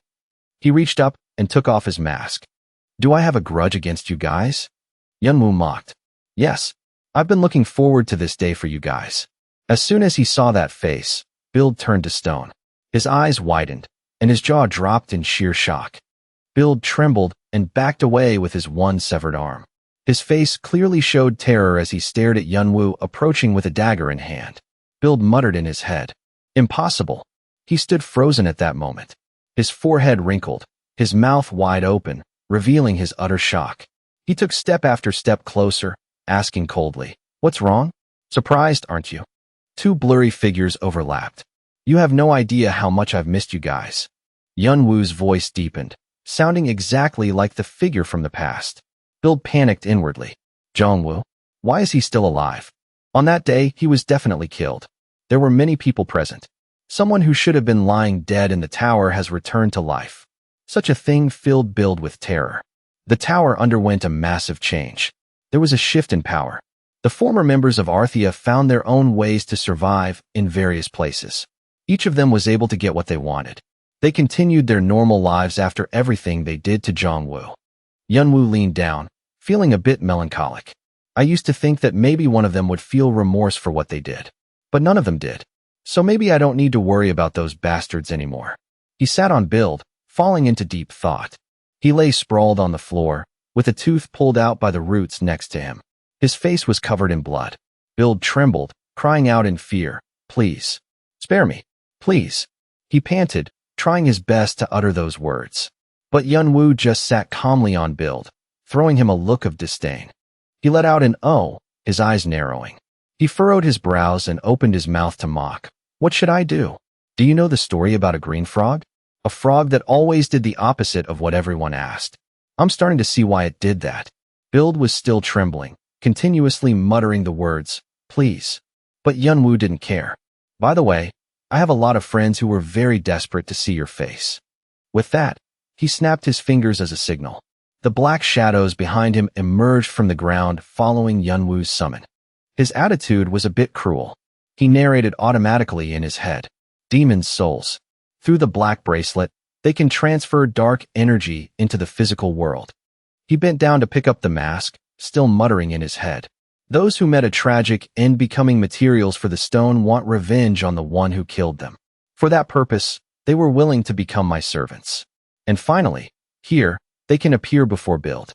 Yunwoo walked away decisively, not looking back, leaving those ghosts to swarm and cling to Build. He directly faced those blurry faces and whimpered in fear, but his entire body was stiff, unable to move an inch. Build hurriedly looked towards him and screamed, "Don't do this to me. Please, save me." Yunwoo didn't answer him. Build reached out his remaining hand, wanting to hold on. "Please don't kill me." But it was too late. They rushed in and devoured him whole amidst his screams. A while later, Yunwoo stood in front of the blazing ruins. He scanned his surroundings as if looking for something. Everything here is probably over. Did I miss anything from the last time I was here? Suddenly, Yunwoo's eyes caught something. A charred corpse at his feet. Yunwoo squatted down, sighing softly in his head. "Build, the last time I met you, you begged me to end your life. But in the end, you still tried to escape to survive, didn't you?" The charred corpse suddenly twitched. A second later, the body vanished into thin air, revealing a stone shaped like an egg. Looking at its mottled colors, he quickly glanced at the notification panel. "Purple stone. Cannot be identified." Seeing this, Yunwoo fell into deep thought. "I can't find any information, which means I can't use it. Usually, items like this are classified as F rank. But this thing was created by the lives of many players." He reached out towards the stone, thinking to himself, "Regardless, I can't leave the stone here. I should pick it up and deal with it later after I find a way." But as soon as Yunwoo's hand touched it, it emitted a bizarre light. He stared in shock at the glowing stone in his hand. Suddenly, it slowly melted and seeped entirely into Yunwoo's skin. Then it slowly traveled up his arm straight to his heart and swirled in place. Yunwoo was shocked, asking himself, "What is this?" He frowned, looking at the glowing spot on his chest in confusion. "I tried to control my mana to push the stone out, but the mana just moved around it to protect it from being pushed away. It acts so naturally, as if it's a part of the magic circuit. But maybe because I absorbed it, I have access to more information than before. But it's practically useless. Stone of category, rank, description, ability locked/sealed. Is this all I can find out? Unique artifact. No similar artifact exists in the tower. However, everything about the artifact is hidden. This artifact is not yet complete. Complete the artifact to gain access to the locked information. Once completed, information about the artifact will be displayed and the seal will be removed." Yunwoo pointed at the notification panel, thinking to himself, "Most of the information about it is unavailable. The stone isn't defective, but it's truly incomplete. It needs more materials to be completed." He was a bit torn. But should I complete it? Yunwoo placed his hand over his chest. "It's next to my heart without any abilities or effects before completion." A while later, Yunwoo was still standing there. He turned his head to examine his surroundings. The dark sky was now full of stars. Yunwoo looked off into the distance, thinking to himself, "So that's it, huh?" Beyond the jagged rocks, the two full moons in the sky shone brightly, illuminating a part of the dark night. He stood at the foot of the rock and called out softly, "You guys can come out now." Khan and Doyle smiled, stepping out from the corner. They walked towards Yunwoo and said, "I've always felt this, but everything you do is just on a different level." He asked back in confusion, "What do you mean?" Khan smiled and replied, "It means you created a chaotic hell. Man, I'm starting to wonder what they did to you to make you tear up a whole clan like that." Yunwoo casually shrugged. He exclaimed in confusion, "Are you showing off your mysteriousness again?" Doyle took a step forward and went, "Oh, so what about Build Hyung?" He replied nonchalantly, "Dead." The answer left the two of them in endless shock. He then curled his eyes, smiling and saying, "It's good to hear that." A second later, Doyle felt annoyed and pressed his lips tightly together. He glanced back, feeling frustrated inwardly. The revenge for this incident belongs to Chongwado. I wanted to deal with Build with my own two hands. Courage without strength is no different from recklessness. That is the lesson from this incident. If I want to execute justice, I have to be stronger. Doyle lowered his head, feeling a bit sad. Strong enough so that no one can touch me. Khan looked at his anxious mood and felt worried. He immediately took a step forward, his knees slightly bent, and said, "All those bastards are gone, and everything is over here. But damn it, my body can't function normally. I just walked a little bit, and I already feel dizzy." With that, he turned to him and called, "Doyle." He quickly replied, "Yes." Khan looked up with a bright smile, asking softly, "I guess we're done with everything here. What do you think?" Doyle startled slightly. A second later, he happily replied, "I think you're right." Sitting on the ground, he turned to Yunwoo and said, "It's frustrating to admit it after everything we've been through. Your next destination is Section F, right?" He carefully confirmed, "Yes. If possible." Khan tossed Yunwoo a pouch, interrupting him. "Take this." Yunwoo quickly opened it, his eyes showing clear surprise. Inside was a golden crown along with a pile of blue jewels. He said casually, "That's everything we earned in the tutorial." Hearing this, Yunwoo immediately tied the pouch back up, lowering his voice. "If you're trying to pay me back, take it back because I don't need it." Khan waved his hand, explaining, "I think you've got the wrong idea about us. We're planning to give up on the tutorial floor," he stated flatly, the two of them leaning against each other. Yunwoo was a little surprised by his words. Kin spoke again. "While you were fighting over there, Dolly and I had a serious talk. We can't make it to the 6th floor like this. We'll be picked off by the vultures who are watching our every move, waiting for a chance to pounce." Dolly continued, "So, we've decided to give up this time and aim for the next. Besides, there's no way we can take the top 1 or 2 spots. So in the end, we're just giving up on this tutorial run." Yunwoo stood there, nodding in agreement. He thought to himself, the top rankers on the tutorial floor get massive rewards. The ones at the top right now are incredibly tough to beat. He suddenly paused. Then he spoke up, "But, can you retry the tutorial floor?" Dolly looked at him, puzzled. "You don't know? There are quite a few players who keep trying until they qualify for the tower." Yunwoo seemed to understand. He thought, "So that's how it is. All this time, I thought players only had one shot to pass the tutorial." Yunwoo thought of a certain detestable face. That little punk. He didn't mention anything about a rule like this. Damn it, there's no set time for when the tutorial floor opens. The top players say it opens whenever the tower wants it to. So no one knows how long they'll have to wait if they give up this time. He mused, "I've met some good guys, and I also took care of Ben." Behind his mask, a smile crept onto his face. Yunwoo looked at them and thought with admiration, they're both good people. He walked over to them and picked up a bag. "So you want me to take this?" Kin shrugged. "It's better to give them to someone who needs them. Otherwise, we'd just have to throw them away, right?" He grinned devilishly. "Besides, I think you can really give Fanti and Adora a beating." Dolly, standing beside him, shot his brother a glare. "You know, Hyung, you look really sleazy right now." Kin quickly cut him off. "Shut up, you idiot." And just like that, they started bickering again. Dolly said, "You're only telling him to do it because you can't do it yourself. You're really pathetic." Kin retorted, "Hey, kid, you're breaking my heart." Across from them, Yunwoo thought, Fanti and Adora. The names that have been popping up all over the tutorial floor. They're all over the leaderboard. Those are the players I have to defeat on the 6th floor. He suddenly spoke up. "Who are they?" Kin seemed a bit puzzled by his question. He answered, "Monsters." Kin gritted his teeth in anger. "Dolly and I tried so hard to get past those monsters, but we just couldn't." Then, he suddenly adopted a teasing tone and slung an arm over Yunwoo's shoulder. "So, take it all and claim first place. Then at least we can say we helped you get there, right? That would be awesome." A slight smile touched the corners of his lips. Then he spoke up. "All right, I'll do my best on your behalf." Kan, standing beside him, winked cheerfully. "That's right. This is what I was hoping for. The brotherhood of men, forged in the heat of battle. Friendship and the spirit of competition. This is the exact scene I was picturing." He grinned brightly. "Take it all, my brother." Dolly, standing opposite them, sighed in exasperation. "Are you kidding me?" Then, suddenly, the crown was placed on Yunwoo's head, sending the two brothers into fits of laughter. "Look how goofy you look." The one next to him couldn't hold back his laughter either. "Stop laughing, Hyung." Yunwoo glanced at the timer on the notification board. The final floor. 2 days remaining. The end is near. I have to be quick. The clock is ticking down from now on. At that moment, the timer began to move. If it weren't for Hapgan's crown, I might have been buried in the lair or eaten by the boss monster.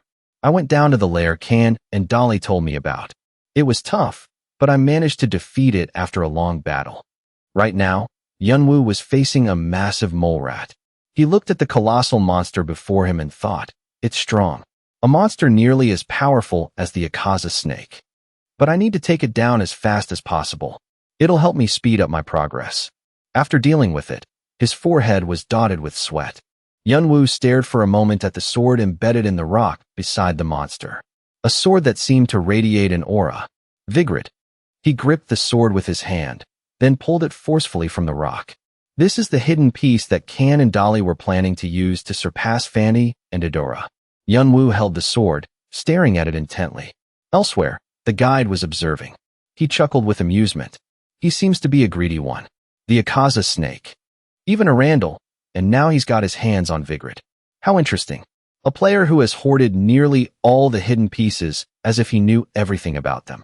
And to top it off, he even blew away a Randall. How can a player like him even exist? What will he do with only 12 hours left? He then turned to another screen. And this show is about to get even more interesting, with me as the sole spectator. He pressed the security mode on the screen. Even among the Guardians, only the highest numbered can access information with this level of security. Recently, some Guardians have abandoned their duty of neutrality and engaged in private deals with players. Therefore, all player information must be sealed tightly to prevent any issues. Ibn Kara smiled slyly. Now, let's see what you can do. Back with Yunwoo, a notification appeared. You have entered the 6th floor, the final part of the tutorial. He looked at the floating island ahead and thought, I'm finally here. So this is the 6th floor. The notification bell chimed. The 6th floor trial will now begin. He thought, if it was just an option on floors E or F, on the 6th floor, it's practically mandatory. The information panel lit up again. You have successfully passed 6 floors and fulfilled the conditions to enter the tower. However, the tower still requires you to achieve more accomplishments and karma. He stared for a moment, then mused, a place where the top players come to fight each other. PvP. Yunwoo surveyed his surroundings. Because of this, the competition between players becomes extremely fierce, to the point where situations like lower-ranked players teaming up to take down higher-ranked ones happen frequently. Yunwoo had described the 6th floor with a single phrase, a glorious arena and a chaotic free-for-all.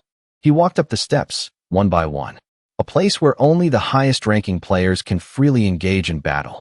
The rankings change so frequently that players can aim for a last-minute comeback. After reaching the top, Yunwoo seemed to notice something. In front of him, a large group of people had gathered. What's going on over there? They were all staring ahead, their trembling voices carrying over. A monster? What the hell? How can one player do this? A loud laugh erupted from within the crowd. He shouted, his voice filled with defiance. You want to fight me? Then come on. I'll take you all on. A familiar figure stood lurking behind the crowd. Yunwoo's gaze suddenly deepened. He sized them up. His fangs are slightly protruding. Purple hair, golden eyes.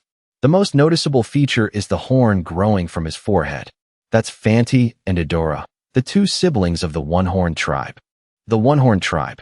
Among the demi-human races in the tower, they are considered the embodiment of martial arts. Fanty stomped his foot, and the ground beneath him buckled. The people standing around were suddenly shaken and struggled to keep their balance. Yunwoo watched the scene, deep in thought. That guy is Fanty. He spoke up.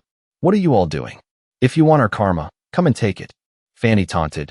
Don't just stand there, because if you do. He suddenly shot forward. I'm coming to you. They began to panic.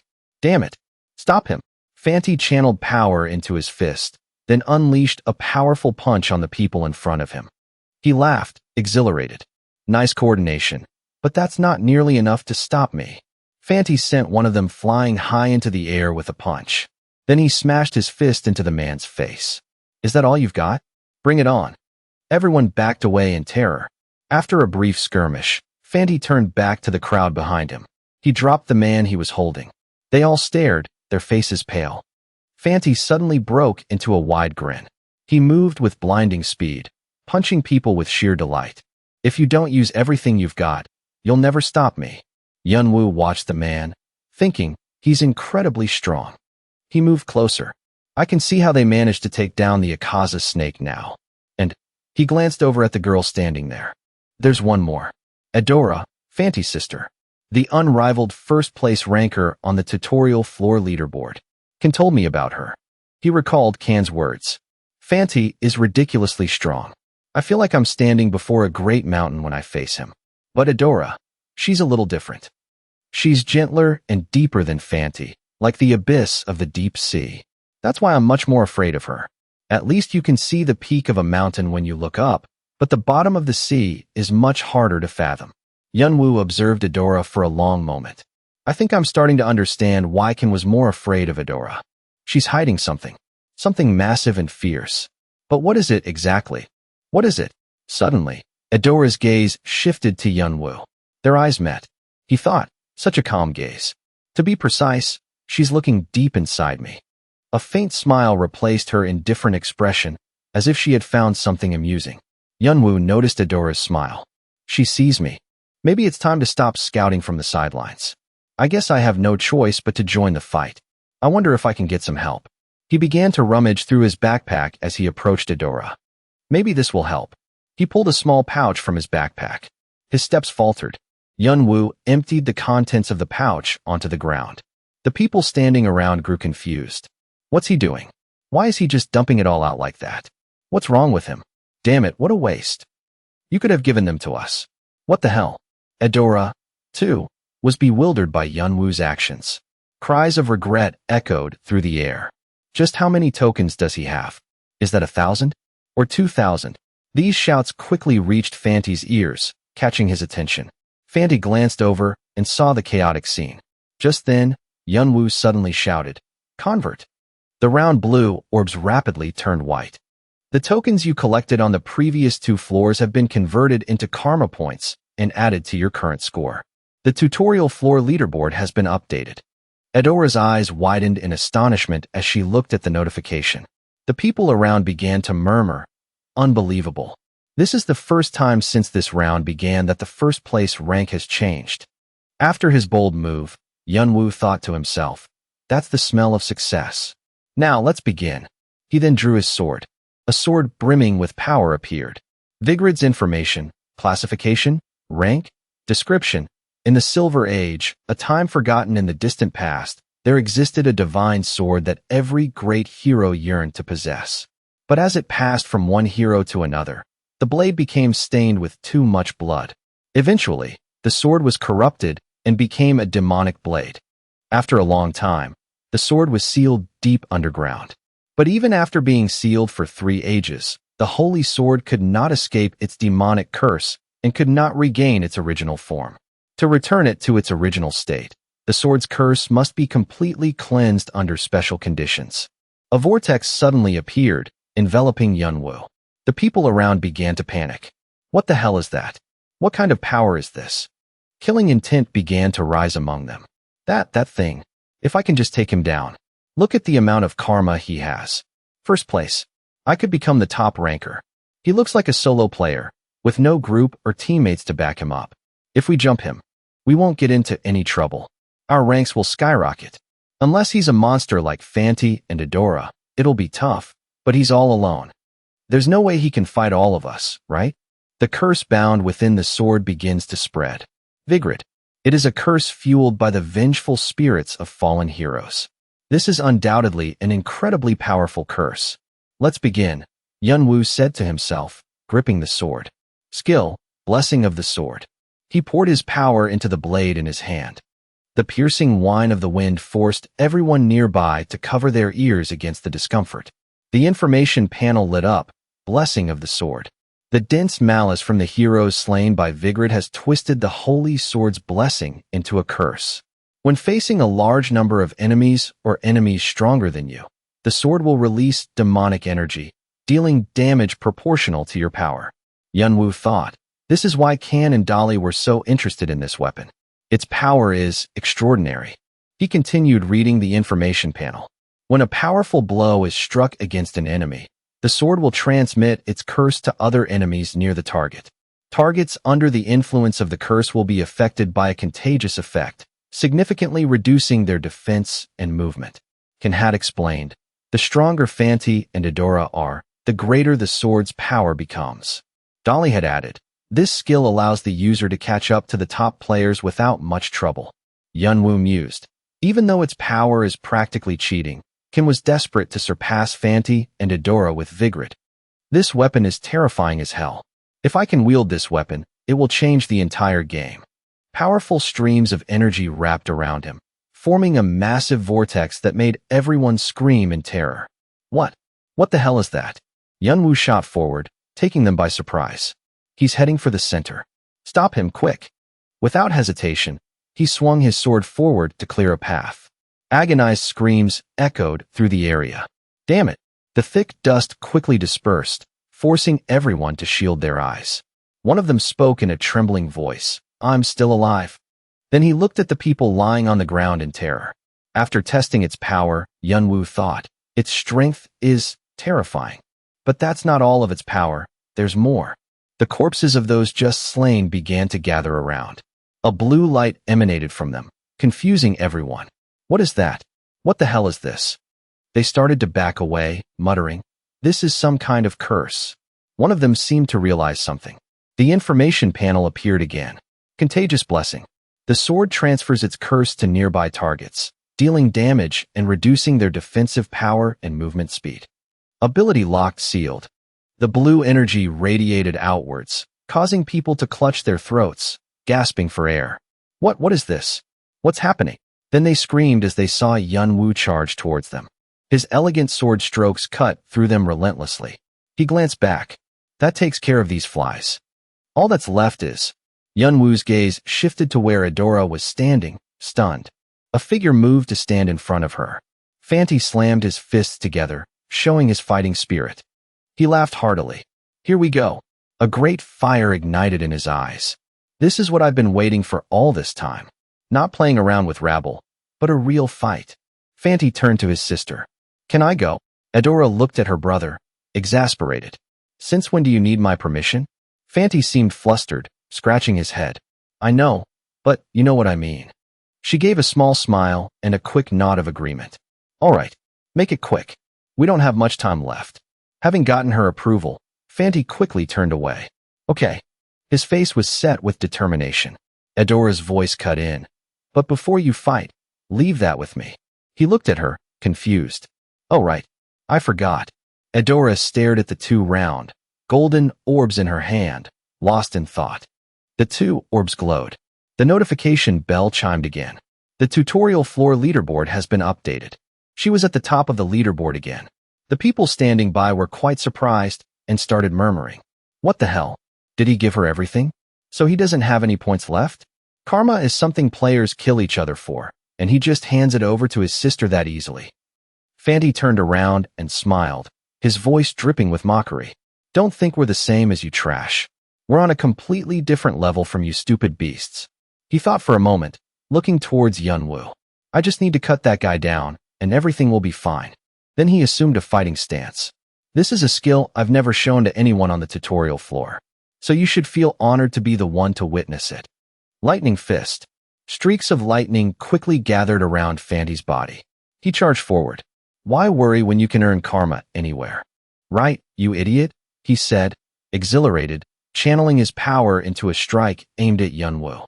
At that moment, Yunwoo focused his own power into the sword he held. The two streams of power collided, creating a massive shockwave. The ground shattered from the impact of their clash. Fanti thought with admiration, you're pretty strong. But you think you can fight me with just that little bit of power? He laughed confidently. Try to keep me entertained.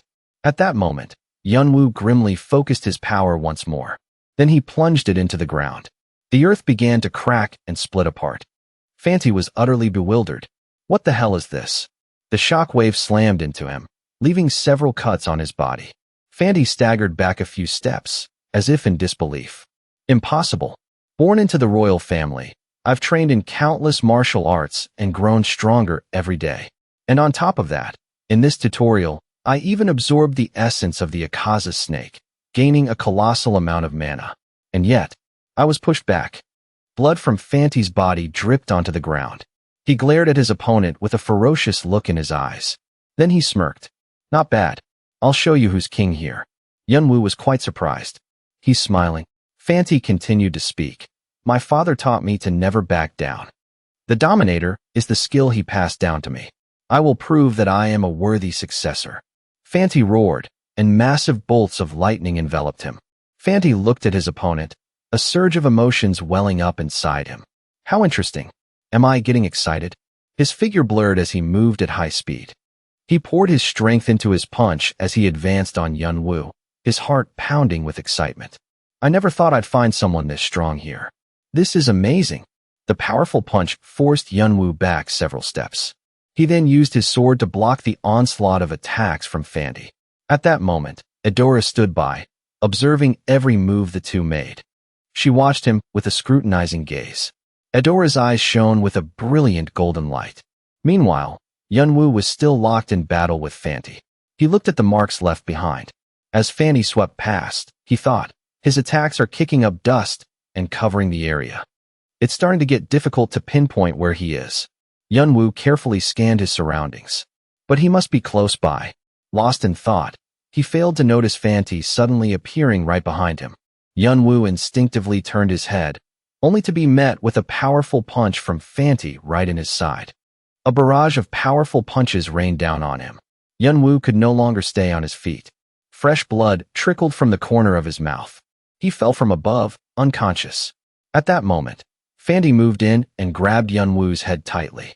He laughed triumphantly. It's over. He then gathered all his strength into his hand. We flash back to a moment before. This is a vision of what is about to happen. But thanks to a certain skill, this outcome is just one of many possible futures. A mini clock chimed. Foresight. Yunwu was currently reviewing the item's description, a skill that allows the player to see a certain period into the future. The duration increases in proportion to your magic power and skill level. As a penalty for looking into the future, the user will experience severe dizziness due to the time difference when the skill ends. He thought, I checked my skills before moving to the 6th floor. It took me a long time to figure out how to use this one. It would be a waste not to use its full potential. This skill is an incredible advantage, allowing the user to see the future. Where could you find a better skill than this? On the battlefield, a brief moment of distraction can cost you your life. I can know what to do next. If I can see the future, even for just a few seconds, this skill is truly a lifesaver. However, considering the skill's usage time, it consumes too much mana.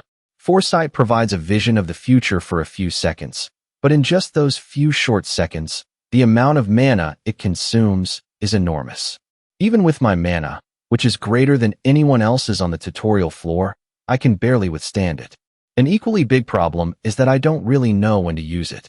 If I don't know when my life will be in danger, how will I know when to use it? Even if I do use it, I might still end up in danger. If I use it in combat, I not only have to look at the image of the next 3 seconds, but also analyze my opponent's movements and devise a strategy to defeat them based on what I've seen. What if I combine it with other skills? It's a real gamble. If it succeeds, I can turn the tide, even if I'm losing. But if it fails, I'll immediately pay with my life. However, it seems the plan was a success. Returning to the present, Fanti was relentlessly pummeling him. The battle was still raging fiercely. Yunwu thought, stay focused. Look into the future with foresight. Enhance combat ability with dragon eyes. Combine that with combat will and enhance senses, and move quickly with Shuanpa. That's the best combination right now. As for the side effects from using the skill, he calculated while dodging to the side to avoid Fanti. Yunwu suddenly grabbed his arm tightly. I can endure it by using physical enhancement. Yunwu twisted Fanti's arm behind his back, causing him to grit his teeth in anger. Fanti still tried to swing a punch behind him. It's over.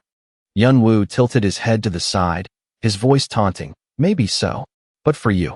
He delivered a powerful kick to Fanti's stomach. The impact forced a spray of blood from his mouth. Yunwu drew his sword, and a torrent of power enveloped it. Blessing of the sword. He then slashed violently at Fanti. After the hit landed, numerous cuts appeared all over his body. He screamed in agony. Streaks of blood stained Fanti's clothes. Yunwu quickly moved downward. Now, for the only remaining problem, to end all of this. Edora, he roared in his mind. She quickly drew the sword in her hand. She then used it to block Yunwu's attack. He mused, the moment I used foresight, I saw the possibility of cutting her down. This is the moment. He seized the opportunity, slashing forward with his short sword. Yunwoo thought. The images my foresight showed me revealed the dagger would soon be at Edora's throat, finishing her instantly. Edora blocked it once again with her sword. The short sword was knocked away. He was slightly taken aback. She blocked it. I'm certain I made no mistake in executing that last move. But how could she have blocked it? After parrying a few blows, Edora took a deep breath. Then she took a stance with her sword. She unleashed a powerful slash towards Yunwoo. Dust billowed out around them. A long gash appeared where he had been standing. Edora spoke. You're strong. Yunwoo suddenly noticed something unusual. Her eyes are something else. They helped her see through all of my attacks. Insight.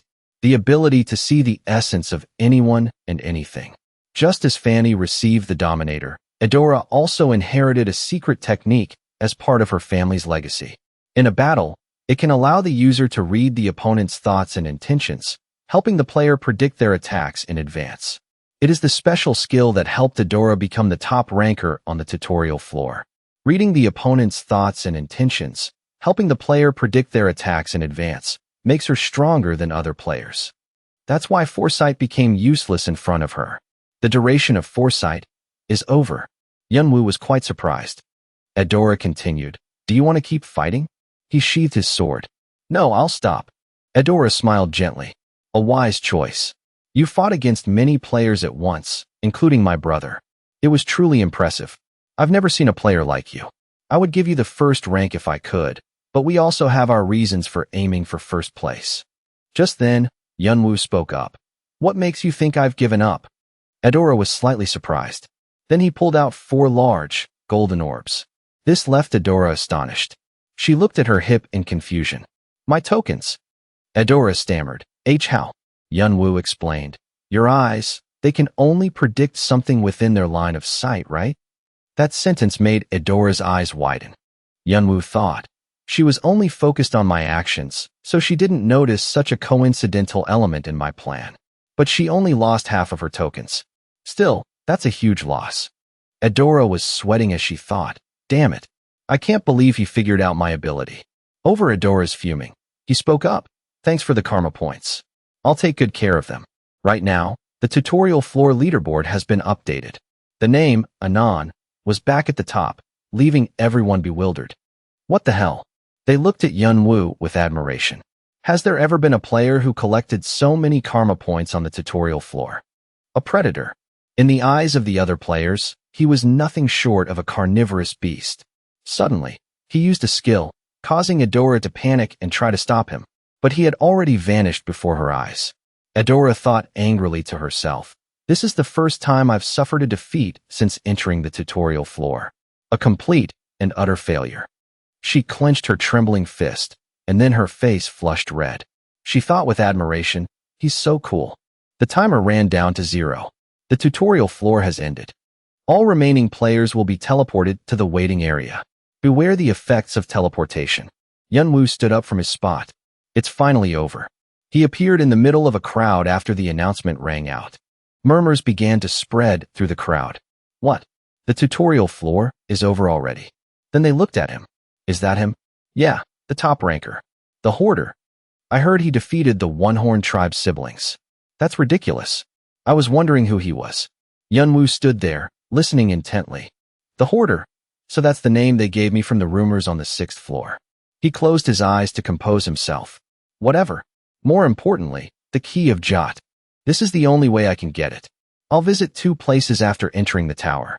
One is the ancient home of the Arthea clan, and the other is the treasury of Olympus, where the gods of the past guard their holy relics. The key of Jot is one of the 12 keys to open the door to the treasury. He weaved through the crowd. Ken and Dolly, did they really leave? They said they were giving up on the tutorial floor. It feels a bit empty not seeing them. Suddenly, from a distance, someone who noticed him called out his name. Hyung. Yunwoo quickly turned his head to look. The voice from the other side called out again. Hyung. It really is you. Yul came over cheerfully to greet him. I heard that a new rookie had appeared on the tutorial floor, and when they said he wore a mask, I immediately thought of you. It really is you. He looked at the boy in front of him and thought. The gloom he used to carry has completely changed. Then he said, "It seems you found the Garden of Frisha." Yul came closer and replied cheerfully, "Yes. I found it hidden in the waiting room of the outer section. I was lucky to find it. In the Garden of Frisha, players can make a contract with spirits. Yul has excellent qualities for a sorcerer. So if you can learn elemental magic based on your aptitude, you can achieve outstanding progress." Yunwoo quickly used dragon eyes to observe him. Beneath the complex, interwoven barriers, there was only a small gap below. He spoke up. "Looks like you've made quite an achievement. Did you happen to find another hidden piece?" Yul quickly explained, "Something like that. I met a great teacher." Yunwoo was quite curious. "A teacher?" The boy replied happily, "Yes. Oh, you don't have to worry about me. He teaches me a lot of things. So I wanted to come here and say thank you before you left the tutorial floor. I owe you so much. Anyway, thank you so much. Thanks to you, I found something that belongs to me, and I even met a great teacher." He bowed, which surprised Yunwoo. "And, one day, I'll come find you in the tower," Yul declared clearly. He quickly nodded in acknowledgement of the boy's words. Then Yul disappeared. He thought, "It seems the kid has really found something wonderful for his life." A teleportation gate opened right after Yul left. A familiar voice rang out, "Oh ho! It moves me to see that all of you have returned after a whole month." Ibn Kara stepped out from the other side of the gate. His feet touched the steps. He bowed formally. "Hello, everyone. The guardian of the tutorial floor welcomes all of you with all the love in my heart. Thank you for all your hard work. Unlike other rounds of the tutorial floor, many of you have shown great intelligence and skill to pass the trials throughout the 7 sections." He adjusted his glasses. "I hope that you can continue this on the next floors." Now then, a board suddenly appeared in midair. After looking at the rankings, everyone was quite surprised and then spoke up loudly. "Is that 500,000 points? I heard that high rankers in the tower only have 50 to 100,000 points. What the hell? How is that possible? What happened on the 6th floor?" A thought flashed through Yunwoo's mind. He turned to look at the 2 siblings he had fought earlier. Fanti was glaring at him with angry eyes, while his sister was smiling gently. Adora mouthed the word, "Congratulations." Yunwoo didn't know what to say at that moment. He quickly used his dragon eye skill. "Why does she have a good impression of me? Is there some hidden meaning here, or is it something else?" What? He was a bit puzzled. Ibn Kara laughed at that moment, drawing the attention of the 3. He announced, "Beep Beep Beep has ranked first with 510,590 points. This is not only the highest score recorded by a player in this round, but also in the entire history of the tutorial. Therefore, he will receive a reward based on this achievement." A panel appeared in front of him. The words, "Do you agree to register your name in the Hall of Fame?" appeared on it. He thought, the Hall of Fame, a list to honor those who have scored the highest on each floor of the tower. If someone is given the chance to register their name in the Hall of Fame, it means they had an outstanding performance. However, it will reveal the player's identity. You have declined to register your name. Your record has been engraved in the tower. You can register your name later if you wish. Ibn Kara sighed with deep regret. Beep Beep Beep certainly has a very distinct personality. But there have always been players like you throughout the history of the tower.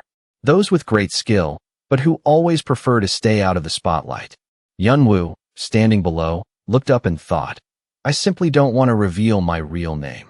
He snapped his fingers. "Now it's time to bestow your reward." A mysterious box was handed to him. "You have received the Egg of Iblis. You have received the Lion King's helm."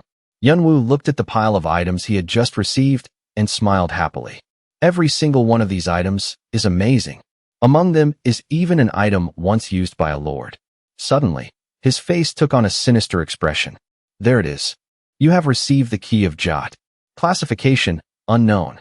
Rating, C+. Description, a key used to open the treasury of the god Jot, the sky god. Nothing has been recorded about how to use it. Even though it's a god's item, it's only a C+. It wouldn't be strange if it were classified as a junk item and ranked F. As a single piece, it's useless. If an outsider saw it, they might have complained that such an item was given to the highest-ranking player. In fact, many players who received this key ended up throwing it away. However, as they climbed higher in the tower and discovered the key's use, they regretted throwing it away. But even if they knew the secret of the key, it's still not easy to use. To complete the key, a player must collect 11 other pieces. The remaining key pieces are all hidden pieces and are just as difficult to obtain as the key of Jot. I must open the treasury of Olympus, no matter what it takes. Now that I have these in my hands, the problem is that things will only get harder from here. Ibn Kara clapped his hands, cutting through his train of thought. This is the final part of the tutorial. Once again, thank you all for your hard work. Players who are considered eligible to enter the tower will soon receive a notification. Even if you don't receive a notification, please try again in the next round. Now, I must bid you all farewell. I hope to see you all again one day soon. He bowed. Then he disappeared in a bright halo of light. You have proven yourself worthy to embark on the journey of climbing the tower. The tower will continue to pray for you to have the strong will to become a god. Do you agree to enter the tower? A circle of light appeared at Yunwoo's feet. Suddenly, a voice rang out from behind him. Hey, white mask guy. Fanny approached him. Yunwoo asked cautiously, what do you want? Fanny spoke again. I want to challenge you. What happened on the 6th floor was only because of your artifact. Stop with the nonsense like that and fight like a warrior. He smirked provocatively. You shouldn't refuse if you still want to call yourself a warrior. A fiery light radiated from Fanny, forcing Yunwoo to step back helplessly. He let out a sigh, then raised both his hands. I surrender, he said decisively, leaving Fanny shocked on the spot. What? He explained again. I said, I surrender. Let's just say you beat me. Is that what you want? Don't tell me you want to fight someone who's already surrendered. You're a warrior, after all. He finished, then turned and waved. Okay then. His nonchalant attitude left Fanty standing there, stunned, for a long time. Then he shouted, I'm not done talking yet. A circle of light made Yunwoo disappear. Fanty slumped to the ground, dejected. He roared, What? What the hell is he doing? Adora, standing beside him, could only chuckle to herself. A new talent has joined the tower. As soon as the tutorial ended, rumors spread like wildfire throughout the communities across the tower. A super rookie who took the top spot with the highest score in history. A player who obtained over 500,000 karma points in his first attempt. A player who swept through the entire 6th floor, defeating the royal bloodline of the One-Horn tribe and hoarding everything that existed on that floor. Therefore, the nickname people gave him was the Hoarder. At the same time, many guilds began making plans to recruit this guy. Throughout the long history of the tower, more and more players completed the tutorial and entered the tower. But at some point, finding outstanding players became much more difficult. In such circumstances, the appearance of a new talent got everyone excited. Countless people tried to find information about him. Despite pouring in so much effort, there was only one thing they could find out. This player always wore a white mask and didn't even register his name in the Hall of Fame. Because he didn't want to reveal his identity, no one could find any trace of this player. And as time passed, the rumors about him faded into a mysterious shadow.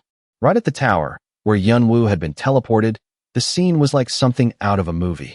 One thing stood out the most amidst this stunning scenery. In the middle of a vast, civilized land, stood a tall tower. It was so high that its peak couldn't be seen through the clouds. The Tower of the Sun God, Obelisk. Those bastards are in there. The ones involved in his death, they are all rulers in this tower. Every action he ever took was seen as a challenge to them. And in the end, he was helpless against their power and schemes. But now, things will be different. I will see them through his eyes, speak with his voice, and then I will do to them exactly what they did to him. This is just the beginning. Yunwoo held a piece of paper in his hand. He walked while looking around. It should be somewhere around here. He looked at the paper, thinking. The location looks just like in the photo. It must be close by. I think this is it. He looked at the slightly dilapidated house next to him. An old sign hung above it. Yunwoo started to head inside. Looks like I found the right place. This place looks like the background in the photo. He looked around the house. The weapons are all very clean. The equipment here is also in excellent condition. Suddenly, he saw a small dagger on the side. Hinova. Classification? Rank? Description? Forged by Hinova, a dwarven blacksmith. Yunwoo reached out and touched the blade. As far as I know, there are 2 cases where Dragon Eyes refuses to analyze something. 1. It's too terrible. Or 2. It's too good for my current proficiency level to analyze. This thing looks interesting. He picked up the dagger and fiddled with it. The light from the door suddenly widened as it was pushed open. A muscular hand appeared. A white-haired man stepped in from outside and asked, "Who are you?" When he didn't get an answer, the man insisted, "I'm asking who you are." When Yunwoo got a clear look at the face of the man questioning him, he realized. The dwarf in the photo looked exactly like him. He stepped back, quickly hiding the dagger behind him. After looking at the man's appearance for a moment, Yunwoo was certain of one thing. He's the dwarf smiling next to my brother in the photo, the one he mentioned so many times in his diary. If someone had asked him to choose one person he trusted most in Arthia, he would have had to think long and hard. However, if they asked the same question about the entire tower, he could answer without hesitation. Hinova. He was like a father to him. Yunwoo's train of thought came to a halt when he realized his brother saw this man as a father figure. In fact, he and his brother didn't have many memories of their father. They were told he had passed away in an accident when they were very young. When he thought of his father, he could only remember a vague feeling of warmth from being held. So, Hinova must have been something special for his brother to call him a father. Yunwoo spoke up. "I came here to buy a weapon," which made the man suspicious. "What did you say? Buy a weapon? Even after you've seen the equipment in this place?" Hinova shouted, pointing to every corner of the room. It looked filthy and like a deserted place, but Yunwoo appeared completely unfazed. "Is there a problem?" Hinova, annoyed, walked past him carrying a pile of materials. "Don't mess with me, young man. I don't have time for your jokes. Get out."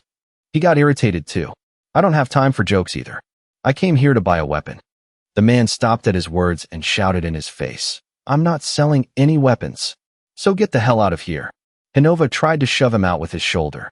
Yunwoo clutched his stomach and asked, "Is it because Arthia was disbanded?" This question made the man's mind waver for a moment. Hinova's hand trembled, gripping the pile of scrap tightly. He turned his head and said to him, "You dare speak of that, kid?" Yunwoo understood the situation. So it's true. Hinova was originally a master blacksmith for Arthia.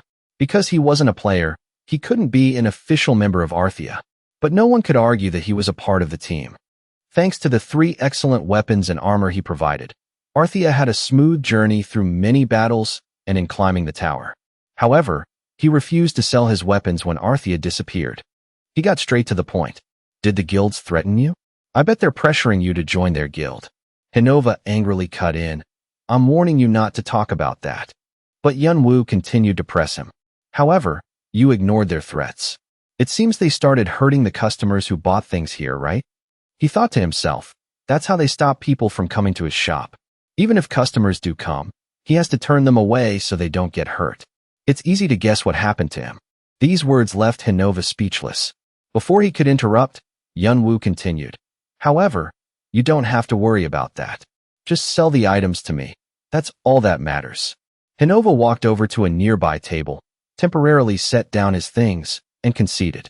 "All right. If you want to buy these weapons, then buy them. What do you need?"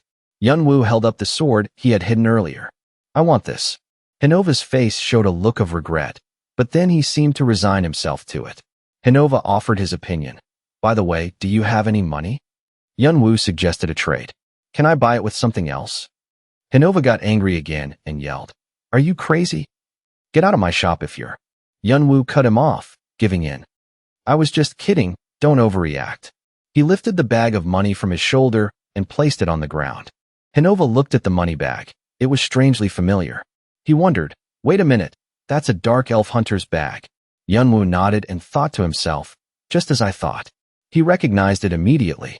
Hinova sized up Yunwoo. I guess you're not as bad as I thought.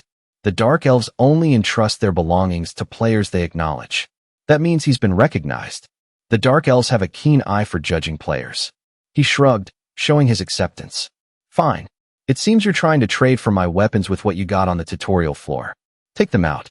By the way, my weapons are very expensive. They'll be far beyond any number you're imagining." Yunwoo quickly rummaged through his bag and pulled out a pile of various items. Goblin teeth and jawbones, lizard eyeballs, arc ribs, troll blood, and brains. Hinova stared at the pile. He thought to himself, they're all useless items, as expected. But if you look at them individually, they're junk. But when they're all together, it's a completely different story. Now that I'm looking, he has some pretty good equipment for a new player. The sword he's carrying is a bit short to be called a normal longsword, but it shows signs of both holy and demonic energy. The black bracelet he's wearing on his wrist, although I can't accurately appraise it, is definitely a great artifact.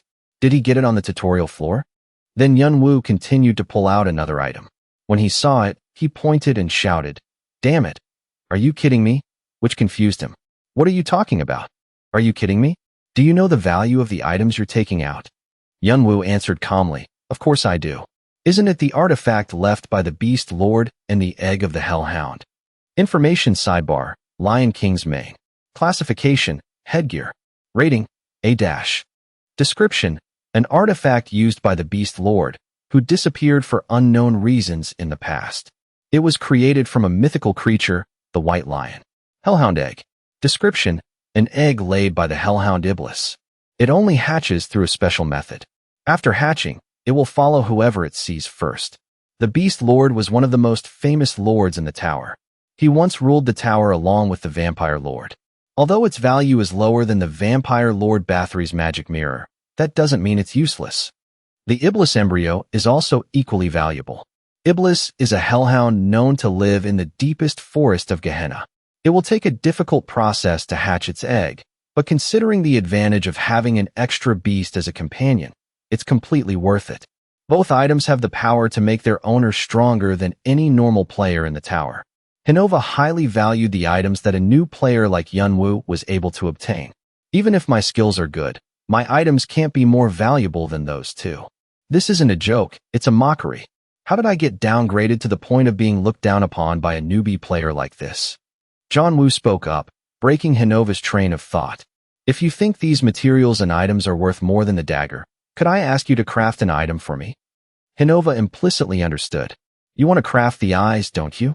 By the way, an artifact named after a monster is definitely worth as much as those two items combined. There are no more than 5 master blacksmiths in the tower who can craft it. Hinova realized his intention.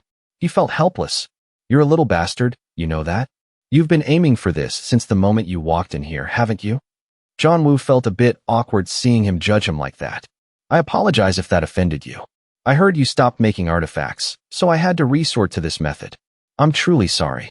He bowed sincerely and respectfully, making Hinova's heart waver a bit. Are you sure you want to do this? I mean, do you know what placing an order with me entails? Yunwoo affirmed one thing. Like I said, I can handle the other guilds. What I want is for you to focus on crafting the Eyes of Argus. Don't worry about anything else, okay? He took the opportunity to provoke him further.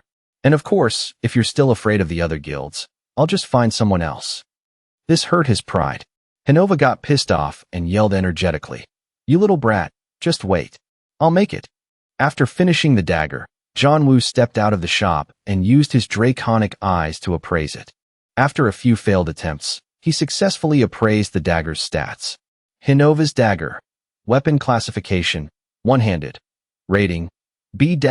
Description, a dagger that Hinova, a dwarf blacksmith, poured his blood, sweat, and tears into for 3 years.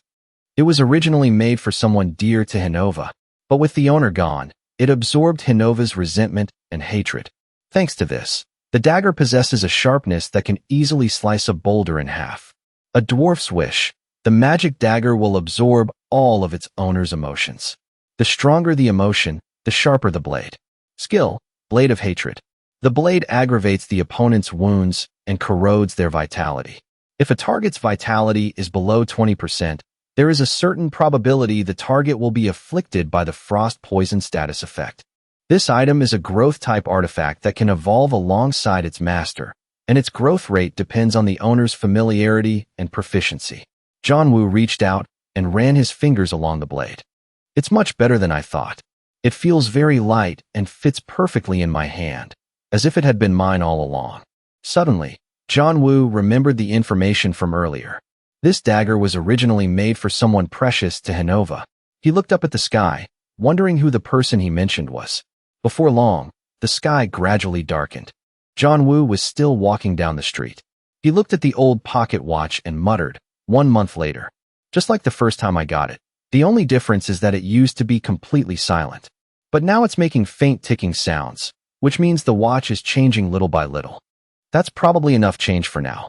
He closed it and hid it inside his collar. By the way, John Woo used his draconic eyes and realized a few guys had been tailing him for a while. He picked up his pace, moving faster. Observing his surroundings, he realized there were quite a few people tailing him. John Woo thought to himself, 15. No, 17 of them. Are they tailing me because of my bounties? Or maybe to threaten me? But I don't want to get dragged into a fight right now. He quickly changed direction and ducked into an alley. Seeing this, the thugs shared a mutual understanding and decided to move faster. The dirty-haired guy peeked into the alley John Woo had run into. He sniffed around for a while, but couldn't find a single trace of him. Frustrated, they had to give up. What the hell is this? Where did that guy go? Damn it. We lost him. After shaking off those street thugs, John Woo entered a casual pub. He tossed a pouch of money onto the table. The rooftop. I want to use the rooftop. Looking down at the town's night scenery from the rooftop, John Woo was enjoying the night breeze, but the staff member kept hovering behind him. I must say, this is your lucky day, sir. As you can see, our rooftop is known for its magnificent view, and many customers visit our pub just to see this. And lately, we've had a lot of regulars. He irritably interrupted, hazelnut coffee. No syrup. I want artificial free beans. Just to get the guy out of his sight. Now that John Woo was finally left alone in peace, he thought of his brother. This cafe was a place he used to visit often. I've been walking around the places my brother went to in his diary. A place full of memories for John Woo. Laughing and chatting happily with his teammates. He knew almost all the great spots around here. He sat down at the table, sipping hot coffee on the rooftop. I wonder what he did when he was here. He thought about his brother's figure. What did he look like when talking to his teammates? Taking a sip, John Woo had to give up on the coffee. So bitter. Maybe I should have added syrup. The next morning, at Hinova's blacksmith shop, he was working hard crafting weapons when John Woo approached him from behind. Hinova asked in confusion, "Why are you here?" He replied, "I dropped by to check if my order is doing well. It seems you've bought all the necessary ingredients to craft the item, right? Are you working right now? Then I'll bother you later." Seeing him sitting there like a lump, Hinova's anger flared up again. "You really are a cheeky brat." He helplessly went back to finishing his work. "I've noticed over the past few days that this guy is incredibly mysterious, always coming and going as he pleases. Even when I yell in his face, he just nods and never stops what he's doing. No matter how much I provoke him, it doesn't work." Hinova sighed wearily. "Whatever. I'll just pretend he doesn't exist." Then he seriously focused on his work. Actually, John Woo wasn't just there to watch. He had a deeper intention. He used his draconic eyes to appraise Hinova's weapon crafting method. Melting, slowly dissolving the metal inside a forge. Casting, pouring the metal into a dagger mold. Hammering the metal pieces until he gets the desired shape. And finally, the refining process. The entire process unfolded before his eyes after using the draconic eyes. An artisan. That's the exact word to describe this. Heaven's wings. That was my brother's alias. It was all thanks to the items Hinova crafted. His skills are truly absolutely amazing. John Woo was closing his eyes, pondering everything, when Hinova suddenly appeared right in front of him out of nowhere. "Are you done sleeping, you damn brat?" He yelled grumpily.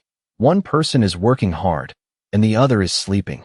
Tell me, why did you come here?" He calmly replied, "Didn't I tell you I was bored?" Suddenly, Hinova flew into a rage, yelling and running back to the anvil. "If you're bored, sit down there and grab a hammer to hit something. Stop bothering me, you lazy bum." He then threw the hammer at him. John Woo reached up and caught it. He said nonchalantly, "I got it. But how do I light the fire in the forge? I can't forge without fire." This left Hinova speechless. At first, he just meant to play a trick on him. But who would have thought he'd actually be interested and sit down to learn how to forge? Seeing Hinova's ugly expression, John Woo asked worriedly, "Do you have high blood pressure? Do you want me to get you some medicine?" He shouted angrily, "It's best if you just shut up." He had to comply. "All right, but how do I light the fire?" Hinova was so furious he couldn't take it anymore and yelled, echoing through the whole blacksmith shop. John Woo silently understood his temper. I can feel why John Woo followed him from the start. At the same time, in another place, A desolate scene, the remnants left after a war.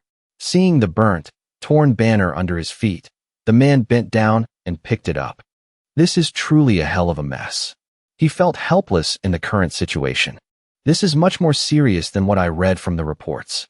Not to mention if anyone survived. But everything built, gathered, and achieved while hiding from Arthea has turned to dust. That son of a bitch Bahal.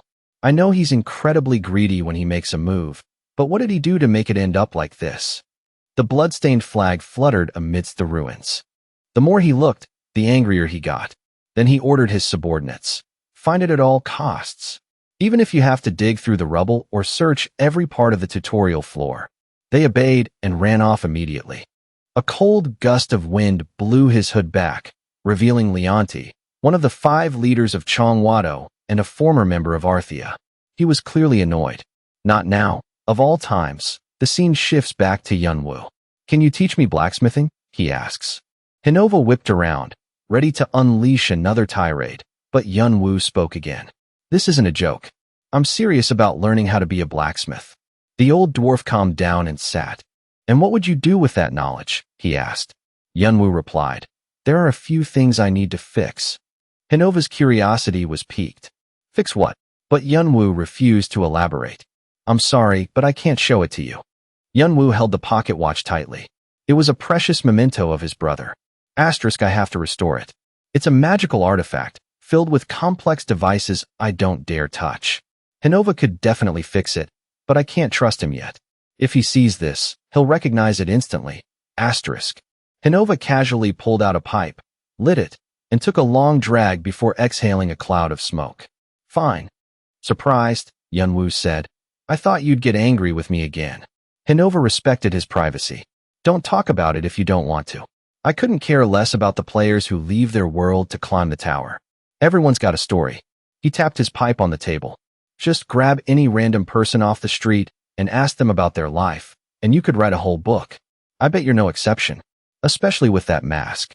It practically screams, I have a lot of secrets to hide, doesn't it? I don't have time for proper lessons. Not with your damn order breathing down my neck. I'll teach you the basics. The rest, you'll have to learn by watching. Yunwoo's face lit up. Thank you. Hinova waved a dismissive hand. Don't get the wrong idea. It's not like I care about you. I'm just bored, that's all. Hinova deliberately turned away, avoiding eye contact, clearly feeling awkward. Seeing the tips of the old dwarf's ears turn red, Yunwoo couldn't help but let out a small chuckle. So, behind that gruff exterior, he's actually a bit shy. Outside the smithy, a loud shout echoed from within. You're doing it wrong. The sound of a hammer striking metal followed. Hinova stood behind him, barking orders. Again, Yunwoo hammered away tirelessly in the heat of the forge, while Hinova just puffed on his pipe. The old dwarf glanced at him, thinking, at least he's not a complete idiot. As he watched Yunwoo work diligently at the forge, he made a silent assessment. Asterisk normally, a beginner's work is riddled with mistakes, striking with inconsistent force, heating the metal improperly. But he's doing remarkably well. It's quite impressive. Asterisk. He's figuring out how to shape the parts with just the right amount of force and heat, using techniques that should belong to a seasoned smith. Each powerful strike of the hammer sent a shower of red sparks into the air. Hinova frowned, pipe in hand. Asterisk at first, he seemed completely clueless about smithing, but he got better and better with just a little guidance. Now he's already working like a regular blacksmith. I've never seen anyone pick it up this fast. Asterisk, he took a drag from his pipe. Well, no, this is the second time. A voice echoed from a memory in the dark. Sir, it was Cha Jongwoo's cheerful voice. Can you teach me how to use this hammer? I've always wanted to learn how to make weapons and armor. Please, teach me. Back in the present, Yunwoo stood frozen, tongs in hand. Hinova watched him with a flicker of disappointment. His hand, holding the pipe, trembled slightly. I must be getting old, dwelling on such foolish things. Annoyed, Hinova threw his pipe at Yunwoo's head. You idiot. I told you to get the angle right. Outside, the streetlights flickered to life in the growing darkness. A man in a black cloak and a white mask walked down the street. Asterisk, it's been about half a month since I got here. This road, one I'd only ever read about in the diary, has become part of my daily routine. Yunwoo lifted his mask, a small smile playing on his lips as he recalled Hinova's teaching style. Can you even do this? Damn it, do it again. Son of a bitch again. He chuckled softly. He's actually pretty funny. Always grumbling and complaining, but he never fails to check my work and fix my mistakes. As he walked through the night, a thought crossed his mind. Maybe I'm starting to understand why my brother called him father. There's a certain warmth I feel when I'm around Hinova. Yunwoo smiled to himself. I thought I had nothing left, but I'm glad there's still someone by my side. Walking down the deserted street, he resolved, which is why I can't cause him any trouble. I can't let him get dragged into my mess. Clutching the strap of his bag, he made a promise to himself. I can't stay here for long. As soon as the eyes of Jiji's are complete, I have to leave. He paused, raising a hand to his brow and looking up at the night sky. Standing in a dark alley, he stared up at the sky. Just as I'd hoped. I'm finally inside the tower. I've found and met some of the people Jongwoo was close to. His gaze shifted towards the colossal structure looming in the distance. Now, only one goal remains. Climb the tower and eliminate every last one of them. The high rankers, the enemies I have to kill, are all on the upper floors. They've probably already heard the rumors about me. That's why I need to get stronger and fast. At the very least, I have to be ready when I face them, for my brother's sake. Suddenly, a figure stepped out, blocking his path. More figures emerged from the shadows of the alley, surrounding him. What's this? Yunwoo asked calmly. One of them held up a crude sketch of Yunwoo, studying him intently. Will it? He tossed the paper aside and burst out laughing. White mask, black cloak. It's him, all right. The idiot who ignored our warnings and kept going to Hinova's forge. The man, Willet, swaggered toward him. You must be new to the tower. What makes you think you can just ignore our warnings? Yunwoo clenched his fists, a smirk hidden by his mask. So these are the thugs who've been giving Hinova a hard time. I was wondering when they'd finally show their faces. Pressure from the 8 great clans. But they don't care about business outside the upper floors. They're just sabotaging Hinova's forge to flex their power and warn off other guilds. Willet's face contorted with rage. You dare to laugh? You son of a bitch. Yunwoo replied calmly. I don't want any trouble. Scram. The man drew his sword and charged. You really don't know your place. To the astonishment of the thugs, Yunwoo's form vanished. He reappeared silently behind one of them, his dagger already drawn. A single, swift thrust. He moved through them like a phantom, his dagger flashing, cutting them down one by one. Yunwoo spun, his hand bracing against the ground as he delivered a sweeping slash to a bald-headed thug. The bald man collapsed into a pool of his own blood. A shiver ran down another thug's spine. What the hell is he? A scream pierced the night air. Willet stared, wide-eyed, at the bodies falling before Yunwoo's blade. He coldly withdrew his blade from the last man to fall. 2 remaining thugs circled him, swords raised. Damn it! Kill him! With a flick of his wrist, Yunwoo sent his dagger flying. The man's eyes widened in terror. It struck him squarely in the eye. A hand reached out from the darkness. A dark shadow flickered in front of him. Yunwoo coldly plunged his dagger into Willet. A cold light flashed in his eyes. A single slash tore across Willet's chest. No way. Yunwoo coldly brought his foot down on Willet's neck. He stood bathed in the moonlight, a silent, deadly figure. How can a rookie be this strong? Willet trembled in terror, his head bowed. You? Before he could finish, Yunwoo stomped on his head. You're insane. He ground the man's face into the dirt with his boot. Now, go find a healer or a priest. You might just save your pathetic lives, if you're lucky. The bald man clutched his wounded arm, seething. You dare attack us? Do you have any idea what you've just done? The bald man screamed. Do you know who we are? You'll end up just like that old geezer when our people get here. A hand shot out and clamped around his throat. Yunwoo lifted him off the ground by his neck.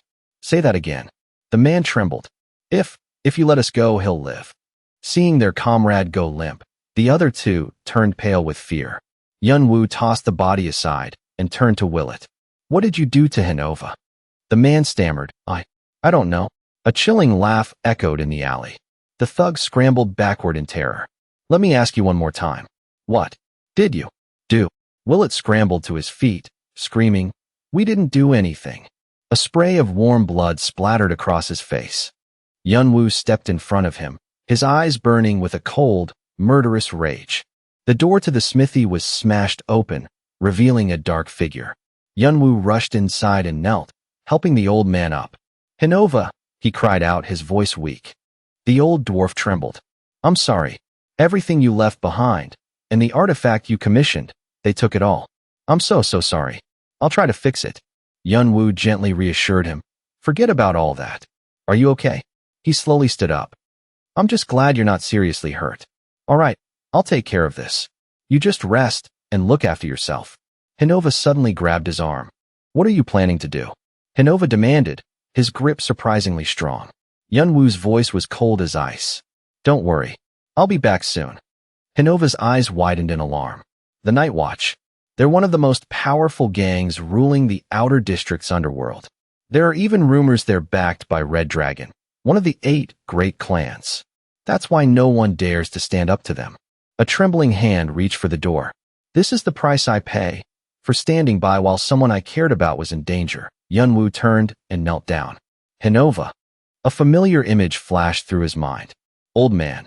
To Hinova's surprise, Yunwoo stood up abruptly. He swung his arm with grim determination. Hinova lowered his head. Asterisk, that look in his eyes, so strong, so determined. It reminds me of him. Asterisk. Back on the deserted street, Yunwoo grabbed Willet by the hair and started dragging him. The thug trembled. "I gem Willet." Yunwoo shot him a cold glance. "If you take me to the wrong place, you're dead." Willet yelped. "I know." He was dragged to the entrance of a shop. Trembling, Willet stammered, "This is it." Yunwoo glared at the building. In his mind, he pictured the layout of the building and the people inside. Asterisk, this is a good spot. I can sense several presences inside. Asterisk, he whispered coldly into Willet's ear. "Go in." Willet's face went pale. "But," he started, then immediately corrected himself. "Oh, okay, I'm going." He cautiously stepped inside.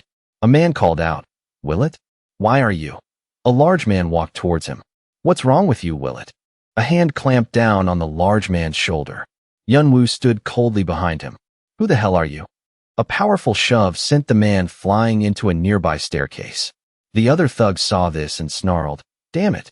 A man in armor yelled, "Willet, you traitor. Kill him." Willet immediately drew his sword and charged. "Die." Yunwoo effortlessly dodged the blade. A hand shot out and grabbed the man's arm. With a sharp twist, Yunwoo bent the man's arm back. A sickening crack echoed through the room, followed by a scream of agony. He tossed the man aside like a rag doll. Ignoring the shouts of the others, Willet cowered in a corner, clutching his head. Asterisk, damn it, who is this guy? Somebody, stop him. Asterisk. The man with the broken arm cradled it, whimpering, "My arm." The dark figure standing over him was terrifying. Another body went flying, slamming into a wall as the others watched in horror. One fool, not grasping the situation, pointed and yelled, "What are you bastards waiting for? He's just one guy. Get him." Yunwoo's face went cold. He slowly turned his head to look at the man who had shouted. The man's bravado instantly vanished, replaced by trembling fear. Yunwoo started walking slowly towards him. The man backed away, stammering, "Why you dare?" Two swordsmen rushed forward to intercept him. With a single, fluid motion, Yunwoo's blade sliced across one of their necks. He followed with a deep cut across the other's stomach. The man he was originally approaching was now pressed against the wall, trembling uncontrollably. When Yunwoo raised his hand, the man's face went deathly pale. In the ensuing darkness, the only sounds were the groans of the dying. The last two thugs peeked out from behind a table. "No, it's impossible. How can he be this strong?" Yunwoo scanned the room's structure. Asterisk, the sound of a trap. "Where is it? Upstairs or down?" Asterisk. His cold eyes scanned the room. He saw through the floorboards to a figure trying to flee. A smirk formed on his lips. Asterisk, trying to escape through a secret passage. "Are we?" "Sorry, pal. That's not going to happen."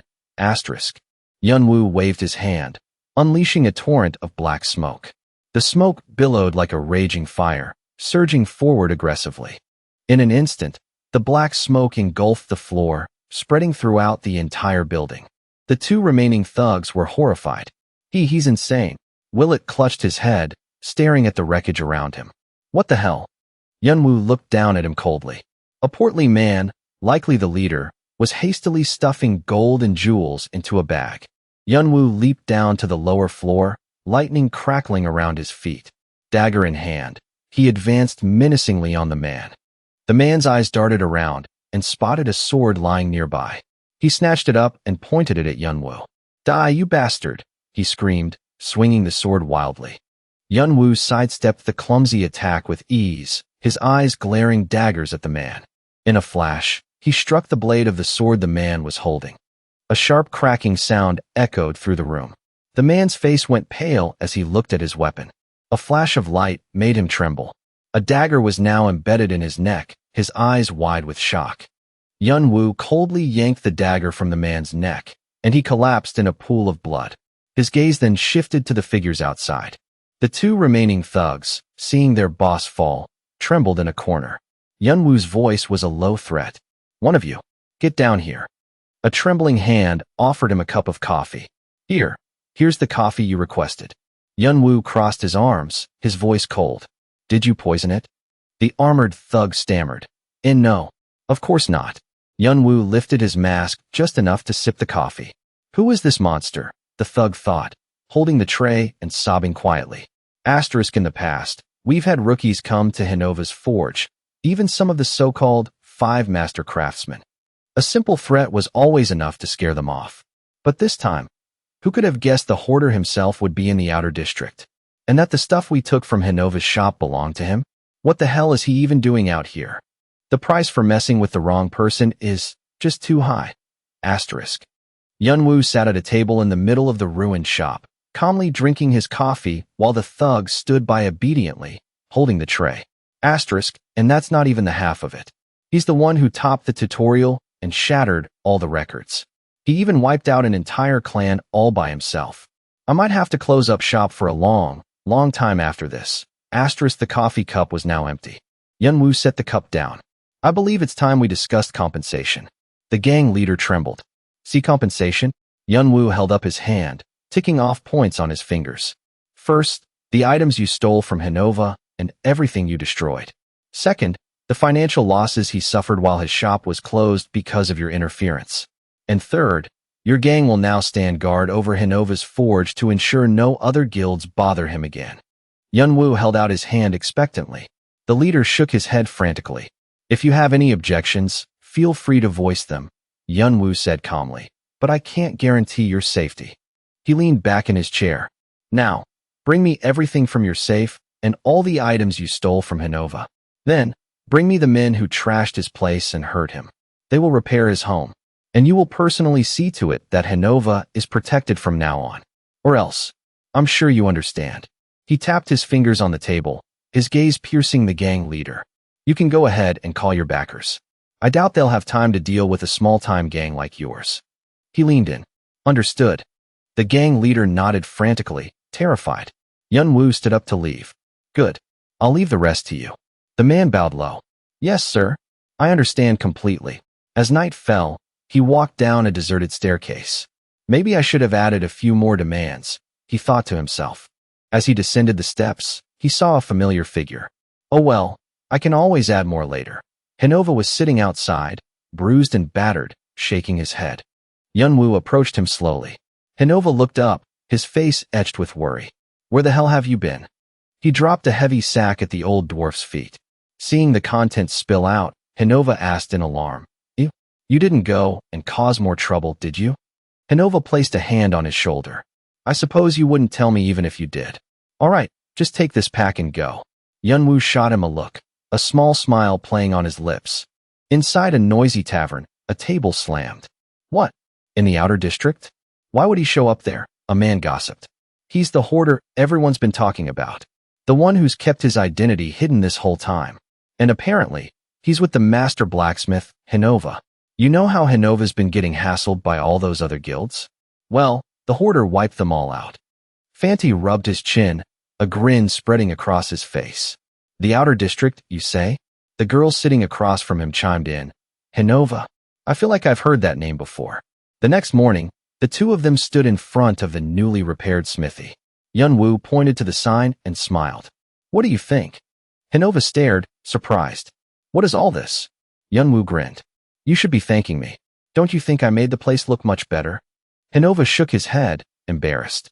I know you only did this so I'd finish the eyes of Jiji's faster. Why should I thank you for something that benefits you? Besides, it's not like you did any of the work yourself. Yunwoo studied the old dwarf's flustered expression. Asterisk, he reminds me of a certain type of person back on Earth. That's it, asterisk. Seeing Hinova's embarrassed expression, he muttered, I'm not thanking you. The reaction reminded him of a familiar trope. Sundara. Hinova turned to him. What did you just say? Yunwoo shook his head. Nothing. Laughter echoed down the street. Suddenly, a system message appeared. Draconic eyes can now detect flaws. Proficiency of the skill Draconic Eyes has increased to 22.9%. He examined the newly forged sword. It's no exaggeration to say that the Draconic species is the strongest and wisest of all. As he quenched the hot blade in water, he thought, asterisk, this is just a fraction of the true power of the Draconic Eyes, but it's enough to accelerate my growth immensely. What will it be like when it's fully awakened? Asterisk, he read the system messages that followed. Your understanding of blacksmithing has increased. The knowledge you have gained will unlock new possibilities. Knowledge is power. It will broaden your horizons and open the world to those who seek truth. The dragon's blessing is with you. Body awakening progress will resume. 93%. 94.9%. Yunwoo rolled his shoulder. Asterisk, is balance the key to awakening my body? I thought I was almost there, but it seems far more complex than I imagined. Asterisk, he picked up the sword, examining it closely. Asterisk, well, I'll set that aside for now. Let's see what I've made. Asterisk. A system window appeared. Unfinished metal shard. Classification, EST two-handed weapon. Rating, ESTF. Durability, EST 5 to 10. Description, an unfinished piece of metal from blacksmithing practice. Not bad for a first attempt. Yunwoo glanced at Hinova's broad back. Not bad for a first try, I guess. Suddenly, another system window popped up. Dwarf, Hinova. Personality, grumpy and shy. The old dwarf turned around and yelled, What the hell are you staring at? Get back to work. Yunwoo quickly apologized, sorry. Yunwoo rested his chin in his hand, deep in thought. Asterisk, so I can see information on everyone now. I didn't realize the system's possibilities included accessing personal data. This could be a huge advantage in a fight. Asterisk, he shivered slightly. Asterisk, but grumpy and shy? What was that on his info window? Asterisk, Hinova glanced over. What's with this kid? Yunwoo turned to him. Hinova, I have a question. The dwarf turned to look. Yunwoo fired off a series of questions. What are the standards for determining the striking angle? What should I do if the temperature gets too high? The bellows seem a little weak. Why did you set it like that for this part? The barrage of questions left Hinova speechless. Hinova clutched his head. Figure it out yourself, you idiot. Yunwoo replied. I'm only asking so I can do it right.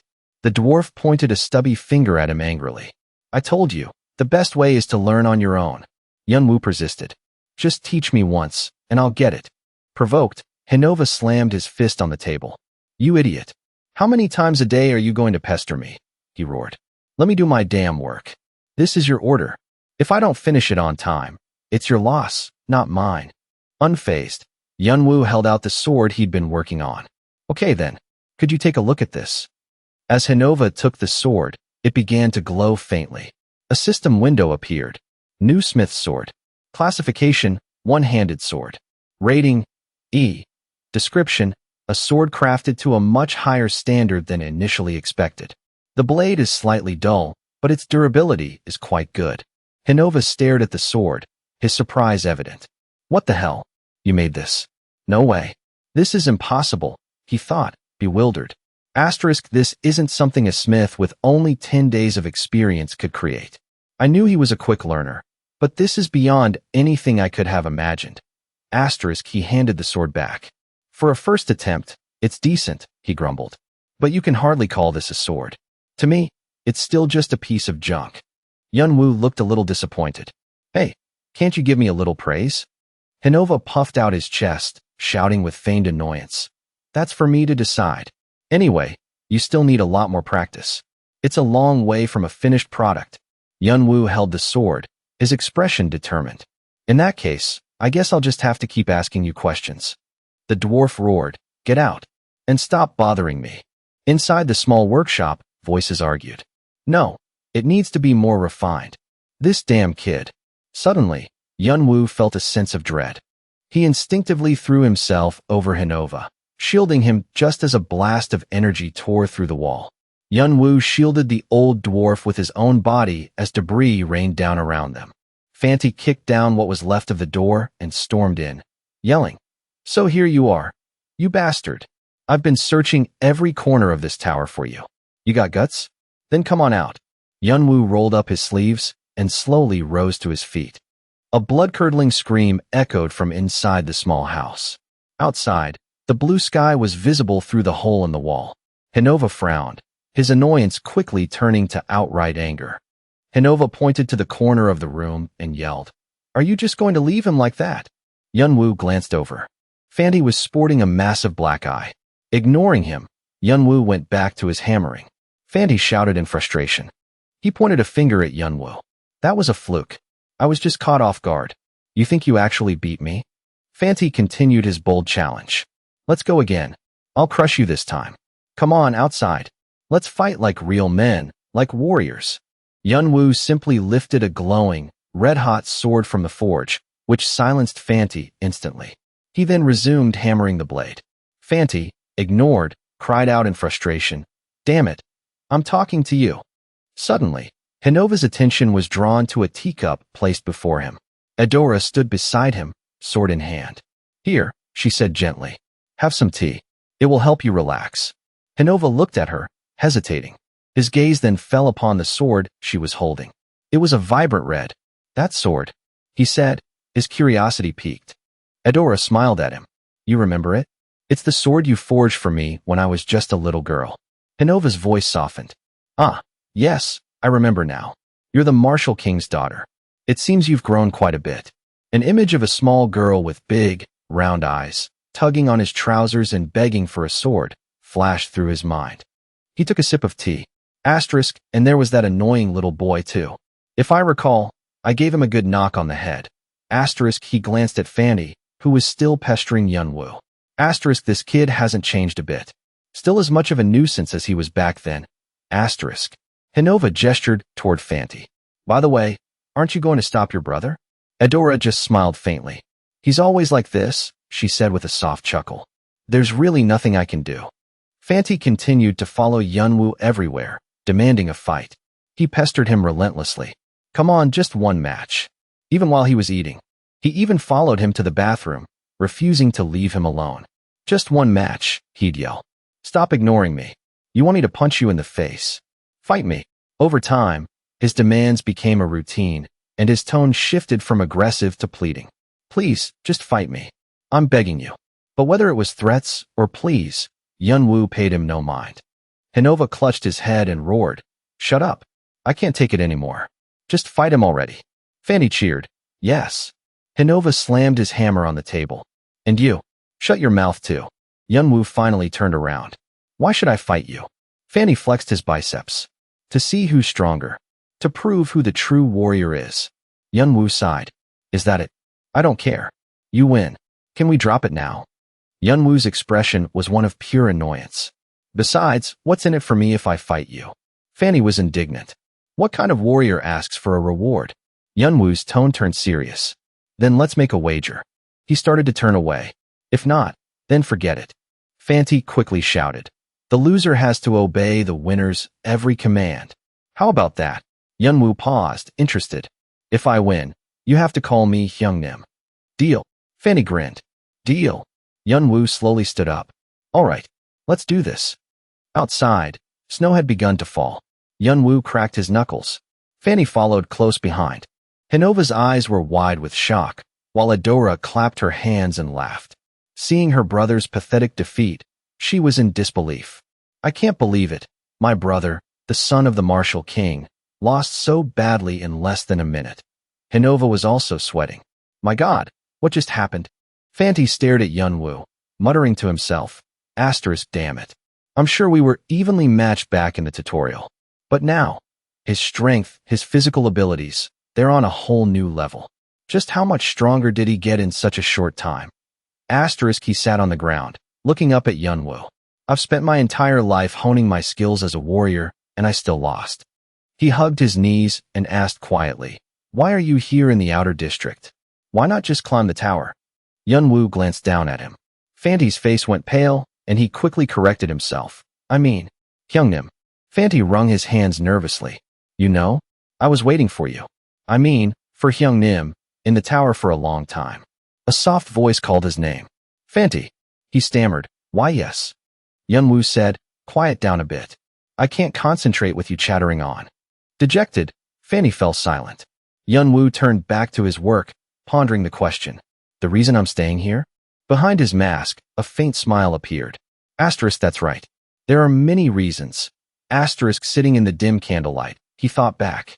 Jongwoo cleared the first 10 floors in just 10 days. For that record, he was awarded the Key of Hades. That was the first thing that brought Arthea into the spotlight. It's a hidden piece, given only to players who clear the beginner zone with incredible speed.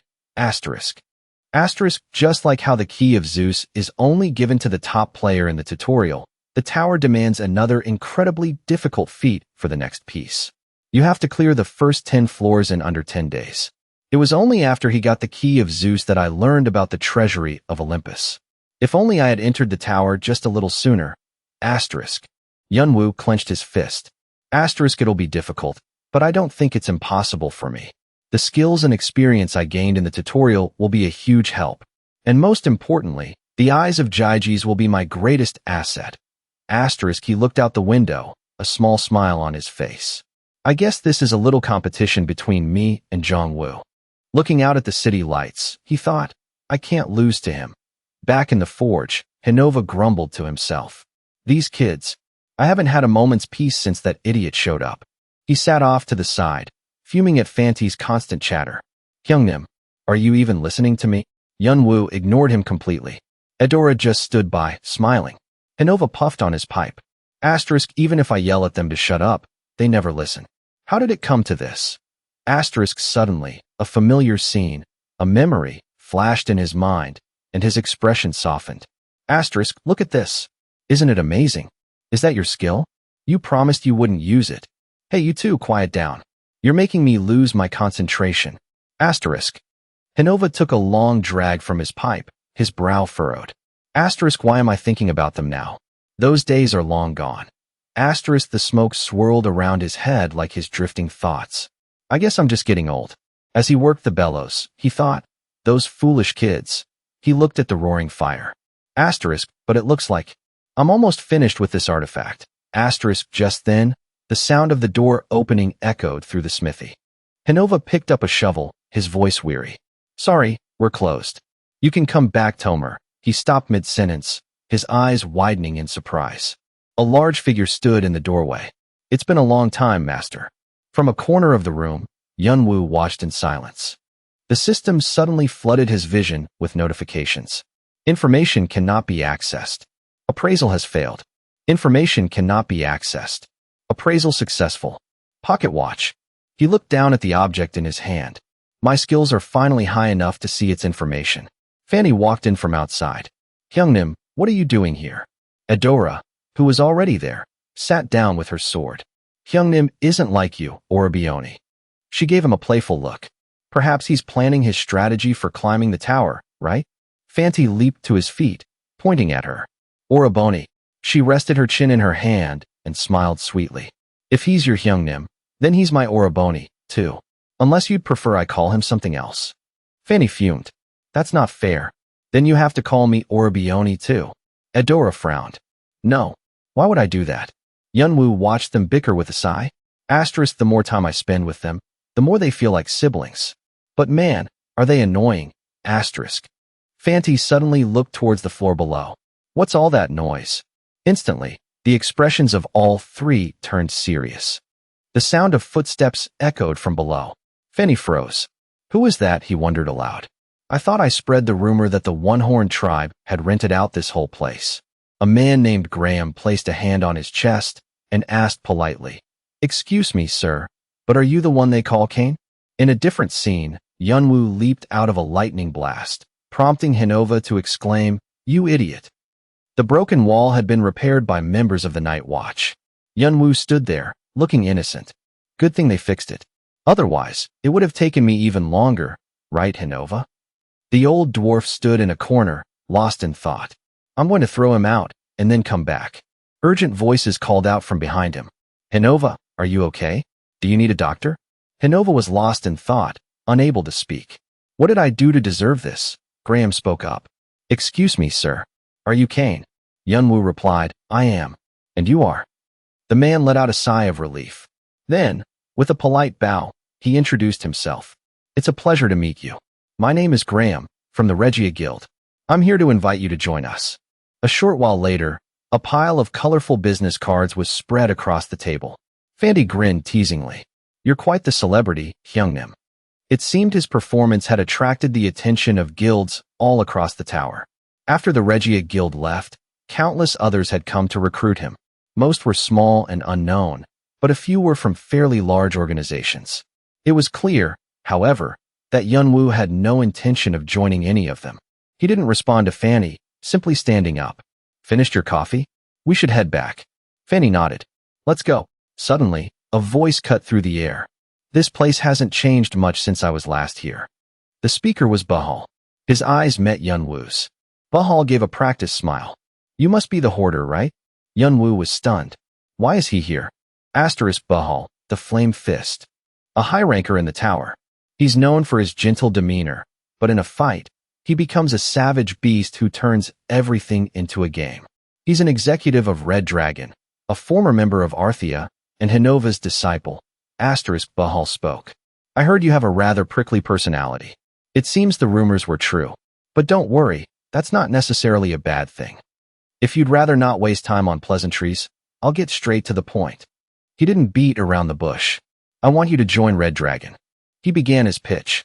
I don't know if you're aware, but this is the first time we've ever extended an offer to a rookie. You're exactly who we've been looking for. If you join us, I'll personally ensure you have everything you need to climb the tower.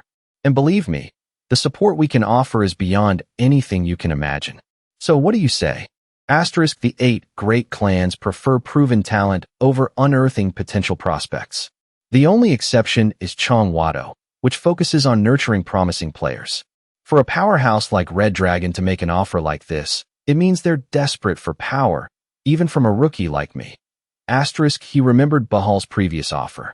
Asterisk, when you're ready to sell the rights to the lair, give me a call. Asterisk he thought back. Asterisk at that time, tensions between the 8 clans were already high. Red Dragon's main goal right now is to recruit talented new players and keep them out of the hands of their rivals. From this point on, no other clan will dare approach me unless they're willing to go against Red Dragon. Asterisk. He sized up the man before him. On the surface, Bahal is kind and polite, but underneath, he's a beast trying to keep itself leashed. He's carefully avoiding any action that might arouse suspicion in the person he's trying to use. Out loud, Yunwoo politely declined. I don't wish to be tied down. Bahal maintained his pleasant demeanor. I understand. You've just cleared the tutorial. It's a time when you feel like you can do anything. He walked past Yunwoo, patting his shoulder in a friendly manner. Take your time and consider our offer. Then Bahal added, by the way, Hinova seems to have taken quite a liking to you. The comment left Yunwoo confused. Before leaving, he added a final, meaningful remark. He's a soft-hearted old man, so please, take good care of him for me. Behind the mask, Yunwoo's face was a mask of pure shock. He immediately rushed back to Hinova's smithy.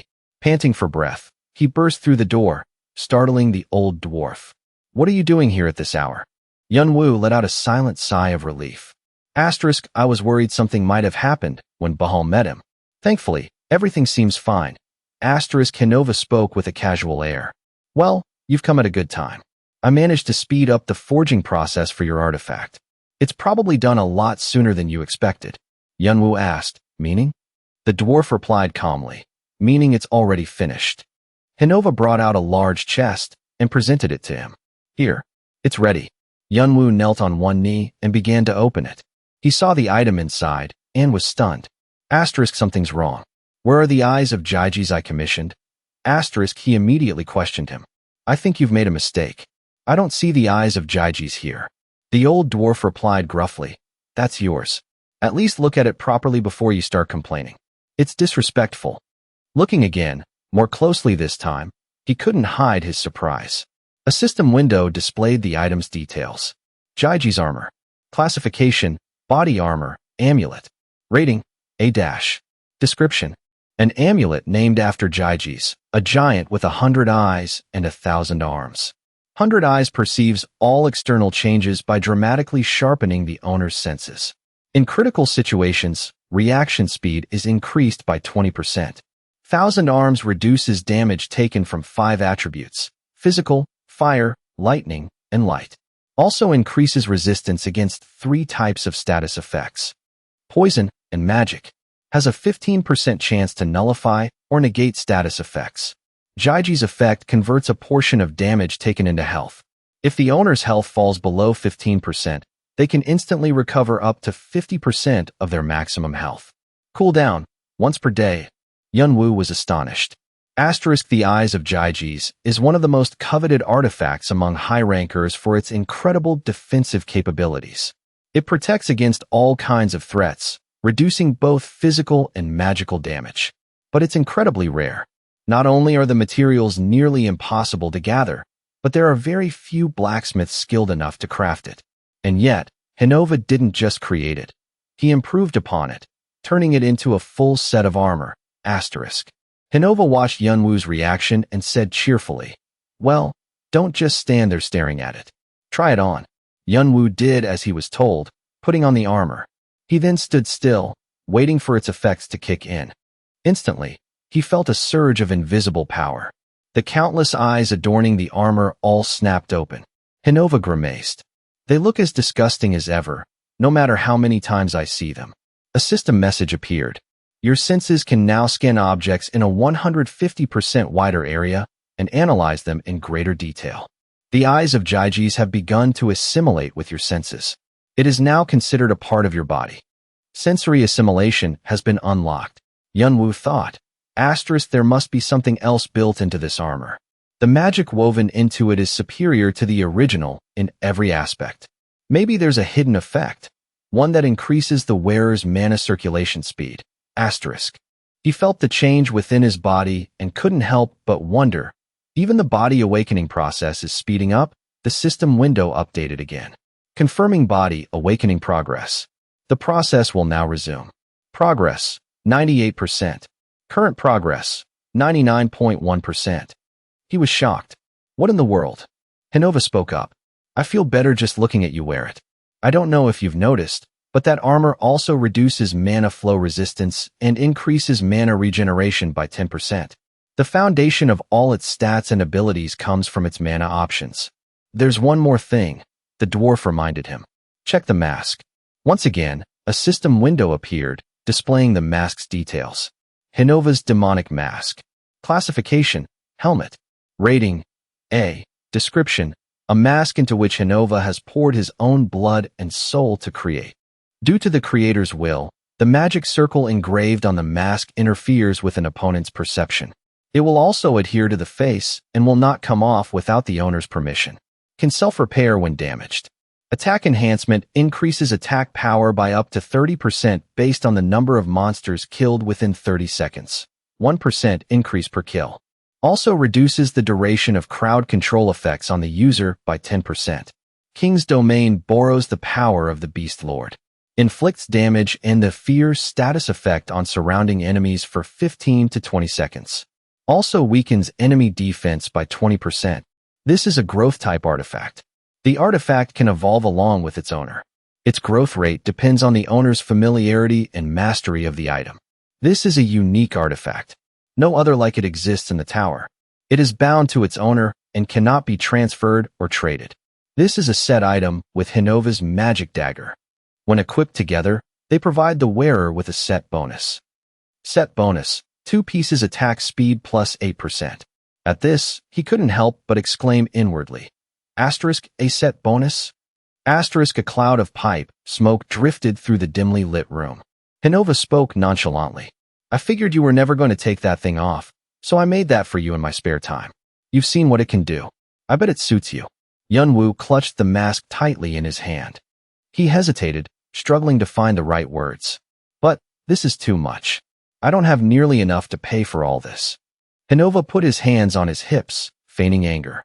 You think you could ever afford these things with what you have now? Just pay me back when you've earned enough. He remembered Hinova's earlier question, asterisk, do you even have the money to pay for this? Asterisk in his own reply. Asterisk, can I pay you later? Asterisk now, only one thought filled his mind. I owe him far too much. Hinova's voice cut through his thoughts. Why so quiet? You moved to tears. He expressed his sincere gratitude. Thank you. For everything. I'll put them to good use. The old dwarf spoke up. By the way. He scratched his head, a little embarrassed. I don't think I ever asked. What's your name, kid? Yunwoo's eyes widened in surprise. But then, a shadow of sadness crossed his face, and he looked down. Seeing his silence, Hinova quickly added, if you don't want to say, that's fine. It's not like I really care anyway. A quiet voice broke the silence. He placed a hand over his chest and said formally, my name is Kane. In the quiet of the night, dim light from the window illuminated a small corner of the room. Elsewhere, Bahal was descending a staircase.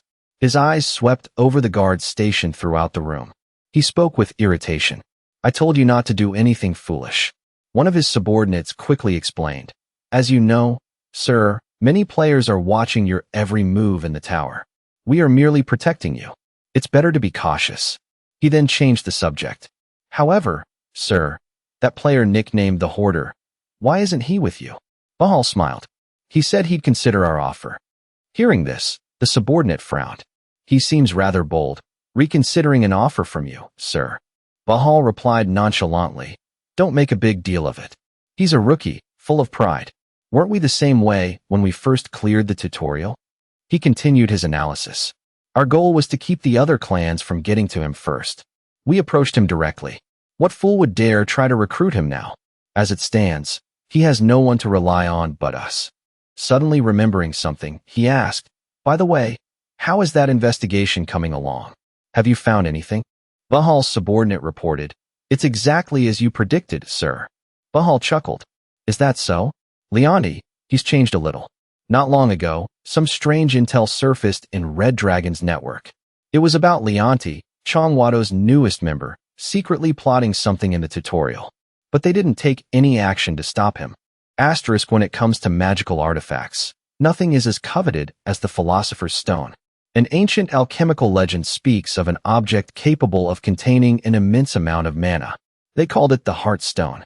Every player in the tower has mana flowing through their body, contained within what's known as a mana circuit. However, since the mana circuit is part of the physical body, there's a limit to how much mana it can hold. Asterisk. So, many players have sought ways to supplement their mana from external sources. The most common are recovery potions.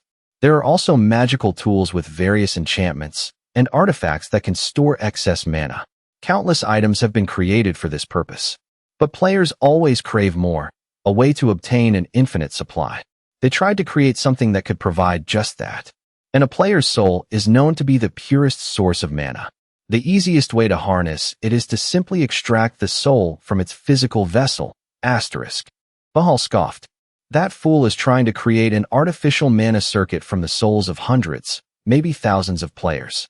I'd heard rumors about such a thing long ago, but I never thought someone would actually try to create it. He asked, have you located Leonti?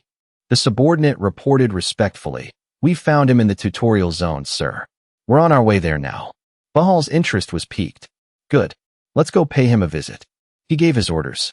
As I said, our targets are Leonti and his artifact.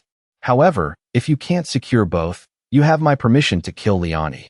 The subordinate placed a hand on his chest, committing the order to memory. Bahal smiled cruelly, reminding him of the true priority. But you must retrieve that artifact, no matter the cost. Yes, sir, his subordinate replied instantly. Back in Hinova's smithy, Yunwoo finished gearing up, strapping his dagger to his side. He slung his sword over his back. Finally, he put on the mask. The mask, Hinova's newest creation, settled onto his face. The old dwarf couldn't hide the pride in his eyes as he watched Yunwu, now fully clad in his handiwork. Yunwu spoke. Hinova, I don't know how long it will be before I can return. Hinova just shook his head. I know. You're a player, trying to climb the tower. You don't have to explain. Yunwu hesitated, something on the tip of his tongue, but in the end, he held it back. No, it's nothing. But in his mind, he thought, Hinova must understand. This could very well be our last goodbye. The words remained unspoken. Hinova simply watched him in silence. He finally said, Thank you for everything. With those words, Yunwu turned decisively and walked away. He stood silently before the massive, closed gates of the tower. Just as he reached out to push them open, a hand shot out and grabbed his arm. Wait! When Yunwu turned, he saw Fanti, his face drenched in sweat, panting heavily from having run to catch him. Fanti yelled, You didn't give a damn when I begged you to climb the tower with us, and now you're just going to go alone. Why didn't you tell us you were leaving? You could have at least said something. In stark contrast to Fanti's anger, Yunwu asked calmly, Why would I do that? The question left Fanti sputtering. You bastard. Yunwu's voice was cold. I don't know what you think this is, but I don't have time to play around with you too. Playtime is over. I have things to do. His words left Fanti stunned into silence. He stammered, trying to explain, I just mean. Just then, Edora hurried over. She smiled, diffusing the tension. You can go on ahead, Oroboni. Her brother stared at her in surprise, but she just kept smiling. Then she declared, But we'll be following right behind you. We'll go wherever we please. You can't stop us from doing that, can you, Oroboni? Yunwu glanced at her. He turned his back to them. Do as you wish. But if you fall behind, I won't wait for you. Fanny pointed to himself confidently. Don't worry. I'll destroy anything that gets in our way. And since we've already been to the first floor, you can ask me if you have any questions. Edora shot her brother a sarcastic look. Oh, really? I seem to recall someone making a huge mess because they didn't know the rules. Fanny flushed with embarrassment. Shut up. I'll do better this time. Edora just rolled her eyes. We'll see about that. Yunwu pushed open the massive doors to the tower. A system window appeared. You have entered the Tower of the Sun God, Obelisk. This is the waiting area for the first floor. The first floor trial will begin once enough players have gathered. This is the waiting area.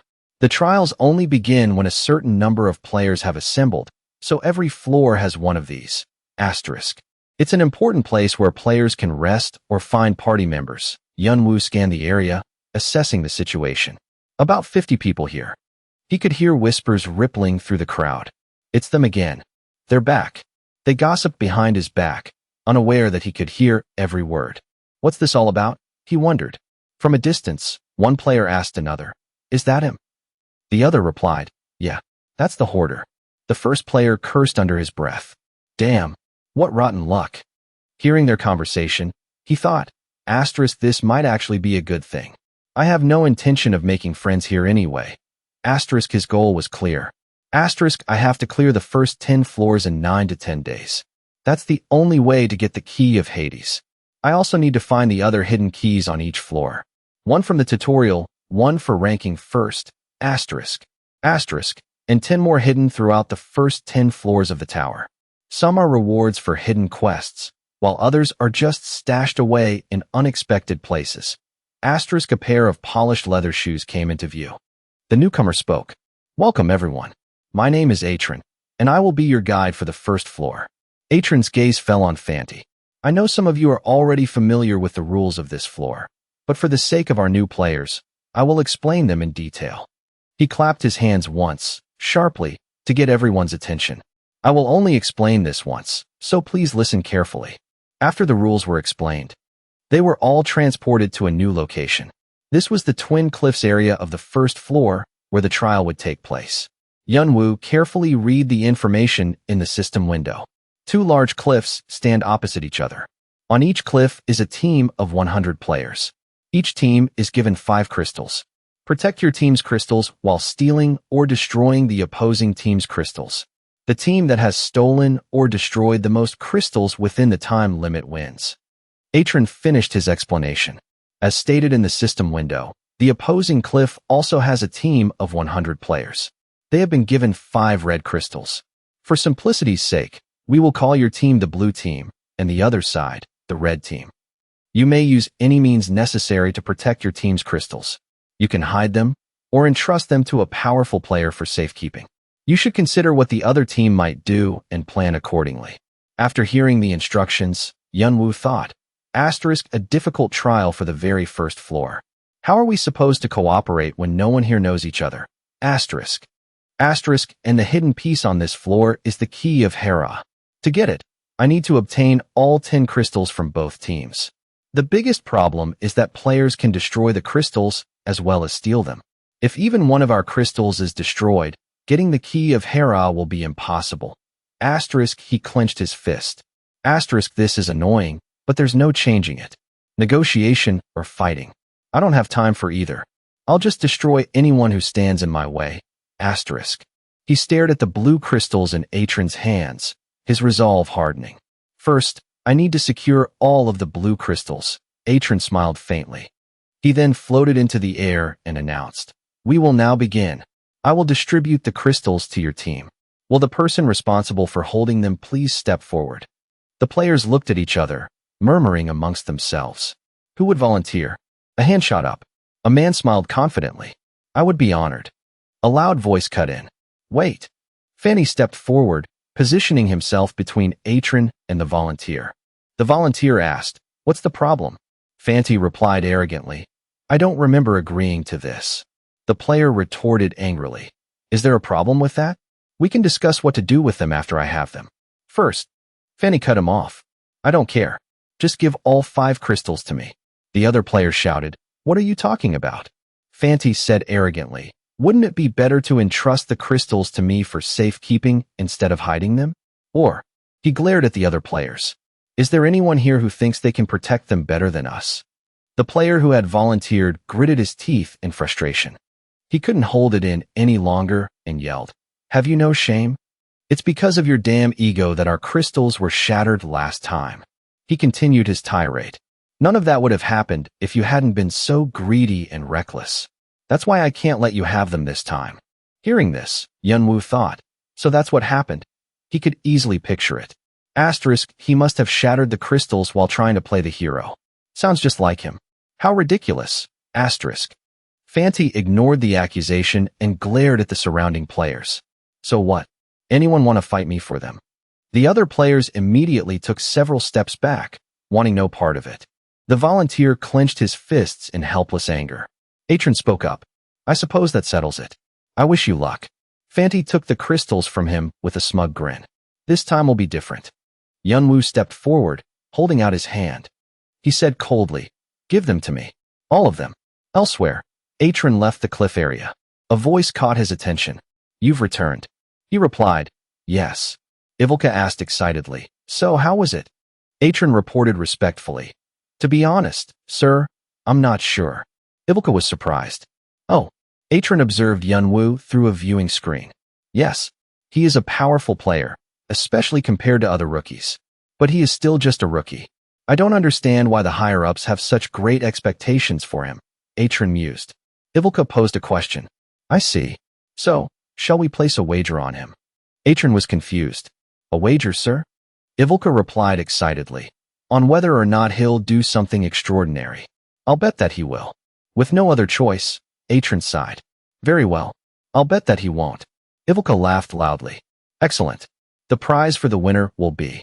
Back on the cliff, the players were buzzing. Did Fanty just call that guy Hyungnim? What could have happened to him outside the tower? Fanty turned away, grumbling. "Hyungnim is so cruel. He took all my crystals just so he could show off by himself." Adora stepped up to Yunwoo. She smiled sweetly. "What's the plan, Oroboni?"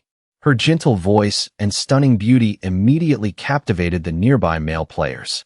Yunwoo said, "Can you guard this place for a while?" Adora asked, "For how long?" He replied, 30 minutes at least. An hour at most.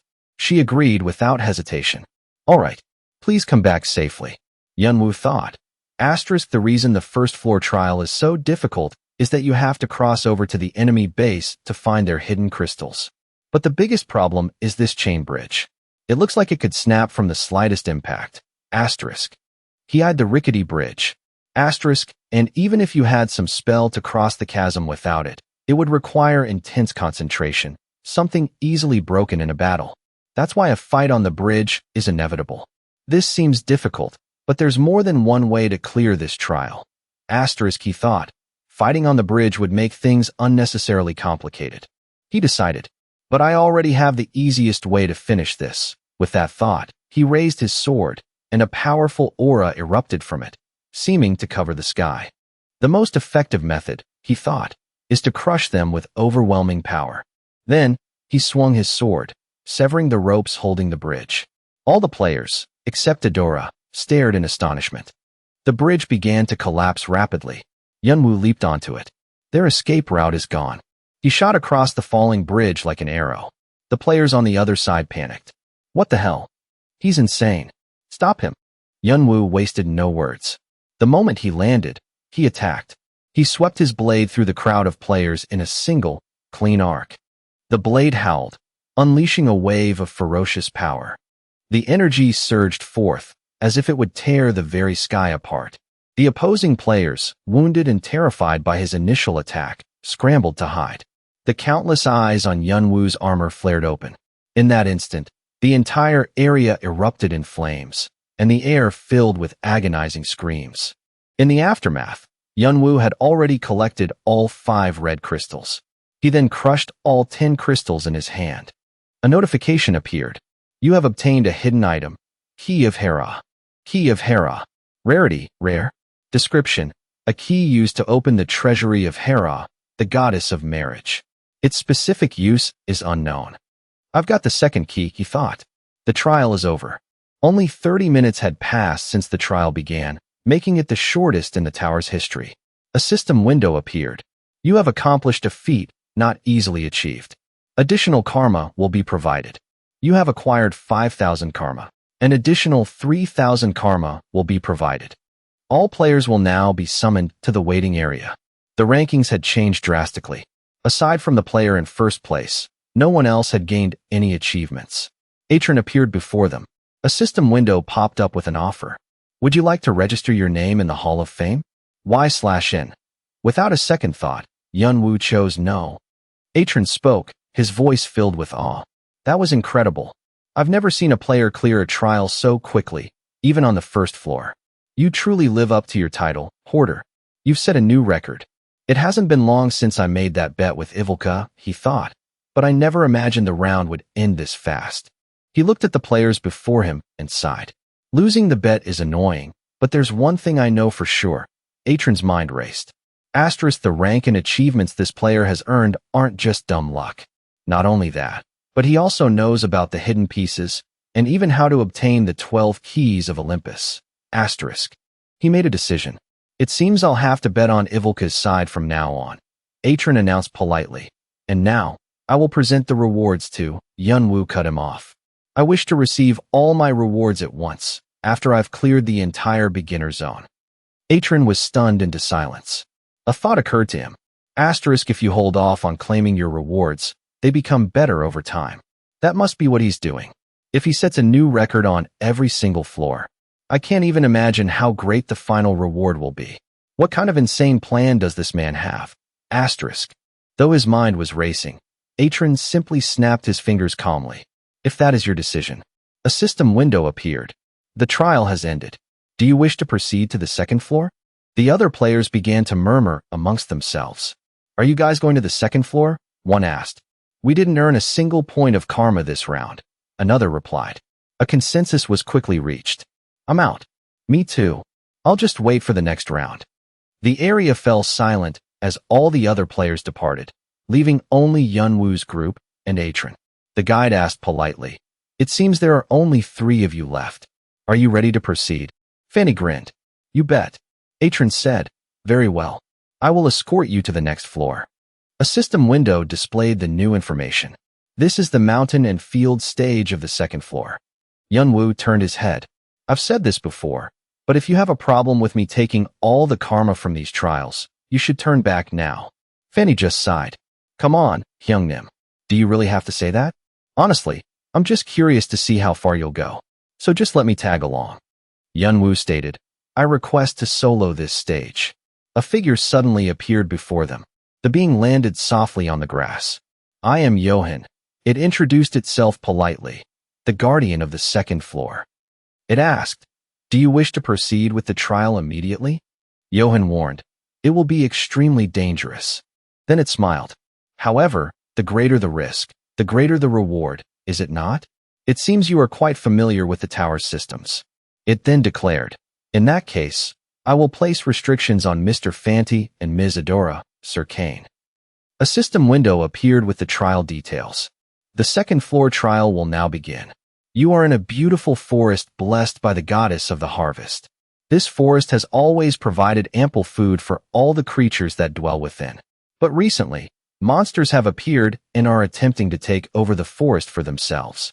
Protect the forest from these monsters and restore peace. The main objective of the second floor trial is to become the king of the forest by defeating countless monsters. Yunwoo assessed the situation. It's not that different from the monster waves in the tutorial. He tightened his grip on his sword. This is the kind of trial I'm most confident in, he thought. I'll wipe them all out in one go. Moments later, a system window appeared. You have obtained the key of Demeter. The shimmering key rested in his palm. The system offered again. Would you like to register your name in the Hall of Fame? Y/N. Once again, Yunwoo chose no. He simply moved on. Deafening roars echoed from all directions. Kill them. Don't let them get close. Hold the line. Don't let them through. A system window provided an update.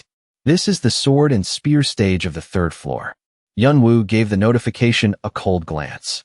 It took Arthea 10 days to clear the beginner zone, he thought, his movements never ceasing for a second. He made a decision. In that case, I'll have to do it in 5. He launched a relentless barrage of attacks, and it seemed nothing could slow his advance. Meanwhile, in the observation room, cries of astonishment rang out. He's already cleared the 7th floor. What's the time? How long did it take him? 12 hours and 28 minutes. This is insane. That's not even possible. One of the guardians shouted in disbelief. Arthea was a full team. This guy is doing it solo. It's absurd. Another guardian yelled, the 8th floor. 7 hours and 5 minutes. He's beaten Arthea's record and claimed the key. Cries of disbelief filled the room. A grumpy guardian handed over his payment. Ivilka laughed gleefully. It seems I've won this round. He couldn't hide the smugness in his voice. I'm going to be rich. Thank you, Sir Kane. I wish every day could be like this. A system message appeared. This is the fire and lava stage of the 9th floor. A massive, sharp claw slammed into the ground. The beast, Acro, roared. You dare stand before me, the king of flame? Yunwoo quickly assessed the situation, cursed quietly, and gave his orders. He'll be tough to beat. Fanti, I need you to keep Acro busy. Adora, you'll support him. Fanti eagerly agreed. Got it. Adora nodded. Okay. Fanti moved instantly. He clasped his hands together, gathering his energy, then bent his knees. He leaped high into the air, bringing his weapon down for a devastating blow. From a distance, Adora watched carefully, searching for a weak point to exploit. She quickly struck at a vulnerability she spotted. At the same moment, Yunwoo made his move. He drew his twin daggers. As fast as lightning, he plunged them into Acro while it was still reeling from the siblings' coordinated attack. After that final blow, Acro collapsed instantly, its body slowly fading into particles of light. A glowing orb was left in its place. The three of them stood silently, stretching their muscles after the intense fight. A notification appeared. You have obtained the key of Hephaestus. Yunwoo clutched it tightly. I now have 10 keys, including the key of Zeus. I only need 2 more to open the treasury of Olympus. He calculated. 1 can be earned by setting a new record for clearing the beginner zone, the key of Hades. The other, the key of Hermes, can be found on the 10th floor. A system window appeared. The trial has ended. Do you wish to proceed to the 10th floor? I have to finish this quickly, he thought. A system window displayed the final details. You have reached the final stage. Do you wish to proceed to the 10th floor? Be advised, this is a solo floor. Your party will be disbanded upon entry. Yunwoo turned to the others. You're not going to back down now that you've come this far, are you? Fanti replied smugly. Don't be surprised when we catch up to you. Behind his mask, Yunwoo smiled faintly. I'm going now, he said. Fanti and Adora both nodded. He was then teleported to the 10th floor. The moment he arrived, Yunwoo's eyes snapped open. A system window provided information about the 10th floor. This is the white arena of the 10th floor. The 10th floor trial will now begin. You are now in a realm of nothingness, a place isolated from both the living and the dead, where the laws of time and space do not apply. However, you are a living being and do not belong here. You must now find a way to escape. After reading the message, Yunwoo understood. Now I see why most players fail this trial after clearing the first 9 floors. Asterisk, they say the difficulty of the 10th floor surpasses that of the first 9 floors combined. This is the trial where even players who breeze through the other floors get stuck. It's a place designed to test one simple thing. Your will. Asterisk. Yunwoo recalled his brother's words from the diary. Asterisk, the 10th floor takes everything from you. No friends, no family, no companions. You're left all alone in a world of nothingness, and you have to escape without a single clue. It doesn't matter how skilled you are, a psychological battle is completely different from a physical one. After a string of successes, Arthea finally met a real challenge. By that point, everyone was shaken, having to face a trial alone after relying on each other for so long. Asterisk. He gripped his weapon tightly. But that won't be the case for me. He closed his eyes, focusing his senses. There has to be a door, an exit somewhere on this floor. The countless eyes on his armor opened wide, scanning the empty space around him, searching. He sensed something and spun around instantly. There it is, he cried out. A system window immediately appeared. The final trial has ended. You have completed all trials in the beginner zone, from the 1st to the 10th floor. Total time taken to complete all trials, 151 hours, 35 minutes, and 1 second. You have broken the previous record, held by Cha Jong-woo, by 83 hours, 2 minutes, and 9 seconds. You have set a truly astonishing record. Would you like to register your name in the Hall of Fame? His attention was fixed on the system window. He gently traced the name at the top of the rankings. It's been a long time since I've seen your name, he thought. Yunwoo remained silent for a long moment. Finally, he made his choice. No. The system window updated. You have declined to register your name. You have received the title Silver Plaque. You have received the Sun Badge. You have obtained the hidden piece, Key of Hades. The system prompted him. Do you wish to claim your rewards? Yunwoo selected yes. Instantly, the key appeared in his hand. Another system window appeared. You have collected all 12 divine keys of Olympus. The keys will now combine. You have created the Key of Olympus. You are now qualified to enter the Treasury of Olympus, a vault containing the gold and treasures accumulated by the gods of Olympus over tens of thousands of years. The system window stated the condition. You may take one item from the treasury. Yunwoo made his decision. Asterisk, I need to get Zeus's lightning bolt and Athena's aegis. Both are legendary treasures stored within the treasury. Asterisk. A frame of golden light suddenly materialized in the air. It gradually expanded into a massive gate. He held the newly formed key. This must be the key to this door. He inserted the key into the lock. As expected, the gate swung open, and Yunwoo stepped inside. The room was dark, but he could faintly make out the figure of someone sitting deep within. The figure smiled and spoke slowly. So, you're the reason the Guardians have been in such a panic. It was Hermes, a god who could move freely between the mortal and immortal realms. Because he could observe mortals so closely, he was tasked with protecting the treasury from those who coveted its contents. Hermes' voice echoed in the vast chamber. I've been receiving more and more visitors lately, but none have surprised me quite like you. He studied Yunwoo. This is truly the first time I've seen a mortal like you. Instead of dwelling on the comment, Yunwoo simply said, I wish to enter the treasury. Hermes chuckled at his directness. Quite impatient, aren't you? Very well. I will grant your wish. With that, he clapped his hands once. An endless path of light appeared behind him. Even Yunwoo was stunned by the sight. On either side of the path, countless treasures glittered and shone. Hermes spoke up. By the way, he began, looking a little embarrassed. It's a bit shameful for me to say this myself. Hermes held up a pair of winged sandals. But what do you think of these? As you know, they're some of the best items around. If you choose one of my artifacts, I will also make you my apostle. Apostles. They are the right hands of the gods, beings who carry out their master's will. Bestowed with a portion of a god's power, they are also known as their representatives. They stand shoulder to shoulder with the most influential beings in the tower, or they are one-man armies who have pushed past the limits of their mortal bodies. They can become leaders in their own right. Hermes is one of the 12 great gods of Olympus. To become the apostle of such a being would be an incredible feat, granting unimaginable power. Receiving the title of apostle and a unique artifact would be a greater prize than even Zeus's lightning bolt. Yunwoo considered it. It's a tempting offer, but I can't be tied down. He made his decision. I'm afraid I must decline your offer. Hermes replied calmly, I understand. He added, I respect the path you have chosen. Yunwoo was confused. The path I've chosen? What does he mean? He decided not to dwell on it and focused on his goal. The treasures around him seemed to call out to him. Take me with you. You'll regret leaving me behind. The whispers echoed in his mind. What about me? Am I not tempting enough? I could be of great help to you.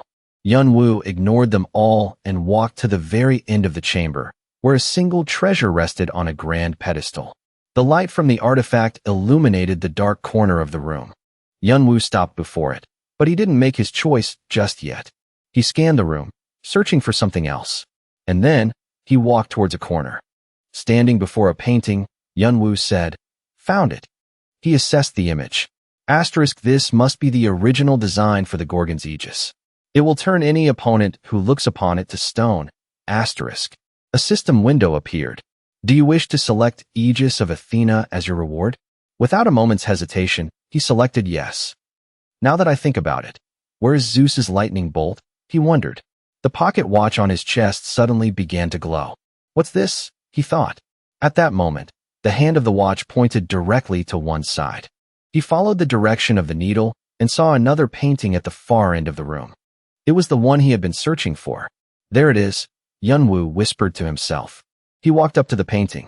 The image depicted was so clear that he thought, I don't even need to guess what this is. The lightning bolt, he breathed. He recalled the myths. Zeus defeated his father and the other titans with a single bolt of lightning. And it was right here. Yunwoo was certain. This is it. I don't need anything else. All the other artifacts here combined can't compare to this one. He told himself, my instincts are screaming at me to take this. He reached out his hand. The moment he touched it, a brilliant flash of light erupted. He looked back in astonishment. There was nothing there. He was utterly confused. It shattered? Zeus's weapon.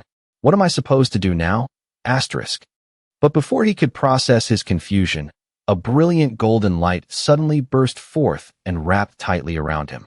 It was so bright he couldn't see a thing. In the chaos, a faint sound, like the clinking of metal, echoed. After that small noise, the light began to fade. And finally, it vanished. By the time Yunwoo could get his bearings, an iron shackle was clamped firmly around one of his arms.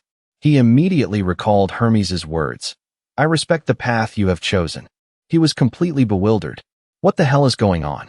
This was totally unexpected. Despite his panic, he forced himself to calm down. I don't know what's happening, but this isn't the time to beat myself up. I need to figure out what's going on with this thing. Right now? An idea suddenly struck him. Appraisal. A moment later, a notification window appeared with information about the item. Despairing Black King's Gauntlet. Type, Gauntlet. Grade, unknown. In the past, the Great Black King plunged all beings into fear. In the end, his own subordinates betrayed him and imprisoned him in the abyss. For countless years, the Black King's resentment toward their betrayal grew, festering in his mind. This led to the corruption of the shackles that bound him, and he transformed them into a tool. Soul Collector allows the user to collect the souls of targets. Souls will be added to the collection and can never escape. They will become a loyal servant to the owner, ready to carry out any command. Familiar Soul. Use a certain amount of mana to convert a soul in the collection into a familiar. The users must overcome the soul's resentment. Once converted, the soul will become a slave to the user, ready to carry out any command. Black energy, an upgraded version of black lightning. It can consume souls from the collection and convert them into dark energy. He thought in surprise, the Black King? I've never heard that name before. My brother never mentioned him in the diary. Yunwoo muttered, imprisoned. Yunwoo forced himself to stay calm and began to analyze the situation. The Akashic snake has always awaited the return of its master. That's what was written in the black bracelet's description.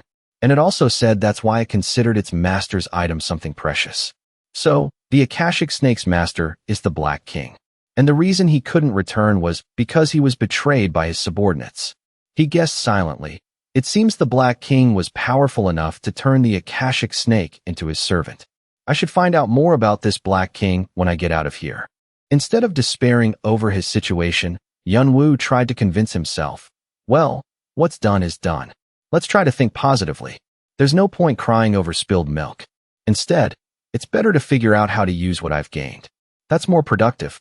As he was lost in thought, a notification window appeared. You have chosen lightning as your reward. The doors to Oliver's treasury are now closing. After the message, the world around him plunged into inky blackness. A few seconds later, a laugh roused him. Yunwoo slowly opened his eyes to see evil standing before him. The being spoke enthusiastically. Congratulations. Even though it was only the first 10 floors, the way you perfectly cleared the trials, you've truly impressed us all once again. My sincerest congratulations. Despite the praise, he felt no joy or excitement, asking only one question. Why did the lightning disappear? Evil gave a fake laugh. That's a secret. He continued to press. What about the Black King?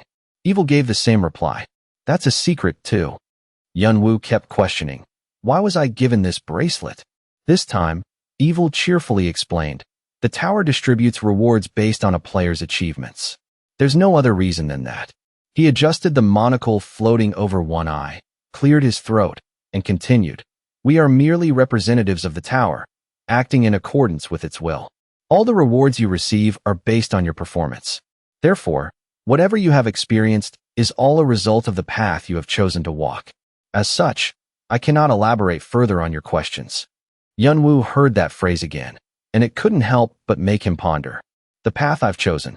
Does that mean the decisions I make in the future could all be related to the Black King? He reassured himself, I really don't get it. But the answer won't just reveal itself if I keep worrying about it. I need to focus on what's in front of me. Evil spoke sharply. It seems you're starting to realize something, aren't you? All right, shall we move on to your next reward? An impressive number appeared on the notification window. Total karma, 1,420,119 points. He praised. That is truly an astonishing number of points you've accumulated. Quite impressive. You have a total of 12 rewards and your karma points from the first 10 floors. Would you like to receive them now? Yunwoo refused immediately. I want to combine them into a single reward. Evil asked excitedly. Is there something you wish to receive? Yunwoo answered curtly, lightning. He was still smiling, but his words dripped with condescension. How foolish. You know that's a done deal. Yunwoo affirmed in a serious tone, I'm not kidding. In contrast to his angry demeanor, Evil simply snapped his fingers as if he'd had a brilliant idea. If there's nothing you want, then why don't we decide for you? Yunwoo was stunned, thinking this is... Evil pulled out an item and began to introduce it. Your reward is something no one has ever achieved before. Therefore, gifting you this artifact as a reward is more than sufficient. Evil asked, do you wish to take this as your reward? Yunwoo didn't answer right away, simply taking the artifact as a silent agreement and studying it. I thought it would be heavy since it was forged with 9 layers, but it's as light as a feather. Just then, Evil spoke up. All your rewards have been presented. I'll be on my way. At the same time, a notification window appeared. The battle has ended. Will you proceed to the 11th floor? From the observation room, Evil watched Yunwoo's figure slowly disappear. He covered his mouth, laughing with delight. Not only did he awaken the despair of the Black King, but he was even rewarded with the shield. He's truly an interesting player. He thought, the next guardian is Laplace, I believe. I'm very curious to see his reaction to this player's performance. He gets rather annoyed when he has to deal with anything interesting. Elsewhere, Outside the tower, a voice suddenly rang out. The collector? Bahan's subordinate reported respectfully. Yes, that is correct. Apparently, he has broken every single record from the 1st to the 10th floor. Bahan, who was observing the ranking board, let out a sound of surprise. On the 1st floor ranking board, the order was, first, Anonymous, 9,345 points. Tied for second were Cha Jong-woo and Adora with 6,566 points, and fourth was Fanny with 2,210 points. Bahan smiled. He's better than I thought. His subordinate questioned, is it worth regretting? Bahan just smirked coldly. What are you talking about? The subordinate replied, I'm talking about the records. Weren't those the records you participated in achieving? Bahan looked away from the ranking board and spoke softly. Are you questioning me? His subordinate replied, it's merely my own curiosity. Bahan covered his mouth and chuckled mockingly. Are you saying our queen's most beloved lapdog is asking me a personal question? Believe it or not, it's up to you. I think it would be easier for you to believe that a dog could meow like a cat. Bahan let out a sarcastic remark. He suddenly remembered, it would be a lie to say I'm not jealous. Because those records are also traces of when I was a part of him. He quickly regained his composure and spoke. But that's all in the past. It should be left behind, and I no longer care about it. He became serious. There is only one thing that matters to me now. Bahan stared at the top of the ranking board. Then he spoke with determination. And that is how this newcomer will become one of us. Bahan speculated. I believe that one day he will join us. He also told everyone. But that doesn't mean we should wait for him indefinitely. And if, by chance, he doesn't join, then we will have to eliminate him. Just like we did with the others. Bahan's red hair stood out in the wind. His gaze was fixed on the distance. Bahan muttered, just like what we did to Arthea. He recounted, many clans tried to recruit Arthea, and many clans hated them. They were anomalies who refused to join any guild, despite their tempting offers. Not only that, they could even conquer the floors of the tower on their own. The 8 great clans couldn't let this continue, and they all made a decision. Possess them or destroy them completely. Finishing his story, Bahan asked his subordinate, is that answer sufficient for you? He advised, it seems you mentioned something that is not permitted. I advise you to be more careful next time. The man smiled obsequiously. I hope you won't hold it against me. Bahan lamented, it seems the queen still suspects me. Looking down from the cliff, Bahan continued, in any case. He was skeptical. Is this the place? Bahan's subordinate replied, according to the coordinates, yes. Beneath the dense canopy of trees, the faint figures of a group of people could be seen. A portal opened. Bahan was suspicious. A portal connected to Iran? What on earth are they trying to hide that they'd create a portal in the outskirts like this? After considering, he spoke. It seems we don't have much time. So let's proceed. He waved his hand, signaling his subordinates to prepare. Leonti paused, listening for any movement. A dark shadow appeared behind him. Bahan smirked. Seeing the opportunity had come, he gave the order. Attack! Arrows tore through the air, hurtling down the cliff. Their target was Leonti. He frowned as he looked at them. A massive explosion ripped through the sky. Dark figures zipped through the air, surrounding Leonti in a thick cloud of dust and smoke. As the dust slowly settled, he was revealed to be covered in injuries. Leonti roared in anger. Bahan. The man himself descended, landing gracefully. Facing him, Bahan maintained a smile as he greeted, Leonti. Long time no see. Leonti strode forward. He furiously swung his fist at him. One attacked, the other parried. The force of their battle shattered the ground. He roared in outrage. How dare you? How dare you attack me? Do you have any idea what you're doing? Bahan replied nonchalantly. Of course I do. He smirked, then taunted. Isn't this why we're going to war? Leonti froze when he heard him add. Taking the head of one of the clan's 5 martial gods would be a great way to start this event, don't you think? Bahan said with a hint of sorrow, we were once friends. It's a shame anyone has to find out about this. With that, he unleashed a torrent of fire at the still stunned man. Leonti gritted his teeth. I'll end this right here. Despite the threat, the man remained indifferent. Then why don't you leave behind that mana organ you have? If you do, I promise to give you a painless death. Without a word, Leonti clenched his fist, gathering his power. Bahan continued to provoke him. That look on your face, you and your pride. It seems you don't like to do things the easy way. After the exchange of words, the two clashed once more. The outcome was uncertain. Meanwhile, elsewhere, this was the world of dreams, on the 11th floor. Yunwoo wondered, haven't Fanti and Adora made it here yet? He sat down and told himself, I guess I'll have to wait for them a little longer. A pair of rabbit ears appeared. The creature approached Yunwoo gracefully and introduced itself. It is a pleasure to welcome you. My name is Laplace, and as you can see, I am the guardian of the 11th floor. He thought to himself, the top rookie after Arthea. I've finally met the one who makes the other guardians tremble. At the same time, Laplace recalled, actually, the guardian of the 11th floor was someone else. But I made a deal with them because I wanted to give my special attention to this particular rookie. He asked himself, sorry, but there's no other way. I can't pass up this amazing opportunity.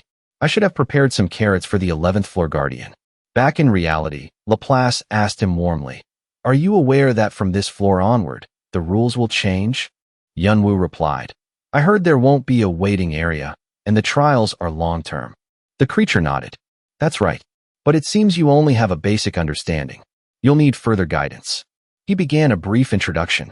As you know, those who undergo many trials to become a god are called players. They are required to surpass their own limits, as well as those of humanity. And to do that, you must undergo life-threatening trials and are required to overcome a series of challenges. Laplace summarized, that is why it is said the real trials begin on the 11th floor. And what you are about to experience will be unlike anything before. Specifically, Laplace tried to explain, if a player fails in the beginner's area, they can retake the trials no matter how many times they've been challenged. And because there's a waiting area, one can have time for their body to recover from any injuries, no matter how severe. And continuously challenging the trials is their primary goal. However, that all changes from the 11th floor onward because there will be no more waiting areas. And if they fail any trial, they will have to remain on that floor. If injured, they must find a way to heal themselves. And even if they reach a dead end, they must find a solution on that floor. In short, players will be stuck until they complete the trials. He offered some advice. So be careful.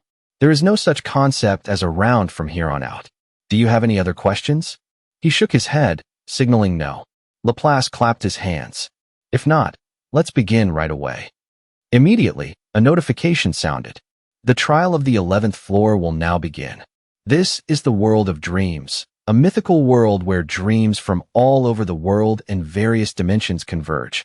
The creatures living in this world are called divine beasts, and they feed on the dreams that drift into this world.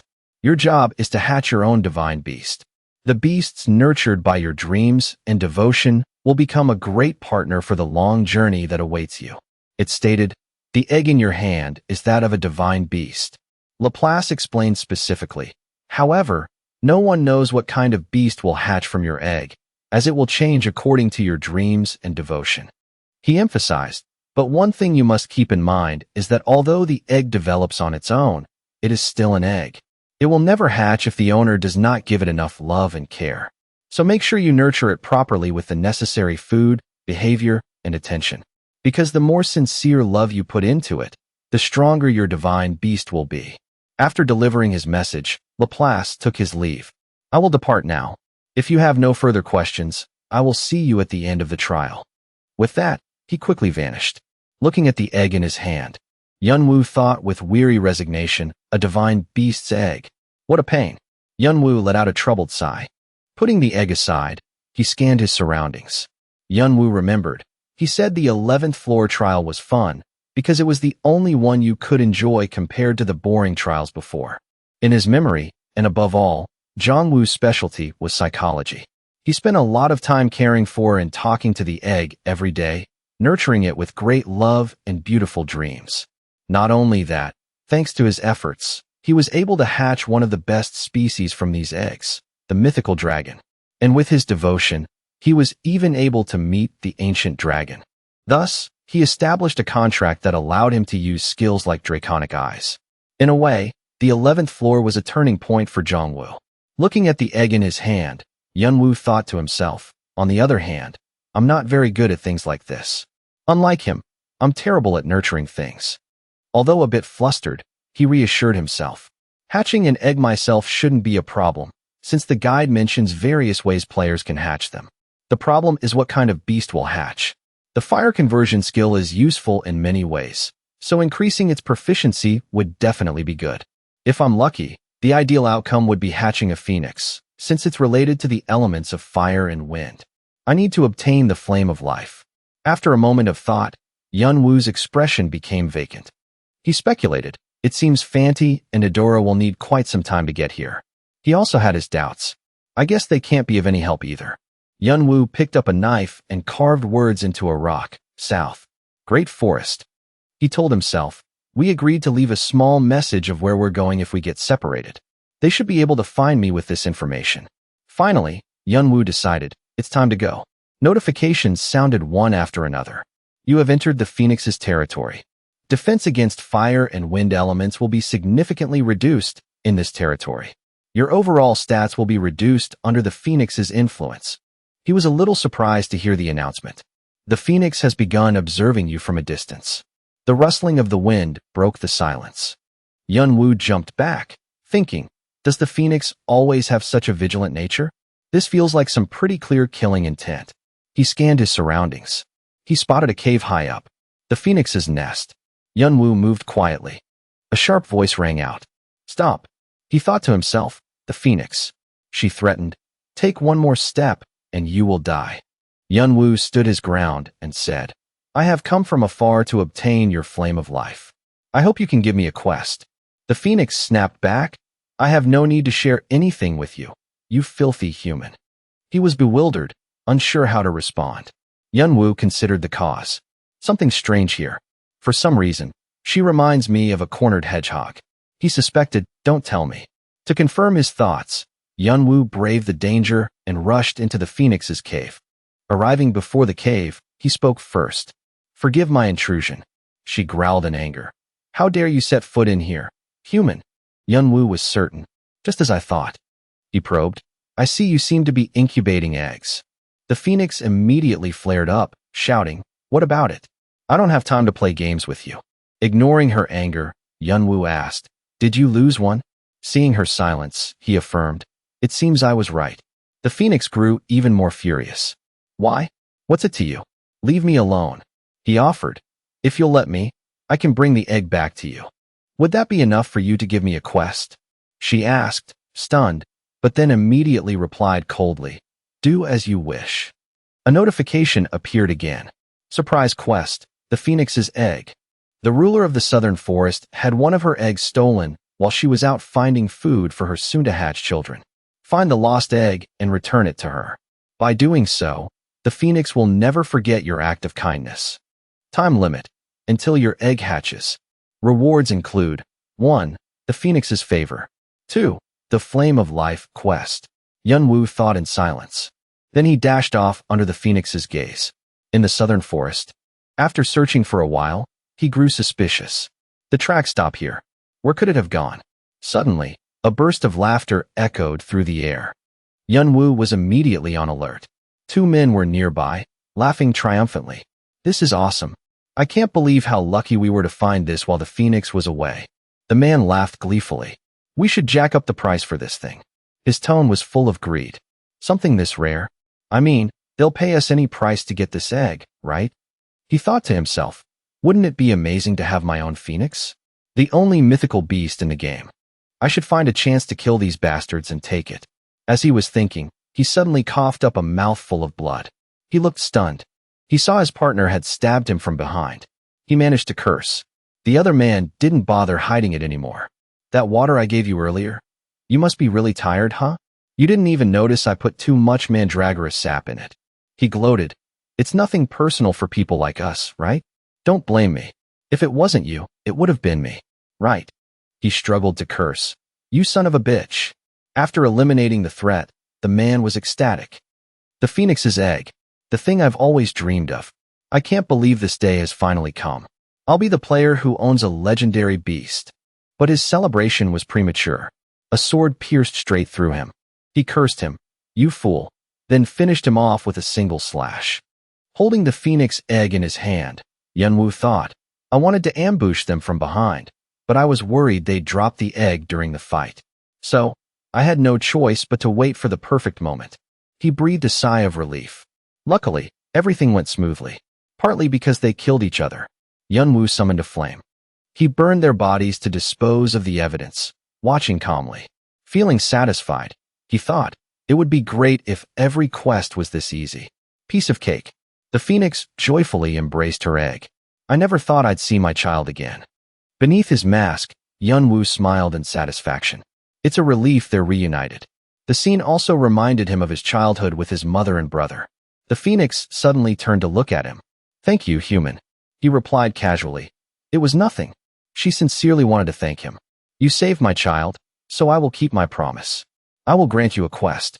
Tell me what you desire. He held out his hand and expressed his wish. I want the flame of life that you possess. The phoenix looked at him with displeasure. Do you know what you are asking for, human? Yunwoo replied calmly. I know. I've heard it is the very power of your existence. The phoenix is a creature that dies by self-immolation, only to be reborn from that same flame. The flame is a symbol of resurrection and is also known as the holy fire. Yunwoo presented a small pouch containing a bright white egg. The phoenix seemed to understand and asked, You intend to use it for your egg? He agreed, Yes. She continued, I see. I will now give you a quest, and I will grant you the flame of life that no one else can obtain, for I owe you a great debt. Besides, I trust you will easily overcome the task I give you. The system notification rang out. You have received the phoenix's favor. Intimacy with the phoenix has increased by 200. The phoenix will be less wary of you. You have received the flame of life as a quest reward. Achieve the phoenix's acknowledgement. You have completed the hidden quest, the phoenix's task. The phoenix then bent down and reminded him. However, to obtain my flame, you will need a suitable vessel. So go and create one, then return. He was stunned to hear this. The system announced, Hidden Quest, the Flame of Life. The Flame of Life, the infinite source of the phoenix's power, requires a special vessel to be carried as its inseparable property. Gather materials from the monsters scattered around the 11th floor and complete the vessel to carry the Flame of Life. Required materials: Griffin's Egg, 0/5, Sodho Snake's Apple, 0/80, Lesser Dragon's Heart, 0 out of 1. Time limit: none. Rewards: the phoenix's favor, the Flame of Life.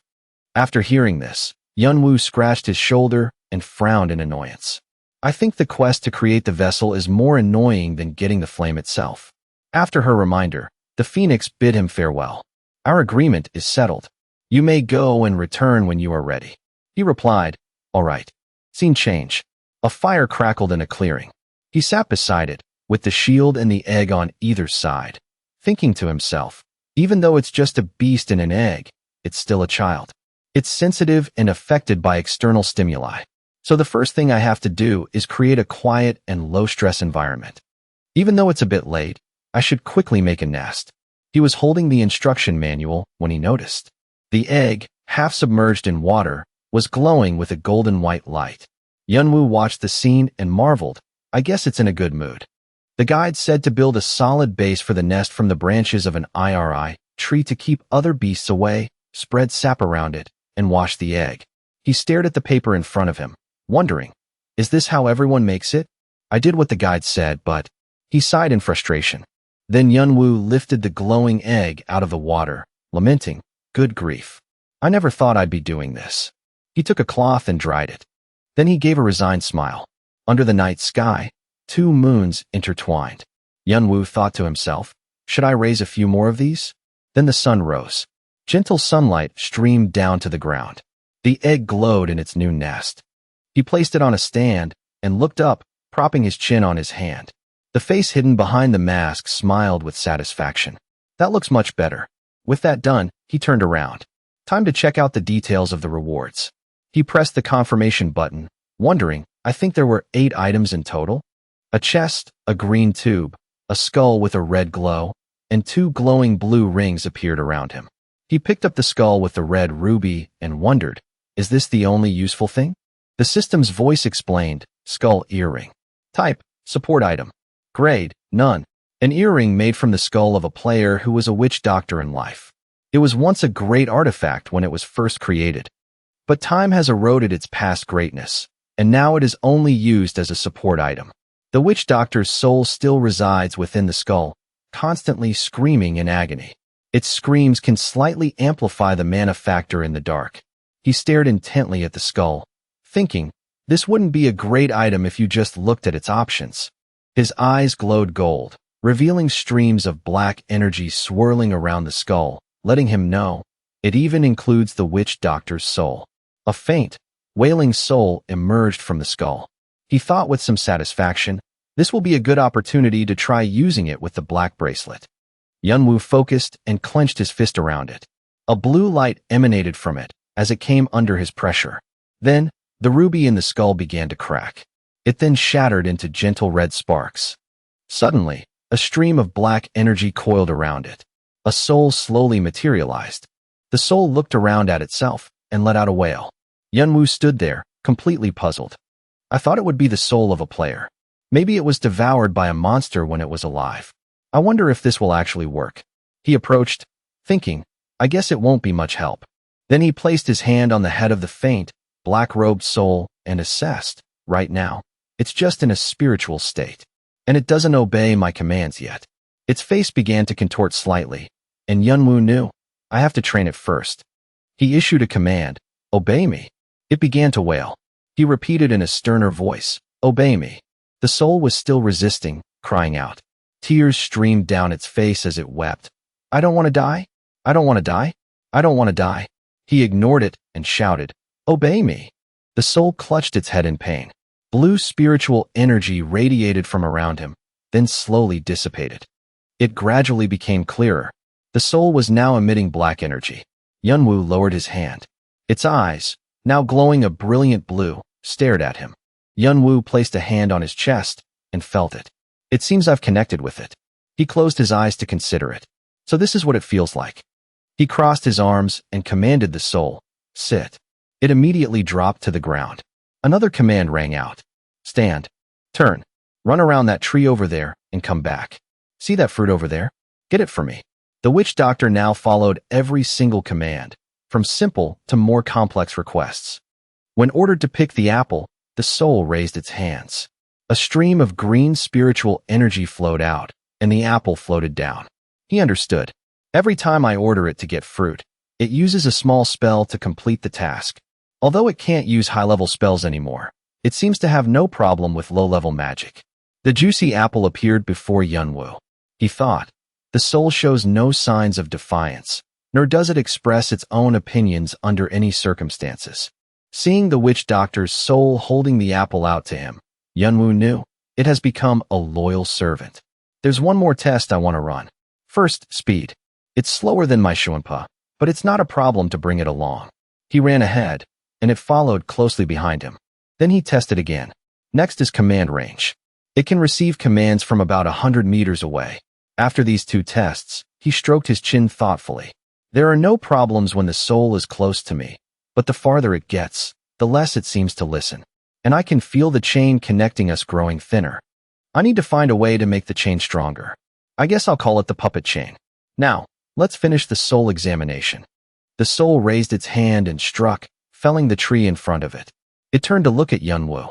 He nodded in acknowledgement. It seems the conversion only upgrades the soul's original abilities to a small extent.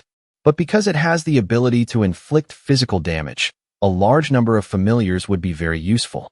The undead can evolve into higher-tier creatures, and they will continue to grow. So, this familiar could even evolve into something like that later on. Lost in thought, Yunwoo's expression turned serious. An army of the undead. What if I could train an army for myself? Can I put any soul I like into the collection? He immediately opened the system window. As he was navigating it, he saw something that made him exclaim inwardly, this. Then two more souls appeared before him. One was a ghoul, the creature that guarded the laurel leaf, a necessary material for creating Artemis's laurel crown on the 6th floor. And Vulcan was the strongest final boss, defeated on the 9th floor with the help of Fanti and Adora. The three souls stood in a line before him. They were all souls of the strongest creatures from the beginner zones. I collected all their souls in case I needed them in the future, but I never thought I'd use them like this. He was still lost in his own thoughts. Maybe I should name them. That would make it easier to give them individual commands. He looked at Vulcan's soul and named it. You will be Ga. Next was the ghoul, whose name remained unchanged. And the villager. And the soul in the black robe. You will be Bu. It was the first letter of Witch Doctor in Korean. Then, the system notification sounded. You have named your souls. Each soul has been given an identity. This has boosted your familiar's morale. Your relationship with your familiars has increased. The higher the relationship, the stronger your bond will become, and they will follow your commands more faithfully. The system window displayed affinity with Soul Bu, Witch Doctor Soul 15/30ths, Ghoul, Monster Ghoul 8/41sts, GA, Vulcan 10/55ths. He looked at the stats and wondered, I wonder if they're satisfied with just being named. Collected souls usually have no identity from the moment they are captured. Although familiars are stronger than normal souls, they still don't know who they are. But giving them a name seems to have given them a new sense of self. The result isn't too bad, is it? Then he placed a hand on his chest and noticed that the connection between him and the souls was stronger than before.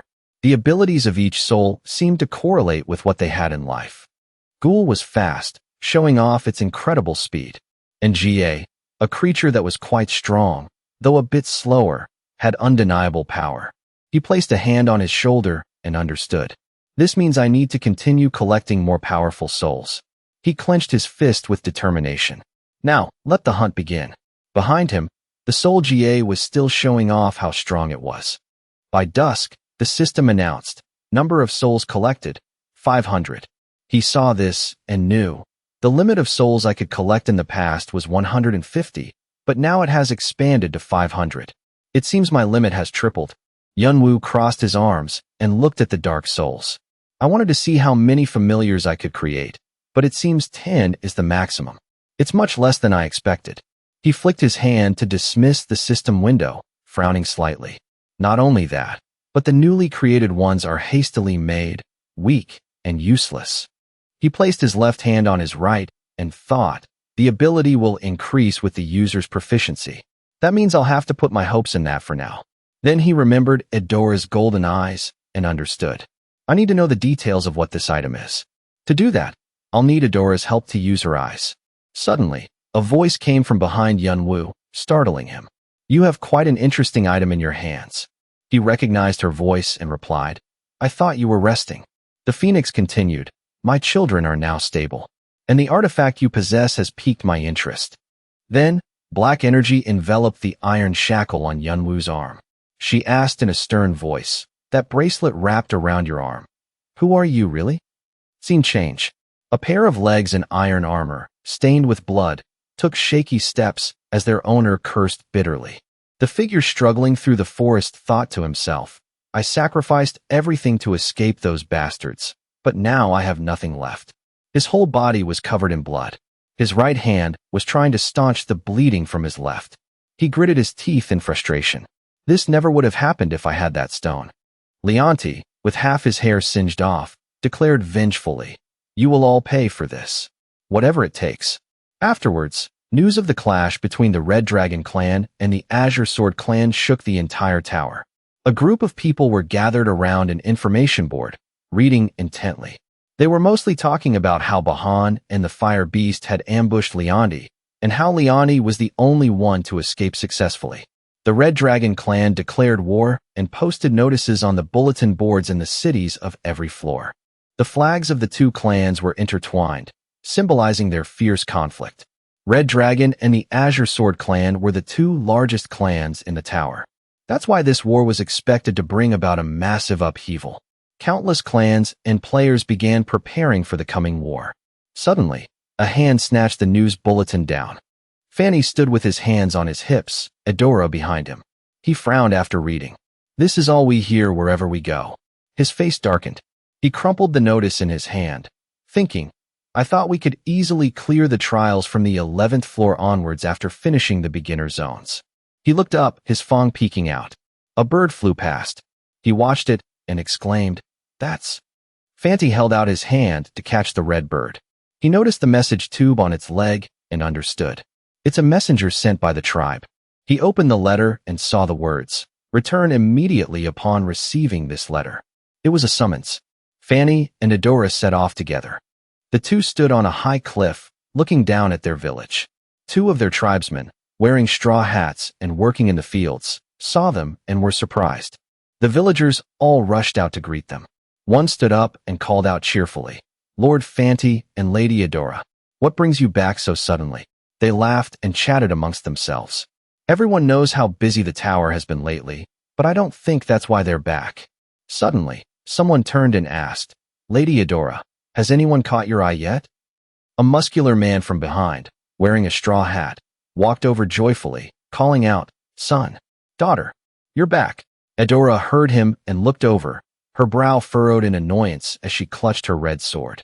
She replied, "I don't think it's an urgent matter when someone seems to have time to waste on mere farming." Her father, shouldering a hoe, continued, "A man's got to eat to live, right? No matter how busy we are, we all need a little break now and then, don't we? By the way, why is my daughter so salty today?" Adora, annoyed, ignored him completely, while Fanty, standing beside her, replied with a teasing smile, "Do you want to know, father?" He puffed out his chest and shrugged. She was looking forward to an exciting adventure with her dear Kane, but because of the Republic's summons. As he was enthusiastically telling the story, Adora furiously kicked him in the stomach, shouting, "Shut up!" Fanty spat out a mouthful of saliva. Her father, as if hearing some juicy gossip, exclaimed, "Our precious daughter has finally found an ideal husband? Does that mean we'll be eating noodles soon? We haven't had a party in quite a while, have we?" Koreans often eat noodles at weddings because they symbolize longevity and a long marriage. Their father slung an arm around Adora, teasing, "I'm quite curious which rascal dared to steal my darling daughter's heart." She snapped, annoyed, "Get your hands off me." Everyone around them laughed cheerfully. Her father quickly pulled back, his braids swinging. He waved his hand and said, all right. I wonder who could put up with her temper. Unbelievable." He leaned his hoe on the ground and continued, "Anyway, let's get down to business. Although I didn't mention it in the message, I'm sure you two heard the news on your way here, right?" He took off his hat, revealing his face. It was the Martial King, Nayu. Fanty scratched his head and replied, "That's why we came back." He asked, puzzled, "You didn't even lift a finger when Arthea was in trouble. What's different this time?" At first, I didn't intend to get involved either. But things are getting complicated. Fanty, still not understanding, scratched his head and looked at him. "What do you mean?" His father's face darkened as he answered, "We've decided to join the war as mercenaries. Fav has sworn to give up his horn, and you know what that means, don't you?" Adora and Fanty were both stunned. For the members of the one-horn tribe, their horn symbolized their honor and pride. To give up a horn was the same as being willing to risk everything. Nayu let out a soft sigh. Then he smiled and continued, "It seems we'll need quite some time to discuss this matter. So let's go inside first." Back with Yunwoo, the Phoenix asked him, "What is that bracelet wrapped around your arm?" He looked at it, confused, and replied, "Honestly, I don't know either." She continued, "Normally, I can see through most objects, but this one is truly a mystery. It's as if it's shrouded in a fog, at least in my eyes." Hearing this, the face hidden behind the mask frowned slightly in thought. An artifact that even a mythical beast can't identify. Now things are getting complicated. She reminded him again, "One more thing. That bracelet, it's an item that represents my reflection. But at the same time, it's also very much like me in a certain aspect. Like a mirror." Yunwoo was a bit stunned and wondered to himself, reflection? A mirror? The Phoenix explained to him, "I am a creature that burns away life and is born from fire." An image of a young sprout growing from barren land appeared, as did the bracelet. But that item brings life through death and also represents death itself. Life and death are two different concepts, but at the same time, they are the same. In the end, they are one. Yunwoo asked in confusion, "Life and death are one?" The Phoenix agreed with him, "Yes. The Phoenix may be a living creature, but it is only reborn after death. On the other hand, the black bracelet controls death. It collects the souls of the dead and turns them into dark energy or familiars. This could also be considered a type of resurrection." Then she mentioned the flower-shaped shield glowing red and gold on Yunwoo's back.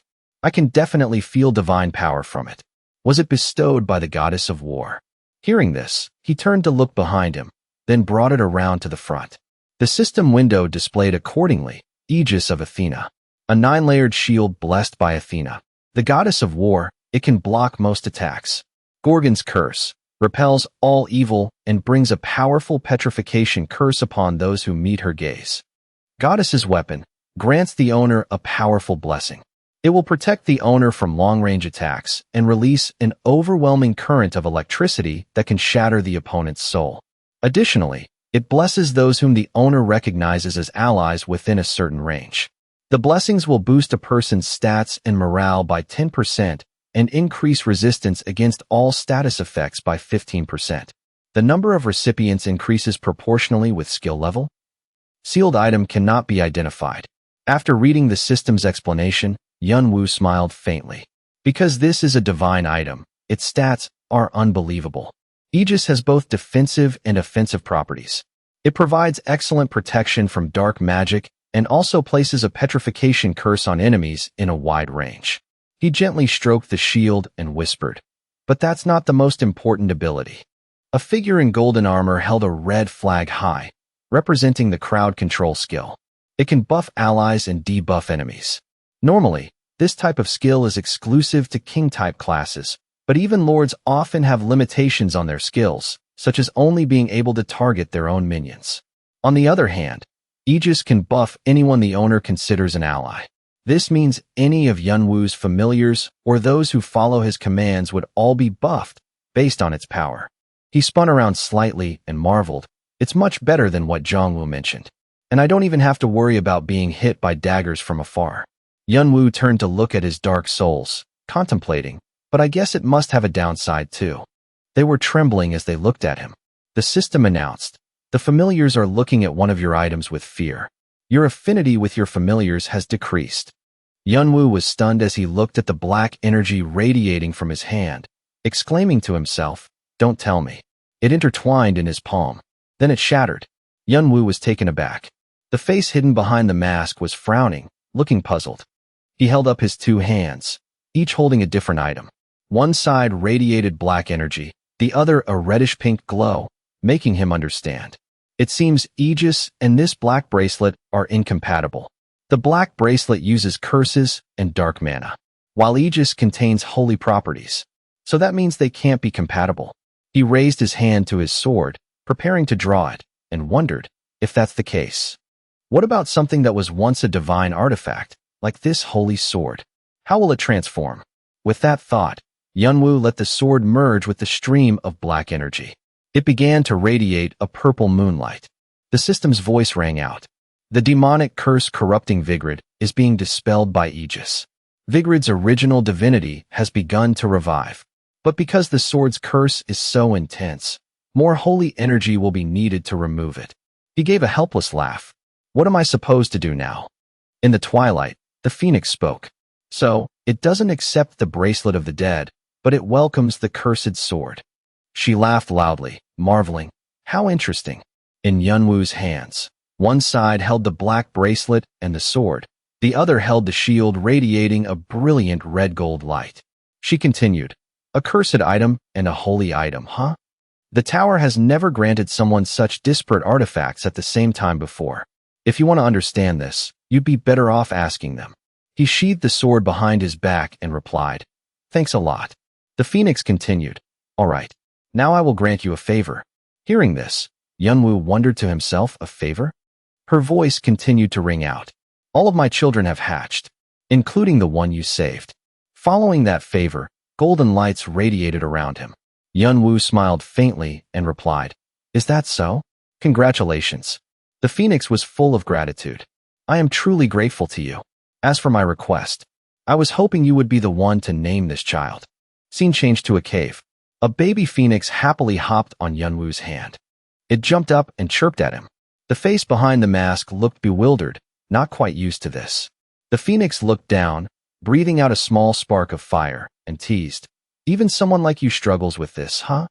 He looked at the little one affectionately, stroking its chin and exclaiming, It's really warm. The phoenix reminded him. Now, give it a name. Her body glowed with fire as she looked down at Yunwoo. The system window appeared accordingly. The phoenix is asking you to name her third child. Will you accept her request? Accept/decline. He looked intently at the little one in his hand, then said, Chirpy. Hearing this, it tilted its head and looked at him. Hearing the name, she was at a loss for words.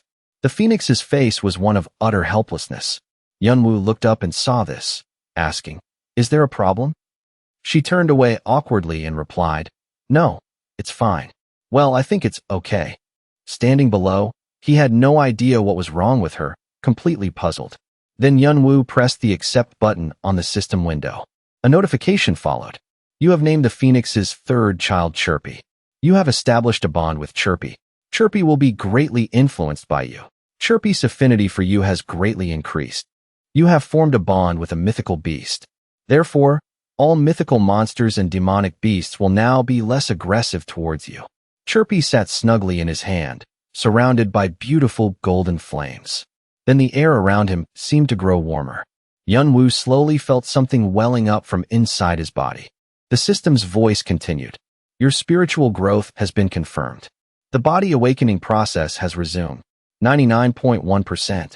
Current awakening status. 99.5%. He focused on reading the notification and understood. It seems the bond with the baby phoenix has affected my growth. Only 0.5% left. It looks like I'll be fully awakened soon. He stepped out of the cave. The sky was a brilliant blue. Yunwoo told himself, all right now? He placed the shield on the ground, wondering, how do I use this thing? He frowned slightly, channeling energy into his hand, considering, should I try infusing it with some mana? Following his thought, the shield gently floated up. He watched it and thought, this might be some kind of ability. It's much easier than I thought. Let's test it out. Then the shield slowly split into 3 pieces. Suddenly, it exploded with a boom in midair. Many pink shield fragments rained down. The feedback made his head ring, and he stumbled to his knee. He looked over, puzzled. If I want to control them, does that mean I have to focus on all 9 pieces at the same time? He raised 1 piece. Controlling 1 isn't a problem. So what about 2? Yunwoo channeled energy into his hand. He gritted his teeth and tried. His body trembled with the effort. It's harder than I thought. To put it simply, it's like this. Drawing a circle with your right hand and then drawing a square with your left isn't a feat, but if you try to draw both with both hands at the same time, you won't get the shapes you want. So that means controlling all 9 at once is impossible. He grimaced, realizing, if I want to use all 9, I'm forced to split my consciousness. He turned and called to the 3 souls behind him. Budon. They heard him and looked over. He proposed, we're going to do some training. After countless training sessions focusing on the skill, night fell, and it was time for Yunwoo to relax. He took off his gear and submerged himself in the cool lake water. Opening his status window, Yunwoo could see the achievements he had worked so hard for. After a brief assessment, he thought to himself, my enhanced senses has leveled up a lot. Yunwoo recalled the situation during that tense battle and thought, is it because I was focusing on it while trying to split my consciousness when practicing with Aegis? Even so, recent events still made him feel a bit helpless. Yunwoo suddenly sat up, brought a hand to his face, and calmly laid out a plan. Until my beast hatches, there's really nothing to do on the 11th floor, so I can focus on training to use Aegis. Putting his stats aside for a moment, Yunwoo grew curious about his current rivals and wondered, anyway, where are those guys? When he looked at the 10th floor achievement board, he could see the current ranking was Adora in first place with 25,000 points, followed by Yunwoo in second with 23,900 points, and Cha Jongwoo in third with 20,100 points. After a quick assessment, Yunwoo thought, based on this, it looks like something happened. The ones he was concerned about were the One-Horn tribe's siblings, Adora and Fanny. He wondered, they should have finished and moved up to the 11th floor by now. So that means something must have come up. I wonder what happened.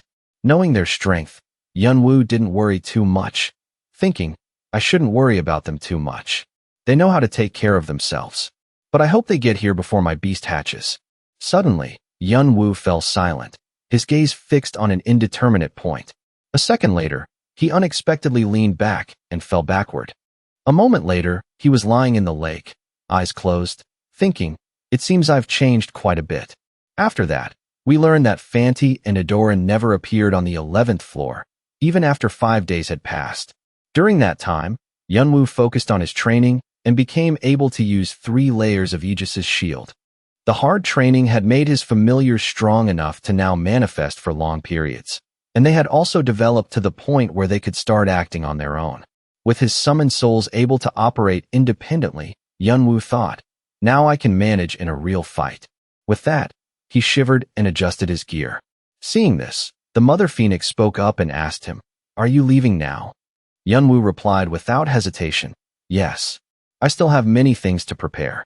Despite his confidence, he still frowned, knowing that what he was aiming for next would be a difficult journey to obtain. It's time to go and create a vessel for the flame of life. Without delay, Yunwoo traveled to the Albus territory on the 11th floor. Relying on his memories, Yunwoo said to himself, "It should be somewhere around here." With that, he entered the deadly forest without hesitation. After just a few steps, the shadow of something flying high in the sky immediately headed for him. It didn't take long for Yunwoo to sense its presence. He smiled faintly and whispered, "There it is." From a panoramic view, the owner of the shadow was in fact a flying lizard, an albus, entirely black with large, crimson eyes that radiated an unimaginable danger. The quest was thus triggered. Hidden Quest, Sun Albus, known for devouring everything in its sight. Due to its gluttony, the beasts living near the forest live in fear of being eaten. To stabilize the ecosystem on the 11th floor, hunt an albus and take its eggs to prevent them from hatching. This quest is linked to the quest The Flame of Life. Reward, +5 to all stats, head of the albus. Facing such a ferocious creature, Yunwoo wasn't worried at all. Instead, he felt extremely confident as he faced it head-on. Suddenly, Yunwoo let out a soft laugh and then gave the command, "Come out."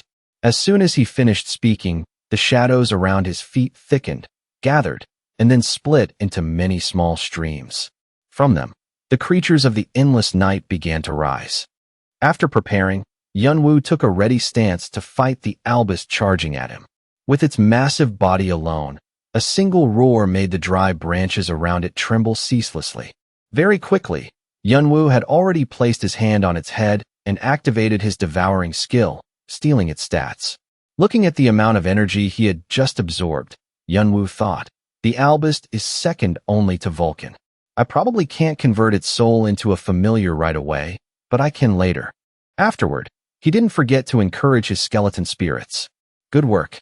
The quest notification window appeared, announcing that Yunwoo had completed his task. With that, he threw a black nucleus to his skeleton spirit. Not leaving a single skeleton spirit behind, Yunwoo continuously threw spirit beads towards them, one by one. The spirit beads helped Yunwoo's skeletons grow stronger. Boo, the witch doctor, has grown stronger. All stats have increased by 1 point. Ghoul, the capital monster, has grown stronger. Speed has increased by 3 points. GA has grown stronger. Health and strength have increased by 2 points. Watching his skeletons enjoy their rewards, Yunwoo thought, "I use souls to create the spirit beads, and it seems they're quite effective at raising the level of my familiars. Every time they consume one, their stat points increase. I should work on creating more spirit beads for them." Very quickly, the skeletons brought Yunwoo 3 giant eggs. Seeing this, he thought, "Being a hunter is easier than I thought. I just let them do all the work, and I don't have to do anything." Opening the material list, Yunwoo couldn't help but marvel at the convenience of this skill. "This is great. To think I can just sit back and watch my stats increase. I can even get the rest of the materials easily." Condition number 1 is considered complete. Next is the apple of the black shadow snake. As soon as he identified the target, Yunwoo ordered his skeletons to move without hesitation. "Let's go." Near the lair of the black shadow snake, a sword was suddenly slammed into the ground. It turned out to be a 3-person hunting party named Gennady. The swordsman, along with everyone else, looked utterly exhausted and wouldn't stop complaining. The swordsman kept whining, so tired. The one carrying the gear, who seemed to be a healer, suddenly asked, "How much farther?" Seeing this, the mage elf from behind suddenly spoke up to encourage them. "Just a little more." Swift said we're almost there. Hearing this, the swordsman replied with relief. I'll trust you because you said so. Let's keep going. As far as they knew, the Black Shadow Snake's lair was the most challenging dungeon the group had raided so far. Those snakes had a paralyzing venom that took effect with just one bite, and they would attack relentlessly at any moment. Not only that, the team had been in the cave for 5 days. A quick glance was enough to guess that their supply of antidotes had run out. If this were just a normal raid, they would have retreated long ago. But they had come too far to turn back now. And at the end of the cave, a reward was waiting that would make up for all the hardships they had endured. With that thought, the 3-person hunting party persisted, raiding deeper into the Black Shadow Snake's lair, which led them to their current state.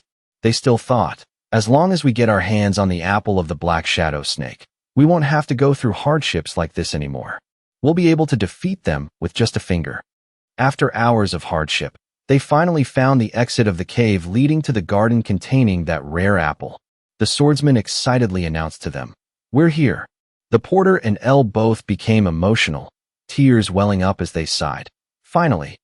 Then the swordsman calmed them down, saying, "I know you're all very happy right now, but it's still too early to celebrate. Prepare for battle. We have to be careful from now on." With that, he pushed open the door, signaling for everyone. "Let's go." As the door opened, the group of 3 was already in a combat stance for the tough fight ahead. But contrary to their expectations, the swordsman suddenly stopped, letting out a helpless "huh." He and his teammates stared in confusion at the barren forest, not a single apple in sight. Seeing the bare branches before him, he couldn't help but curse out loud. What the? In the distance, a familiar hand was holding an apple, leisurely looking at the completed quest notification. It turned out to be Yun Wu, who, along with his skeletons, had already collected most of the apples growing around the forest. At the same time, the notification board also stated, "You have achieved something not many can. You will be awarded additional karma." Seeing such notifications, Yun Wu wasn't surprised at all and thought to himself, "I've seen this so many times. I'm not surprised anymore." After collecting enough apples from the Black Shadow Snake, Yun Wu and his companions returned to the city of Barak. In the shimmering night amidst the streetlights and moonlight, Yun Wu was walking leisurely when he suddenly heard an unexpected curse. Damn it! Again! In the distance, 2 hunters were discussing something. The one with hair said, "Which bastard took all the materials?" The bald one next to him quickly replied, "He cleaned out every single spot." After listening for a while, Yun Wu also learned, "I know the materials will respawn, but who knows how long we'll have to wait. I think I'll grow old before I can complete the quest." Seeing this, Yun Wu could only sigh and think, "My condolences. But I really can't help it. I need those materials, as many as possible, to make the container for the Flame of Life." Yun Wu had to admit, "I've been stealing them even when it's not for a quest, but in any case." After wandering around for a while, Yun Wu had to reconsider. This is the largest city on the 11th floor. Barak is known as a peaceful and vibrant place. I didn't think the atmosphere would become so heavy just because of me. I wonder what happened. While he was still lost in thought, a piercing shout from somewhere caught his attention. "Get out of the way." From a distance, Yun Wu saw knights wearing armor with crimson patterns. One of them, a red-haired man, was shouting loudly and aggressively, "Move it! Do you know who we are?" Upon closer inspection, Yun Wu suddenly realized and said, "They're from the Behemoth Guild. They don't usually show up on the lower floors. So why are they here?" At first, there were only 3 of them, but more soldiers were following behind. Seeing this, Yun Wu thought, Behemoth is a guild belonging to the Asgard clan. If they're acting suspiciously, it means something has happened to the Asgard clan. Feeling that something was wrong after observing for a moment, Yun Wu decided, "I should find out what it is." But he still had priorities. He didn't rush to follow them and just let them pass. After searching through the small alleys for a while, Yun Wu finally stopped in front of a sign with a star on it, just as he remembered, and wondered, "Is this the place?" As he entered the shop, what greeted Yun Wu was not the enthusiasm of a server, but the smoke-filled air and the quiet darkness of this small tavern. From the moment Yun Wu set foot inside, the surrounding customers, one by one, turned their attention to discreetly observe this mysterious figure. Yun Wu walked straight to the bar without a word, in the silence of the entire establishment. Realizing the time had come, he quickly tossed a bag of money onto the counter in front of the owner, silently. Right after, he said coldly, "I want to buy something." The owner, long accustomed to the rude behavior of the residents here, was not surprised. Instead, he calmly continued to wipe a glass in his hand while asking him, "We always welcome wealthy guests. What item are you interested in?" Yunwoo quickly replied, "Ladybug wings. As many as you have." The conversation between them was unremarkable, simply a customer and a merchant. The bartender heard this and replied, "We always have small items like that." Yunwoo, without missing a beat, gave his specific request. "The ones from Valen Forest on the 31st floor." The bartender said, "In stock, but they're quite expensive. However, with this amount, I guess it's enough to meet your request." With that, the bartender placed a small cloth bag on the counter, pushed it towards Yunwoo, and said, "Here you go." With the bag in hand, Yunwoo gently opened it and slowly checked its quality. After making sure he had what he needed, he curiously asked the bartender, "Also, there are a few things I'm curious about." Immediately after, to cut off any unnecessary questions from the bartender, he threw another bag of money onto the counter. Seeing this, the bartender's attitude changed, and he asked, "You are truly a generous person. So what would you like to know?" Yunwoo didn't delay and went straight to the point. He asked, "What's happening on the 11th floor? I saw people from the Behemoth Guild all over the place outside." Hearing this, the bartender froze, no longer wiping his glass. The bartender slowly put the glass down and asked, "Is this your first time on the 11th floor?" Yunwoo replied with some embarrassment, "I've been away from the major cities recently." The bartender seemed to understand the reason. He put a hand to his head, looking flustered for a moment, then said, "That's why you don't know anything about it. Where should I begin?" Suddenly, he asked, "Do you know about the war between Red Dragon and the Asgard Guild?" As soon as he heard this information, Yunwoo immediately froze. Instantly, powerful streams of black magic radiated from his body. He asked again seriously, "What?" The energy he emitted directly affected the people enjoying their drinks in this small tavern. Those who were still sober immediately became extremely wary and cautious, readying their weapons. Seeing the unusual reaction of those around him, Yunwoo quickly realized and thought, "I went a little too far." After calming down, he turned back and requested of the bartender, "Continue. What you just said, tell me in more detail." The bartender continued, "So you really don't know anything. There was a clash between Bahan of the Red Dragon clan and Leonti from the Asgard Guild in the outskirts. And Leonti managed to escape and keep his life. In the process, the two clans declared war on each other. And now, a full-scale war is about to break out." Through the bartender's words, Yunwoo thought to himself, Bahan and Leonti fought each other. If two high-ranking representatives clash, war is inevitable. It seems things are getting more interesting. The bartender continued, "And it's very likely the battle will take place on the 11th floor." Hearing this, Yunwoo became curious and asked, "On this floor? What?" Based on what he knew, the bartender continued to offer his opinion. There could be several reasons, but the main one is the abundance of resources. And this is a place where one can easily obtain mythical beasts. After some analysis, Yunwoo thought, what he said has a valid point. Mythical beasts would be a great help in improving their ranks. In particular, players who want to get stronger quickly need to gather various resources so their mythical beasts can evolve to prepare for the upcoming war. And now I'm here, taking everything they need for the battle, making everyone resent me. In that case, I should get out of here before more players arrive on the 11th floor. With that, he quickly paid for the information and turned to leave. After Yunwoo left, the red-haired man from the Behemoth Guild who had caused a commotion in the street earlier came over and sneakily asked the bartender, "Hey, what the hell was with that deathly aura around that guy?" The bartender didn't say much, just quietly turned back to the bar and instructed him, "Follow that person. We might be able to get some interesting information." The red-haired man, terrified, whined, "What? Are you trying to get me killed? You can't say that after seeing him. He's a monster."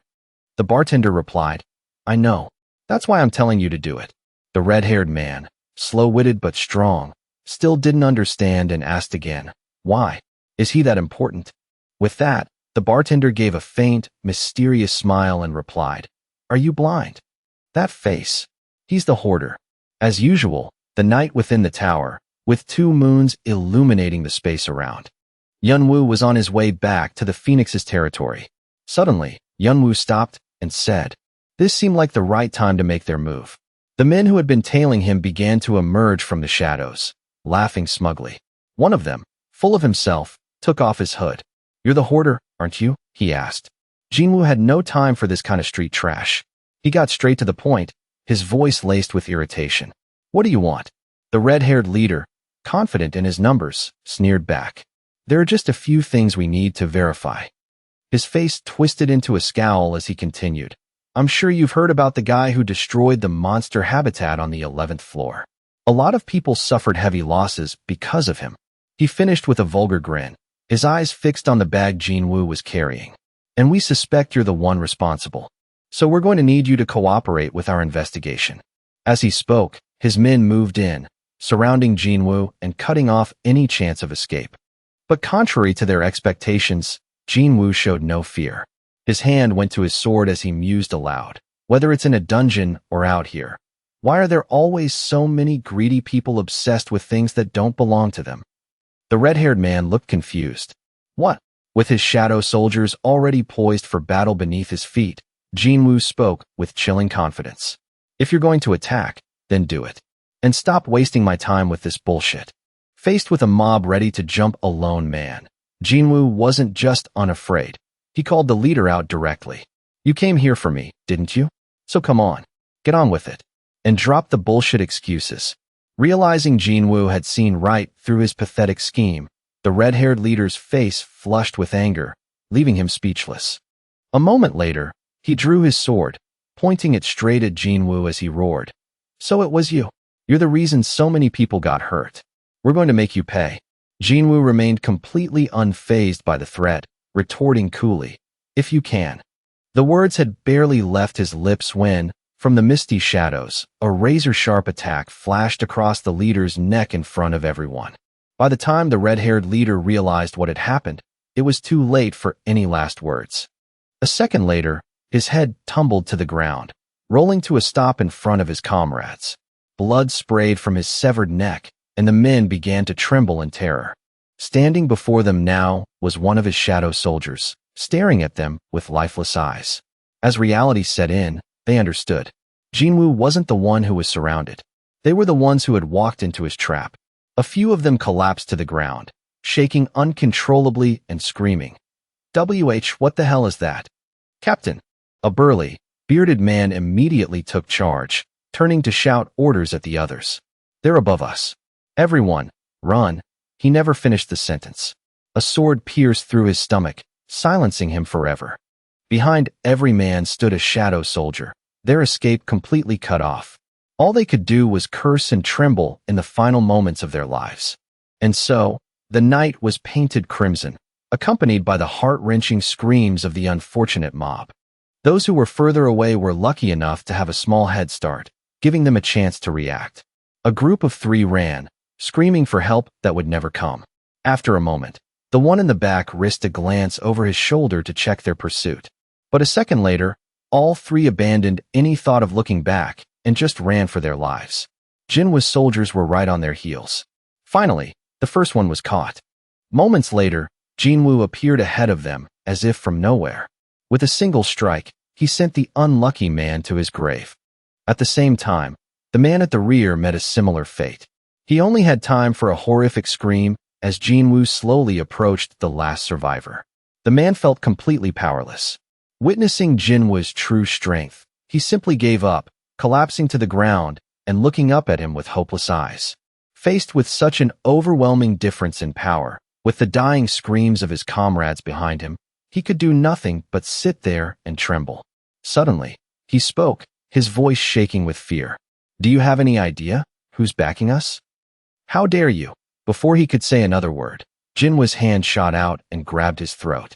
A second later, he lifted the man off the ground with one hand and asked, And who's going to report back? Jinwoo coldly raised his blade to the terrified man and whispered, When all of you die here. Meanwhile, not far from the massacre, the information brokers who worked for the tavern owner were watching in secret. One of them suddenly spoke up. Looks like they've started. The leader of the Sacred Hero Guild, standing nearby, spoke hesitantly. Those bastards actually picked a fight with the Hoarder. Aren't they high rankers? A red-haired man with a scar thought in a panic. Asterisk, he took down the entire Behemoth Guild by himself? That's insane. Does he want to make an enemy of the entire Asia Guild? Asterisk, after a moment of consideration, the captain finally stood up and gave his orders. He's alone. No matter how strong he is, he's no match for all of us.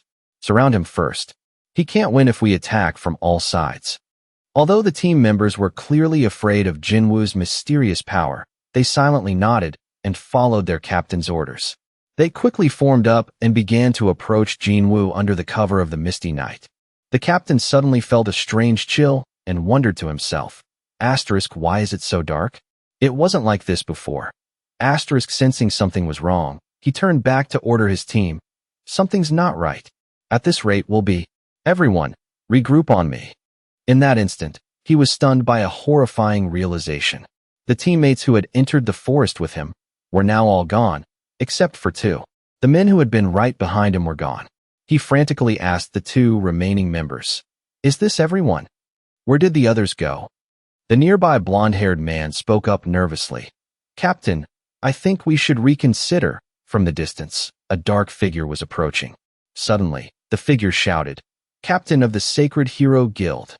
He ran up to them, panicked. "What are you guys doing?" "No, there's no time to explain. We have to get out of here. Hurry." As the captain, he had to prioritize the mission. He calmly asked the frantic man, "We can't just abandon our mission without a reason. What's happening in there?" The man only grew more panicked as he tried to explain. "The ghosts, they're chasing us." His face grew paler by the second, turning a deathly blue. "They're tearing everyone apart, and they're coming this way. Hurry, we have to run." The captain pressed him. "Ghosts? You mean monsters like phantoms or the undead?" Seeing there was no time to argue, the man screamed in their faces, "They're much worse than that. Just run." Suddenly, in the middle of his sentence, he froze, not moving or making another sound. The other two men reacted the same way, leaving the captain utterly confused. "What is it?" The blonde man finally managed to whisper, his voice trembling. "Behind you." As the captain turned to follow his gaze, a second later, before he could even react, a colossal shadow beast lunged forward and bit him clean in half. The remaining men panicked and turned to flee. The man from the Behemoth Guild was frozen in place, unable to move. The last one did what everyone else had. He ran for his life, screaming for help. After a moment, the forest, shrouded in thick mist, returned to its original silence.